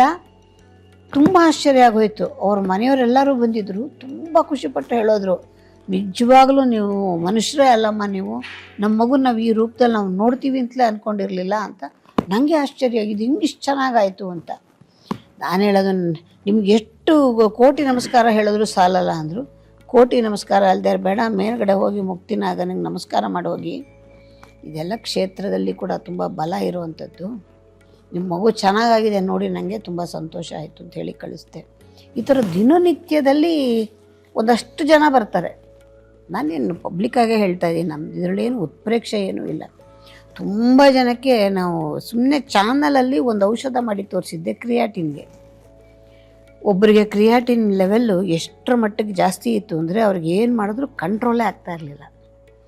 ಅವ್ರಿಗೆ ನಾನು ಟಿ ವಿನಲ್ಲಿ ಮಾಡಿ ತೋರಿಸಿದ ಔಷಧನ ಮನೆಯಲ್ಲಿ ಮಾಡಿಕೊಂಡು ಅವ್ರ ಕ್ರಿಯಾಟಿನ್ ಲೆವೆಲ್ ನಾರ್ಮಲ್ಲಿಗೆ ಬಂದುಬಿಟ್ಟಿತ್ತು. ಅವರು ಚಾನಲ್ಲಿಗೆ ಬಂದು ಗಲಾಟೆ ಮಾಡಿದ್ದಾರೆ, ಗೌರಿ ಅಮ್ಮನ ಭೇಟಿ ಮಾಡಬೇಕು ಅಂತ. ಅವ್ರು ಇಲ್ಲೆಲ್ಲ ಬರೋದಿಲ್ಲ, ಇಲ್ಲಿ ನೀವು ಬರಬಾರ್ದು ಅಂತೆಲ್ಲ ಹೇಳಿದ್ದಾರೆ. ಅವ್ರು ಅಲ್ಲೇ ಕೂತು ಒಂದು ದೊಡ್ಡ ಲೆಟ್ರ್ ಬರೆದು ಚಾನಲ್ಗೆ ಕೊಟ್ಟೋಗಿದ್ದಾರೆ, ನೀವು ಹೆಂಗಾರು ಮಾಡಿ ಇದನ್ನು ಅಮ್ಮಂಗೆ ತಲುಪಿಸ್ಬೇಕು ಅಂತ. ಇವತ್ತು ಇಟ್ಟಿದ್ದೀನಿ ನಾನು ಆ ಲೆಟ್ರನ್ನ. ಅವರಷ್ಟು ಅವ್ರ ಪಾಪ ಅವ್ರು ಇದೆಲ್ಲ ಬರ್ಕೊಂಡಿದ್ದಾರೆ, ನಾನು ಎಲ್ಲೆಲ್ಲಿ ಹೋಗಿದ್ದೆ, ಏನೇನಾಯಿತು, ಎಲ್ಲೂ ಕಮ್ಮಿ ಆಗಿರಲಿಲ್ಲ, ಅದಿನ್ನೆಂಥ ಔಷಧ ಹೇಳ್ಕೊಟ್ರಿ ನೀವು, ನನ್ನ ಕ್ರಿಯಾಟಿನ್ ಕಮ್ಮಿ ಆಗೋಯ್ತು ಅಂಥೇಳಿ. ಈ ಥರದ್ದು ಪ್ರತಿನಿತ್ಯದಲ್ಲಿ ನಡೀತಿರುತ್ತೆ. ಮತ್ತು ನಾನಾಗಲೇ ಹೇಳಿದ್ನಲ್ಲ ಕನಸುಗಾರ ಅಂತ, ಅವ್ರ ಕನಸಲ್ಲಿ ಮತ್ತೊಂದು ಕನಸಿದ್ದದ್ದು ಒಂದು ಆಯುರ್ವೇದದ ಆಸ್ಪತ್ರೆ ಮಾಡಬೇಕು, ಮತ್ತು ಅಲ್ಲಿ ಉಚಿತವಾಗಿ ನಾವು ಔಷಧಿಗಳನ್ನು ಕೊಡಬೇಕು ಅಂತೆಲ್ಲ ಹೇಳಿ. ಅವ್ರ ಕನಸನ್ನು ನನಸು ಮಾಡೋಕ್ಕೆ ನಾನು ಖಂಡಿತ ಇನ್ನು ಪ್ರಯತ್ನ ಮಾಡೋ ಕೆಲಸಕ್ಕೆ ಹೋಗಲ್ಲ. ಯಾಕೆ ಅಂದರೆ, ಈಗ ಬಿಟ್ಟು ಹೋಗಿರೋ ಕೆಲಸನೇ ಪೂರ್ಣ ಮಾಡೋದಕ್ಕೆ ಬಹುಶಃ ನನಗೆ ಆಯಸ್ಸು ಸಾಕಾಗಲ್ಲ ಅನಿಸುತ್ತೆ. ಅಂತೂ ಎಷ್ಟಾಗುತ್ತೋ ಮಾಡ್ತಾಯಿದ್ದೀನಿ.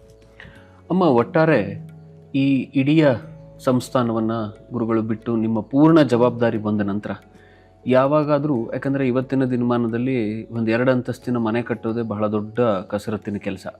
ಅದರಲ್ಲೇ ನಾವು 100 ಸಲ ನಮ್ಗೆ ಆ ಕೆಲಸ ಸರಿಯಾಗಿ ಆಗ್ತಾಯಿಲ್ಲ, ಈ ಕೆಲಸ ಸರಿಯಾಗಿ ಆಗ್ತಾಯಿಲ್ಲ ಅಂತೆಲ್ಲ ಮಾನಸಿಕವಾಗಿ ಕಿರಿಕಿರಿ ಮಾಡ್ಕೊಳ್ತೀವಿ.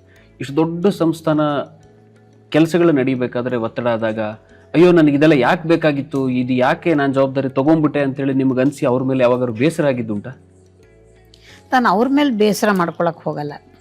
ನನ್ನ ಕೈಲಾಗಲ್ಲ, ಆಗ್ತಾಯಿಲ್ಲ, ನನಗೆ ಇಷ್ಟೊಂದು ಕೆಲಸ ನನ್ನ ಕೈಲಿ ಆಗಲ್ಲ ಅಂತ ತುಂಬ ಸಲ ನಾನು ಹಿಂದಕ್ಕೆ ಹೋಗೋಕ್ಕೆ ಪ್ರಯತ್ನ ಮಾಡಿದ್ದುಂಟು. ಆದರೆ ಅದು ಯಾವುದೋ ಶಕ್ತಿ ಮತ್ತೆ ಬೆಳಕರಿಯೋದ್ರೊಳಗೆ ನನ್ನ ಟಕ ಟಕ ಟಕ ರೆಡಿ ಆಗ್ತೀನಿ, ನನ್ನ ಕೆಲಸಕ್ಕೆ ನಾನು ಹೊರಡ್ತಿರ್ತೀನಿ. ತುಂಬ ಸಲ ರೀಸೆಂಟಾಗೂ ಅಂದೆ, ನಾನೆಲ್ಲ ನಿಲ್ಲಿಸ್ಬಿಡ್ತೀನಿ, ಇನ್ನು ನನ್ನ ಕೈಲಿ ಆಗೋದಿಲ್ಲ, ಅವ್ನು ಯಾರ ಕೈಲಿ ಬೇಕೋ ಮಾಡಿಸ್ಕೊಳ್ಳಿ, ಅವ್ನಿಗೆ ಯಾರು ಪ್ರಿಯರೋ ಅವ್ರ ಕೈಲಿ. ನನಗೆ ಈ ನಡುವೆ ತುಂಬ ಸಾಕಾಗೋಗಿದೆ, ನಾನು ತುಂಬ ಸೋತೋಗಿದ್ದೀನಿ. ನಾನೇನು ಚಿಕ್ಕ ಹುಡುಗಿ ಅಲ್ಲ, ನನಗೂ ತುಂಬ ವಯಸ್ಸಾಗಿದೆ, ಇನ್ನು ನಾನು ನಿಲ್ಲಿಸೋದೇ ಒಳ್ಳೆಯದು ಅಂತಲೇ ಅಂದ್ಕೊಂಡು 2 ದಿವಸ ತುಂಬ ಸುಸ್ತಾಗಿದ್ದೆ. ನಿಜವಾಗ್ಲೂ ಇವತ್ತು ನಂಗೆ ಮಾತಾಡೋಕ್ಕಾಗತ್ತೆ ಅಂತ ನಂಗೆ ಅನಿಸೇ ಇರಲಿಲ್ಲ. ಬೆಳಗ್ಗೆಯಿಂದ ನಾನು ಎದ್ದೇಳೋಕ್ಕೆ ಆಗಲ್ಲ ಹಾಗಿದ್ದೆ. ಆದರೆ ಇವತ್ತು ಮಾತಾಡ್ತಾ ಇದ್ದೀನಿ ಅಂತಂದರೆ ಅದೇನು ಇವ್ರ ಶಕ್ತಿನ, ಅಲ್ಲಿ ಕೂತಿರೋ ಸ್ವಾಮಿ ಶಕ್ತಿನ, ಯಾವ ಶಕ್ತಿನೋ ಗೊತ್ತಿಲ್ಲ, ಒಟ್ಟಿನಲ್ಲಿ ನನ್ನ ಕೈಲಿ ಕೆಲಸ ಮಾಡಿಸ್ತಾ ಇದೆ. ಇದ್ರವರೆಗೂ ಹಾಗೆ ಮಾಡಿಸಿದೆ. ಆದರೆ ಮಾತ್ರ ನಾನು ಅವ್ರನ್ನ ಯಾವತ್ತೂ ಬೈಕೊಳ್ಳಲ್ಲ. ಯಾಕೆಂದರೆ ಅವ್ರಿಗೆ ಸ್ವಾಮಿ ಕೊಟ್ಟಿದ್ದು ಇದು ಆಜ್ಞೆ. ಪಾಪ ಅವರಾಗೆ ಏನೂ ಯೋಚನೆ ಮಾಡಿರಲಿಲ್ಲ. ಆದರೆ ಅವ್ನು ಕೊಟ್ಟ ಕೆಲಸ ನಾನು ಮಾಡಬೇಕು ಅಂತ ಭಾಳ ನಿಷ್ಠೆಯಿಂದ ಸತ್ಯದಿಂದ ಅವರು ಮಾಡಿದ್ರು. ಯಾರಿಗೂ ಹಿಂಸೆ ಮಾಡಲಿಲ್ಲ, ಯಾರ ಹತ್ರನೂ ಹೋಗಿ ದುಡ್ಡು ಕೇಳಲಿಲ್ಲ. ನಾನು ದೇವಸ್ಥಾನ ಮಾಡ್ತೀನಿ, ದುಡ್ಡು ಕೊಡಿ ಅಂತ ಪೀಡಿಸಿ ಯಾರ ಹತ್ರನೂ ದುಡ್ಡು ಕೇಳ್ಕೊಂಡು ಬರಲಿಲ್ಲ. ಅವರೇ ಕಷ್ಟಪಟ್ಟು ಅವರೇ ಬೆಳಗ್ಗೆ ರಾತ್ರಿ ಕೆಲಸ ಮಾಡಿ ದುಡಿದು ಕೆಲಸ ಮಾಡಿದ್ರು. ಹಾಗಾಗಿ ಅವರನ್ನು ನಾನು ಯಾವತ್ತೂ ಆಕ್ಷೇಪಣೆ ಮಾಡೋದೇ ಇಲ್ಲ. ಅವ್ರು ಮಾಡೋಕ್ಕೆ ಮುಂಚೆ ಶುರು ಮಾಡುವಾಗ ಅಪೋಸ್ ಮಾಡಿದ್ದು ಹೌದು, ಆದರೆ ಕೆಲಸ ಒಂದು ಹಂತಕ್ಕೆ ಶುರುವಾದ ಮೇಲೆ ನಾವು ಯಾವತ್ತೂ ಅವ್ರ ಸಮಸಮಕ್ಕೂ ಕೆಲಸ ಮಾಡಿದ್ದೀನಿ. ಅವ್ರು ಇದ್ದಾಗಲೂ ಅವ್ರ ಸಮಸಮಕ್ಕೂ ಕೆಲಸ ಮಾಡಿದ್ದೀನಿ, ಅವ್ರು ಹೋದ್ಮೇಲೂ ಅದೇ ರೀತಿ ಕೆಲಸ ಮಾಡಿದ್ದೀನಿ. ನನಗೆ ಉಸಿರಿರೋವರೆಗೂ ನಂಗೆ ಭಗವಂತ ಎಷ್ಟು ಶಕ್ತಿ ಕೊಡ್ತಾನೋ ಅಷ್ಟು ಮಾಡ್ತೀನಿ, ಅದಕ್ಕೆ ಮೀರಿದ್ದು ನನಗೆ ಗೊತ್ತಿಲ್ಲ. ನಿಮ್ಮ ಒಟ್ಟಾರೆಯ ಈ ಪರಿಶ್ರಮ ಮತ್ತು ಈ ಕೆಲಸಗಳಿಗೆ ನಿಮ್ಮ ಕುಟುಂಬ, ನಿಮ್ಮ ಮಕ್ಕಳು, ಅಳಿಯ ಇವರುಗಳದ್ದೆಲ್ಲ ಬೆಂಬಲ ಮತ್ತು ಅವರ ನಿಮ್ಮ ಸಮ ಹೋರಾಟ ಈ ಮುಕ್ತಿನಾಗ ಕ್ಷೇತ್ರಕ್ಕೆ ಯಾವ ಥರ ನಡ್ಕೊಂಡ್ಬರ್ತಾ ಇದೆ? ಖಂಡಿತ ಆ ವಿಷಯದಲ್ಲಿ ನಾನು ಪುಣ್ಯವಂತೆ ಅಂತಲೇ ಹೇಳಬೇಕು. ಮಕ್ಕಳು, ಅಳಿಯ ಎಲ್ಲರೂ ಕೂಡ ಪಾಪ ನನ್ನ ಜೊತೆಗೆ, ಅಂದರೆ ಅವರು ಎಲ್ಲ ತುಂಬ ಬ್ಯುಸಿ ಇರ್ತಾರೆ ಅವ್ರದ್ದೇ ಆದ ಉದ್ಯೋಗಗಳಲ್ಲಿ, ಆದರೆ ಸಮಯ ಸಿಕ್ಕಾಗೆಲ್ಲ ಬರ್ತಾರೆ. ಮತ್ತು ನನಗೆ ಈ ಕೈಗೆ ತೊಗೊಂಡು ಹೊಸ್ತರಲ್ಲಿ ಇಲ್ಲಿ ಜನನೂ ಬರ್ತಾ ಇರಲಿಲ್ಲ, ಇಲ್ಲಿ ಉತ್ಪತ್ತಿನೇ ಇರಲಿಲ್ಲ. ಅವಾಗೆಲ್ಲ ಅವ್ರ ಸಂಬಳದಲ್ಲೇ ಇದು ನಡೆಸಿರೋದು ನಾನು. ಅವ್ರು 3 ಜನ ಸಂಬಳ ಕೊಟ್ಟೇ ನಾನು ಇಲ್ಲಿರೋರ್ಗೆ ಸಂಬಳ ಕೊಟ್ಟಿರೋದು. ಆ ದುಡ್ಡಿನಲ್ಲೇ ಇಲ್ಲಿಗೆ ಬೇಕಾಗುವಂಥ ಸಾಮಗ್ರಿಗಳನ್ನು ತಂದಿರೋದು. ಆ ಥರನೂ ತುಂಬ ದಿವಸ ಮಾಡ್ತೀವಿ. ಈಗಲೂ ಅಷ್ಟೇ ದೊಡ್ಡ ದೊಡ್ಡ ಕಾರ್ಯಕ್ರಮಗಳಾದಾಗ ಎಲ್ಲನೂ 3 ಜನ ಅವ್ರದ್ದೊಂದು ಅಷ್ಟು ಕಾಂಟ್ರಿಬ್ಯೂಷನ್ ಕೊಡ್ತಾರೆ. ಅದೆಲ್ಲದ್ರ ಬೆಂಬಲ, ಅದೆಲ್ಲ ಧೈರ್ಯದ ಮೇಲೇ ನಾನು ನಡೆಯೋಕ್ಕೆ ಶುರು ಮಾಡಿದ್ದು. ಇತ್ತೀಚೆಗೆ ಒಂದು ಸ್ವಲ್ಪ ಕ್ಷೇತ್ರದಲ್ಲಿ ಒಂದಷ್ಟು ಉತ್ಪತ್ತಿ ಆಗೋ ಥರ ಆಗಿದೆ. ಮೊದಲೆಲ್ಲ ತುಂಬ ಕಷ್ಟಪಟ್ಟಿದ್ದೀವಿ. ಮತ್ತು ಬಿಗಿನಿಂಗಲ್ಲಿ ಇದಕ್ಕೆ ಭೂಮಿಗೆ ದುಡ್ಡು ಕೊಟ್ಟಿದ್ದು ಯಾರೂ ಸಾಲ ಕೊಡದಿದ್ದಾಗ ನನ್ನ ದೊಡ್ಡ ಮಗಳು ಉದ್ಯೋಗದ ಮೇಲೇನೆ ಸಾಲ ತೊಗೊಂಡೆ ನಾವು ಇಲ್ಲಿ ಶುರು ಮಾಡಿದ್ದು.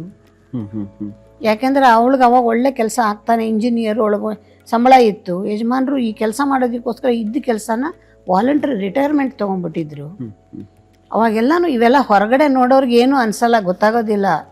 ಕುಟುಂಬದಲ್ಲಿ ಎಲ್ಲರೂ ಪರಿಶ್ರಮ ಇದೆ. ನಮ್ಮ ತಂದೆ ಕೂಡ ಭಾಗಿಯಾಗಿದ್ದರು, ಅವರು ಕೂಡ ಬಂದು ಕೆಲಸ ಮಾಡೋರು. ಅವ್ರ ಪೆನ್ಷನ್ನಲ್ಲಿ ಒಂದಷ್ಟು ಕಾಂಟ್ರಿಬ್ಯೂಷನ್ನು ನಮ್ಮ ದೇವಸ್ಥಾನದ ಪ್ರತಿಷ್ಠಾಪನೆ ಮಾಡಿದ್ದು, ಕುಂಭಾಭಿಷೇಕ ಮಾಡಿದ್ದು ನಮ್ಮ ತಂದೆಯವರು ಕೊಟ್ಟ ಹಣದಲ್ಲಿ. ನಮ್ಗೆ ಅವತ್ತು ಹೊತ್ತಿಗೆ ಎಲ್ಲ ಖಾಲಿಯಾಗೋಗಿತ್ತು ಕೈ. ಅದನ್ನು ಯಜಮಾನ್ರೇನೇ ಕಾರ್ಯಕ್ರಮದಲ್ಲಿ ಹೇಳ್ಕೊಂಡಿದ್ದಾರೆ.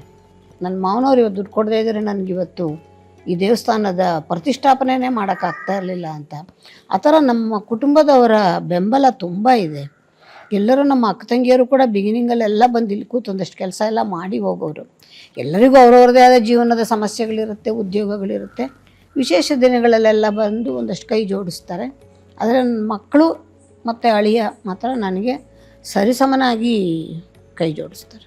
ಅಂದರೆ ನೀವು ಹೇಳೋ ಪ್ರಕಾರ ಆರಂಭದಲ್ಲಿ ಗುರುಗಳು ಈ ನಿರ್ಧಾರ ತಗೊಳ್ತಾ ಇದ್ದೀನಿ ಅಂತ ಹೇಳಿದಾಗ ಬೇಡ ಅಂಥೇಳಿ ವಿರೋಧ ಮಾಡಿದ ಇಡೀ ಕುಟುಂಬವೇ ವಾಪಸ್ ಅವರ ನಿರ್ಧಾರವೇ ಸರಿ, ನಾವುಗಳೇ ಅವಾಗ ತಪ್ಪು ಯೋಚನೆ ಮಾಡಿದ್ವಿ ಅಂತ ಅನ್ಸೋಷ್ಟ್ರ ಮಟ್ಟಿಗೆ ಬದಲಾಗೋಯ್ತು, ವಿಚಾರವನ್ನು ಬದಲಾವಣೆ ಮಾಡಿ ತೋರಿಸಿದ್ರು. ಹೌದೌದು. ನಿಮ್ಮ ಹತ್ರ ಭಾರದ ಮನಸ್ಸಿನಿಂದ ಒಂದು ಕೇಳ್ತಾ ಇದ್ದೇನೆ, ಅವರ ಕಡೆಯ ದಿನ ನಿಮ್ಮ ಜೊತೆಗೆ ಆ ಘಟನೆಗಳು ಹೇಗೆ ನಡೀತು? ಅವರ ಕಡೆಯ ದಿನದ ಸಂದರ್ಭ, ಅವರ ಕಡೆಯ ಭೇಟಿ, ಶಾರೀರಿಕವಾಗಿ ಅವರನ್ನ ಕಡೆಯ ದಿನ ನೀವು ಭೇಟಿ ಮಾಡಿದಾಗ ನಡೆದಂಥ ಘಟನೆ? ಅದು ಅವರು ಅಂದ್ಕೊಂಡಿರಲಿಲ್ಲ ಅಷ್ಟು ಬೇಗ ಹೋಗ್ತೀವಿ ಅಂತ, ನಾವು ಅಂದ್ಕೊಂಡಿರಲಿಲ್ಲ. ಯಾಕೆಂದರೆ ಅವ್ರಿಗೇನು ಕಾಯಿಲೆ ಇರಲಿಲ್ಲ, ಕಸಾಲೆ ಇರಲಿಲ್ಲ, ಯಾವ ಆಸ್ಪತ್ರೆಗೂ ಹೋಗಿರಲಿಲ್ಲ. ಬೆಳಗ್ಗೆಯಿಂದ ಸಾಯಂಕಾಲ ತನಕ ಇಲ್ಲೇ ದೇವಸ್ಥಾನದಲ್ಲೇ ಇದ್ವಿ. ಅವತ್ತು ಭಾನುವಾರದ ದಿವಸ ಅವ್ರು ಹೋಗುವ ದಿವಸದ ಹೊತ್ತಿಗೆ ಅವರಿಗಿಂತ ಕನ್ಸಲ್ಟೇಷನಿಗೆ ಜನ ನನಗೆ ಜಾಸ್ತಿ ಇರ್ತಾಯಿದ್ರು. ಅವ್ರಿಗೊಂದು 12 ಜನನೋ ಇದ್ದರು. ಅವ್ರು ಮಧ್ಯಾಹ್ನಕ್ಕೆ ಮುಗಿಸ್ಬಿಟ್ಟಿದ್ರು. ಊಟ ಮಾಡಿಕೊಂಡ್ರು, ಬಂದರು, ಒಂದಷ್ಟು ಹೊತ್ತು ಅಲ್ಲೇ ಮಲ್ಕೊಂಡಿದ್ರು. ಸ್ವಲ್ಪ ಹೊತ್ತು ಎದ್ದರು. ನಂದು ಇನ್ನೂ ಮುಗಿಲಿಲ್ಲ. ಸಾಯಂಕಾಲ 6 ಗಂಟೆವರೆಗೂ ನಾನು ಇಲ್ಲೇ ಇದ್ದೆ. ಜನ ತುಂಬ ಇದ್ದರು. ಮಧ್ಯಾಹ್ನನೇ ಹೇಳಿದೆ, ನೀವು ಹೋಗ್ಬಿಟ್ಟು ಗಾಡಿ ವಾಪಸ್ ಕಳಿಸಿ, ನಾನು ಬರ್ತೀನಿ ಅಂತ. ಇಲ್ಲ, ಒಟ್ಟಿಗೆ ಹೋಗೋಣ ಬಿಡು, ಮನೆಗೆ ಹೋಗಿ ಮಾಡೋದೇನು ಅಂತ. ಅವತ್ತು ವಾಲ್ ಟು ವಾಲ್ ಇಲ್ಲಿ ಓಡಾಡಿದ್ದಾರೆ. ಇಡೀ ಕಾಂಪೌಂಡ್ ಪೂರ್ತಿ ಈ ದೇವಸ್ಥಾನದ ಪ್ರಾಂಗಣ ಅಷ್ಟು ಒಂದು ವಾಕ್ ಮಾಡ್ಕೊಂಡ್ಬಂದು ಸಾಯಂಕಾಲ ನಮ್ಮ ಅಡುಗೆಯವ್ರ ಹತ್ರ ಉಪ್ಪಿಟ್ಟು ಮಾಡಿಸ್ಕೊಂಡು ತಿಂದು ಕೂತಿದ್ರು. ಆಮೇಲೆ ನಾನು ಬಂದು ನಾವು ಮನೆಗೆ ಹೋಗೋ ಹೊತ್ತಿಗೆ 7:30 ಆಗೋಗಿತ್ತು. 7:30 ಆಗೋಗಿತ್ತು. ಹೋಗಬೇಕಾದ್ರೆ ಅವತ್ತು ನಮ್ಮ ಡ್ರೈವರ್ ಬಂದಿರಲಿಲ್ಲ, ಬೇರೆ ಯಾರನ್ನೋ ಕರ್ಕೊಂಡು ಬಂದಿದ್ವಿ. ಅವನಿದ್ದವನು ಪರವಾಗಿಲ್ವೇನಪ್ಪ, ಇನ್ನೊಂದು 10 ನಿಮಿಷ ನನ್ನ ಮಗಳ ಮನೆಗೆ ಹೋಗಿ ನನ್ನ ಮೊಮ್ಮಗಳನ್ನ ಒಂಚೂರು ಮಾತಾಡ್ಸ್ಕೊಂಡು ಹೋಗೋಣ ಅಂದರು. ಅದು ಇನ್ನೂ ಒಂದು 8-9 ತಿಂಗಳು ಮಗು ಅವಾಗ. ಆಯಿತು, ಬನ್ನಿ, ಪರವಾಗಿಲ್ಲ. ಸರಿ, ಅವಳ ಮನೆಗೆ ಹೋಗಿ ಆ ಮಗುನ ಆಟ ಆಡಿಸಿ, ಆ ಮಗು ಕೈಗೆ ಒಂದು ಅಮೌಂಟ್ ಇಟ್ಟು, ಇದನ್ನು ಮಗು ವಿದ್ಯಾಭ್ಯಾಸಕ್ಕೆ ಇಟ್ಕೋ ಅಂತ ಹೇಳಿ ಮಗು ಕೈಗೆ ದುಡ್ಡು ಕೊಟ್ಟು ಮಗುನ ಮುದ್ದಾಡಿ ಎಲ್ಲ ಮಾಡಿ ಮತ್ತು ಮನೆಗೆ ಹೋದ್ವಿ. ಮನೆಗೆ ಹೋದ್ಮೇಲೆ ಬಾಗಿಲಲ್ಲಿ 1-2-3 ಜನ ಕಾಯ್ಕೊಂಡು ನಿಂತಿದ್ದರು. ನಮ್ಮ ಚಿಕ್ಕಪ್ಪ ಅವರೊಬ್ಬರು ಇದ್ದಾರೆ, ಅವರು ಬಂದಿದ್ದರು. ಎಲ್ಲರೂ ಬಾಗಿಲಲ್ಲೇ ನಿಂತಿದ್ದರು. ಆಮೇಲೆ ಹೋದ್ಮೇಲೆ ಇದೇನು ಇವತ್ತು ಇಷ್ಟು ಲೇಟು ಅಂದರು. ಅಯ್ಯೋ, ನಂದೇನಪ್ಪ, ನನ್ನ ಯಾರು ಕೇಳ್ತಾರೆ ಇವಾಗ, ಎಲ್ಲ ನಾನು ಹೆಂಡ್ತಿದಾಗ್ಬಿಟ್ಟಿದೆ ಸಾಮ್ರಾಜ್ಯ, ಅವಳಿಗೋಸ್ಕರ ಇಷ್ಟೊತ್ತು ತನಕ ಕಾದಿದ್ದೆ, ನಂಗೆ ಮಧ್ಯಾಹ್ನನೇ ಮುಗ್ದೋಗಿತ್ತು ಅಂತೆಲ್ಲ ತಮಾಷೆಯಾಗಿ ಮಾತಾಡ್ಕೊಂಡು ಎಲ್ಲ ರೇಗಿಸ್ಕೊಂಡೆಲ್ಲ ಮಾತಾಡಿಕೊಂಡು ಅವರೆಲ್ಲ ಹೋದರು. ಆಮೇಲೆ ಊಟ ಮಾಡಿದ್ರು. ಊಟ ಮಾಡಿ ಟಿ ವಿ ನೋಡಿಕೊಂಡು ಜೋರಾಗಿ ನಕ್ಕೊಂಡು ಹೋಗಿ ಮಲ್ಕೊಂಡ್ರು. ನಂಗೆ ಮಾರನೇ ದಿವಸ ಶೂಟಿಂಗ್ ಇತ್ತು. ನಾನೇನೋ ಒಂದಷ್ಟು ಪುಸ್ತಕ ಚೆಕ್ ಮಾಡ್ಕೋತಾ ಇದ್ದೆ. ಆಮೇಲೆ ನಂಗೆ ಇನ್ನೂ ನಿದ್ದೆ ಮಾಡೇ ಇರಲಿಲ್ಲ. 12 ಗಂಟೆಗೆ ಎದ್ದರು, 11:45 12 ಗಂಟೆಗೆ ಎದ್ದರು. ಯಾಕೋ ಒಂಥರ ಆಗ್ತಾಯಿದೆ ಎದೆಯಲ್ಲಿ ಅಂದರು. ಸರಿ, ಸಾಯಂಕಾಲ ಎಲ್ಲ ಉಪ್ಪಿಟ್ಟು ತಿಂದಿದ್ದೀರಾ, ಒಂಚೂರು ಬಿಸಿನೀರು ಕಾಯಿಸ್ಕೊಟ್ಟೆ, ಕುಡಿದ್ರು. ಇಲ್ಲ ನಂಗೆ ಸರಿ ಹೋಗ್ತಾ ಇಲ್ಲ ಅಂದರು. ಆಮೇಲೆ ಇನ್ನೇನೋ ಒಂದಷ್ಟು ಬಗ್ಗಿಸ್ಕೊಂಬಂದು ಕೊಟ್ಟೆ, ಅದನ್ನು ಕುಡಿದ್ರು. ಇಲ್ಲ ನಂಗೆ ತುಂಬ ಹಿಂಸೆ ಆಗ್ತಾಯಿದೆ ಎದೆಯಲ್ಲಿ ಅಂದರು. ಮಗಳಿಗೆ ಫೋನ್ ಮಾಡಿದೆ. ಆಮೇಲೆ ಮಗಳು ಅಳಿಯ ಬಂದರು. ಬಂದರೆ ಸ್ವಲ್ಪ ಮೇಲೆ ಮೇಲೆ ಉಸಿರಾಡೋಕ್ಕೆ ಶುರು ಮಾಡಿದ್ರು. ಗಾಬರಿ ಆಯಿತು, ಯಾಕೋ ಈ ಥರ ಯಾವತ್ತೂ ಉಸಿರಾಡ್ತಿರ್ಲಿಲ್ವಲ್ಲ ಅಂತ ಡಾಕ್ಟ್ರಿಗೊಬ್ರಿಗೆ ಫೋನ್ ಮಾಡಿದೆ. ಅವರು ಇಷ್ಟೊತ್ತಲ್ಲಿ ಟ್ರಯಲ್ ನೋಡಬಾರ್ದು, ಕರ್ಕೊಂಬಂದ್ಬಿಡಿ ಇಲ್ಲಿಗೆ ಅಂದರು. ಅವ್ರನ್ನ ನಮ್ಮ ಅಳಿಯನೇ ಕಾರ್ ತೆಕ್ಕೊಂಡ್ರು. ಕರ್ಕೊಂಡು ಬಂದು ಕಾರಲ್ಲಿ ಕೂಡ್ಸೋಕ್ಕಾಗಲಿಲ್ಲ ನಮ್ಮ ಕೈಲಿ. ಒದ್ದಾಡೋಗ್ಬಿಟ್ವಿ. 3 ಜನ ಸರ್ಕಸ್ ಮಾಡಿದ್ವಿ. ಅವ್ರನ್ನ ಎಬ್ಬಿಸಿ ಕಾರ್ ತನಕ ಕರ್ಕೊಂಬರೋಕ್ಕಾಗಲೇ ಇಲ್ಲ ನಮಗೆ. ಅಷ್ಟೇನೆ ನಮ್ಮ ಅಳಿಯ ಇದ್ದವರು ಒಂದು ಆ್ಯಂಬುಲೆನ್ಸಿಗೆ ಫೋನ್ ಮಾಡಿಬಿಡೋಣ ಅಂದರು. ಅಷ್ಟೇ. ಅದು ಕೇಳಿದ್ದೆ ಅವ್ರಿಗೇನು ಶಾಕ್ ಆಯಿತು, ಏನಾಯ್ತೋ ಗೊತ್ತಿಲ್ಲ. ಆಮೇಲೆ ಮಗಳನ್ನ ಕೈ ಗಟ್ಟಿ ಹಿಡ್ಕೊಂಡ್ರು. ಆಮೇಲೆ ಏನೂ ಆಗಲ್ಲ, ಸುಮ್ಮನಿರಪ್ಪ, ನೀನೇನು ಒಳ್ಳೆ ಅಂತ ಅಂದ್ಲು. ಅಷ್ಟೇನೆ ಹಿಂಗಂದ್ರು ಅವಳು ಭುಜದ ಮೇಲೆ. ಪ್ರಾಣ ಹೋಗ್ಬಿಟ್ಟಿದೆ, ನಮಗೆ ಗೊತ್ತಾಗಲಿಲ್ಲ. ಏನೋ ಸುಸ್ತಾಗ್ಬಿಟ್ರು ಅಂತ ಕಾಣುತ್ತೆ ಅಂತ ಕಷ್ಟಪಟ್ಟು ಮಲಗಿಸಿದ್ವಿ. ಅಲ್ಲೇ ದಿವಾನ ಆಯಿತು. ದಿವಾನದ ಮೇಲೆ ಮಲಗಿಸಿದ್ವಿ ಅಷ್ಟೇನೆ. ಆ್ಯಂಬುಲೆನ್ಸಿಗೆ ಫೋನ್ ಮಾಡಿದ್ವಿ. ಆ್ಯಂಬುಲೆನ್ಸ್ ಡಾಕ್ಟ್ರು ಬಂದು 5 ನಿಮಿಷ ಆಗಿದೆ, ಪ್ರಾಣ ಹೋಗಿ ಅಂದರು. ಕೂತ್ಕೋತಂಗೆ ಮಗಳ ಹತ್ರನೂ ಮಾತಾಡಿದ್ರು. ನಿಮ್ಮಮ್ಮ ಸುಮ್ಮನೆ ಆತಂಕ ಮಾಡ್ಕೊತಾಳೆ, ಹಾಗೆ ಹಿಂಗೆ ಅಂತೆಲ್ಲ ಅಂದರು. ಮಾತಾಡ್ತಾನೆ ಇದ್ದರು. ಮಗಳನ್ನೂ ಹಿಡ್ಕೊಂಡ್ರು. ಅಷ್ಟೇ, ಹಾಗೆ ಪ್ರಾಣ ಬಿಟ್ಬಿಟ್ರು. ಎಷ್ಟು ಸುಲಭವಾಗಿ ಹೊಟ್ಟೋದ್ರು ಅಂದರೆ, ಸಾಯಂಕಾಲ ತನಕ ಚೆನ್ನಾಗಿದ್ದರು, ಓಡಾಡ್ತಿದ್ರು. ಯಾರೂ ನಂಬಕ್ಕೆ ಸಾಧ್ಯ ಇಲ್ಲ. ಆ ಥರ ದಿಢೀರಂತ ಹೋಗ್ಬಿಟ್ರು.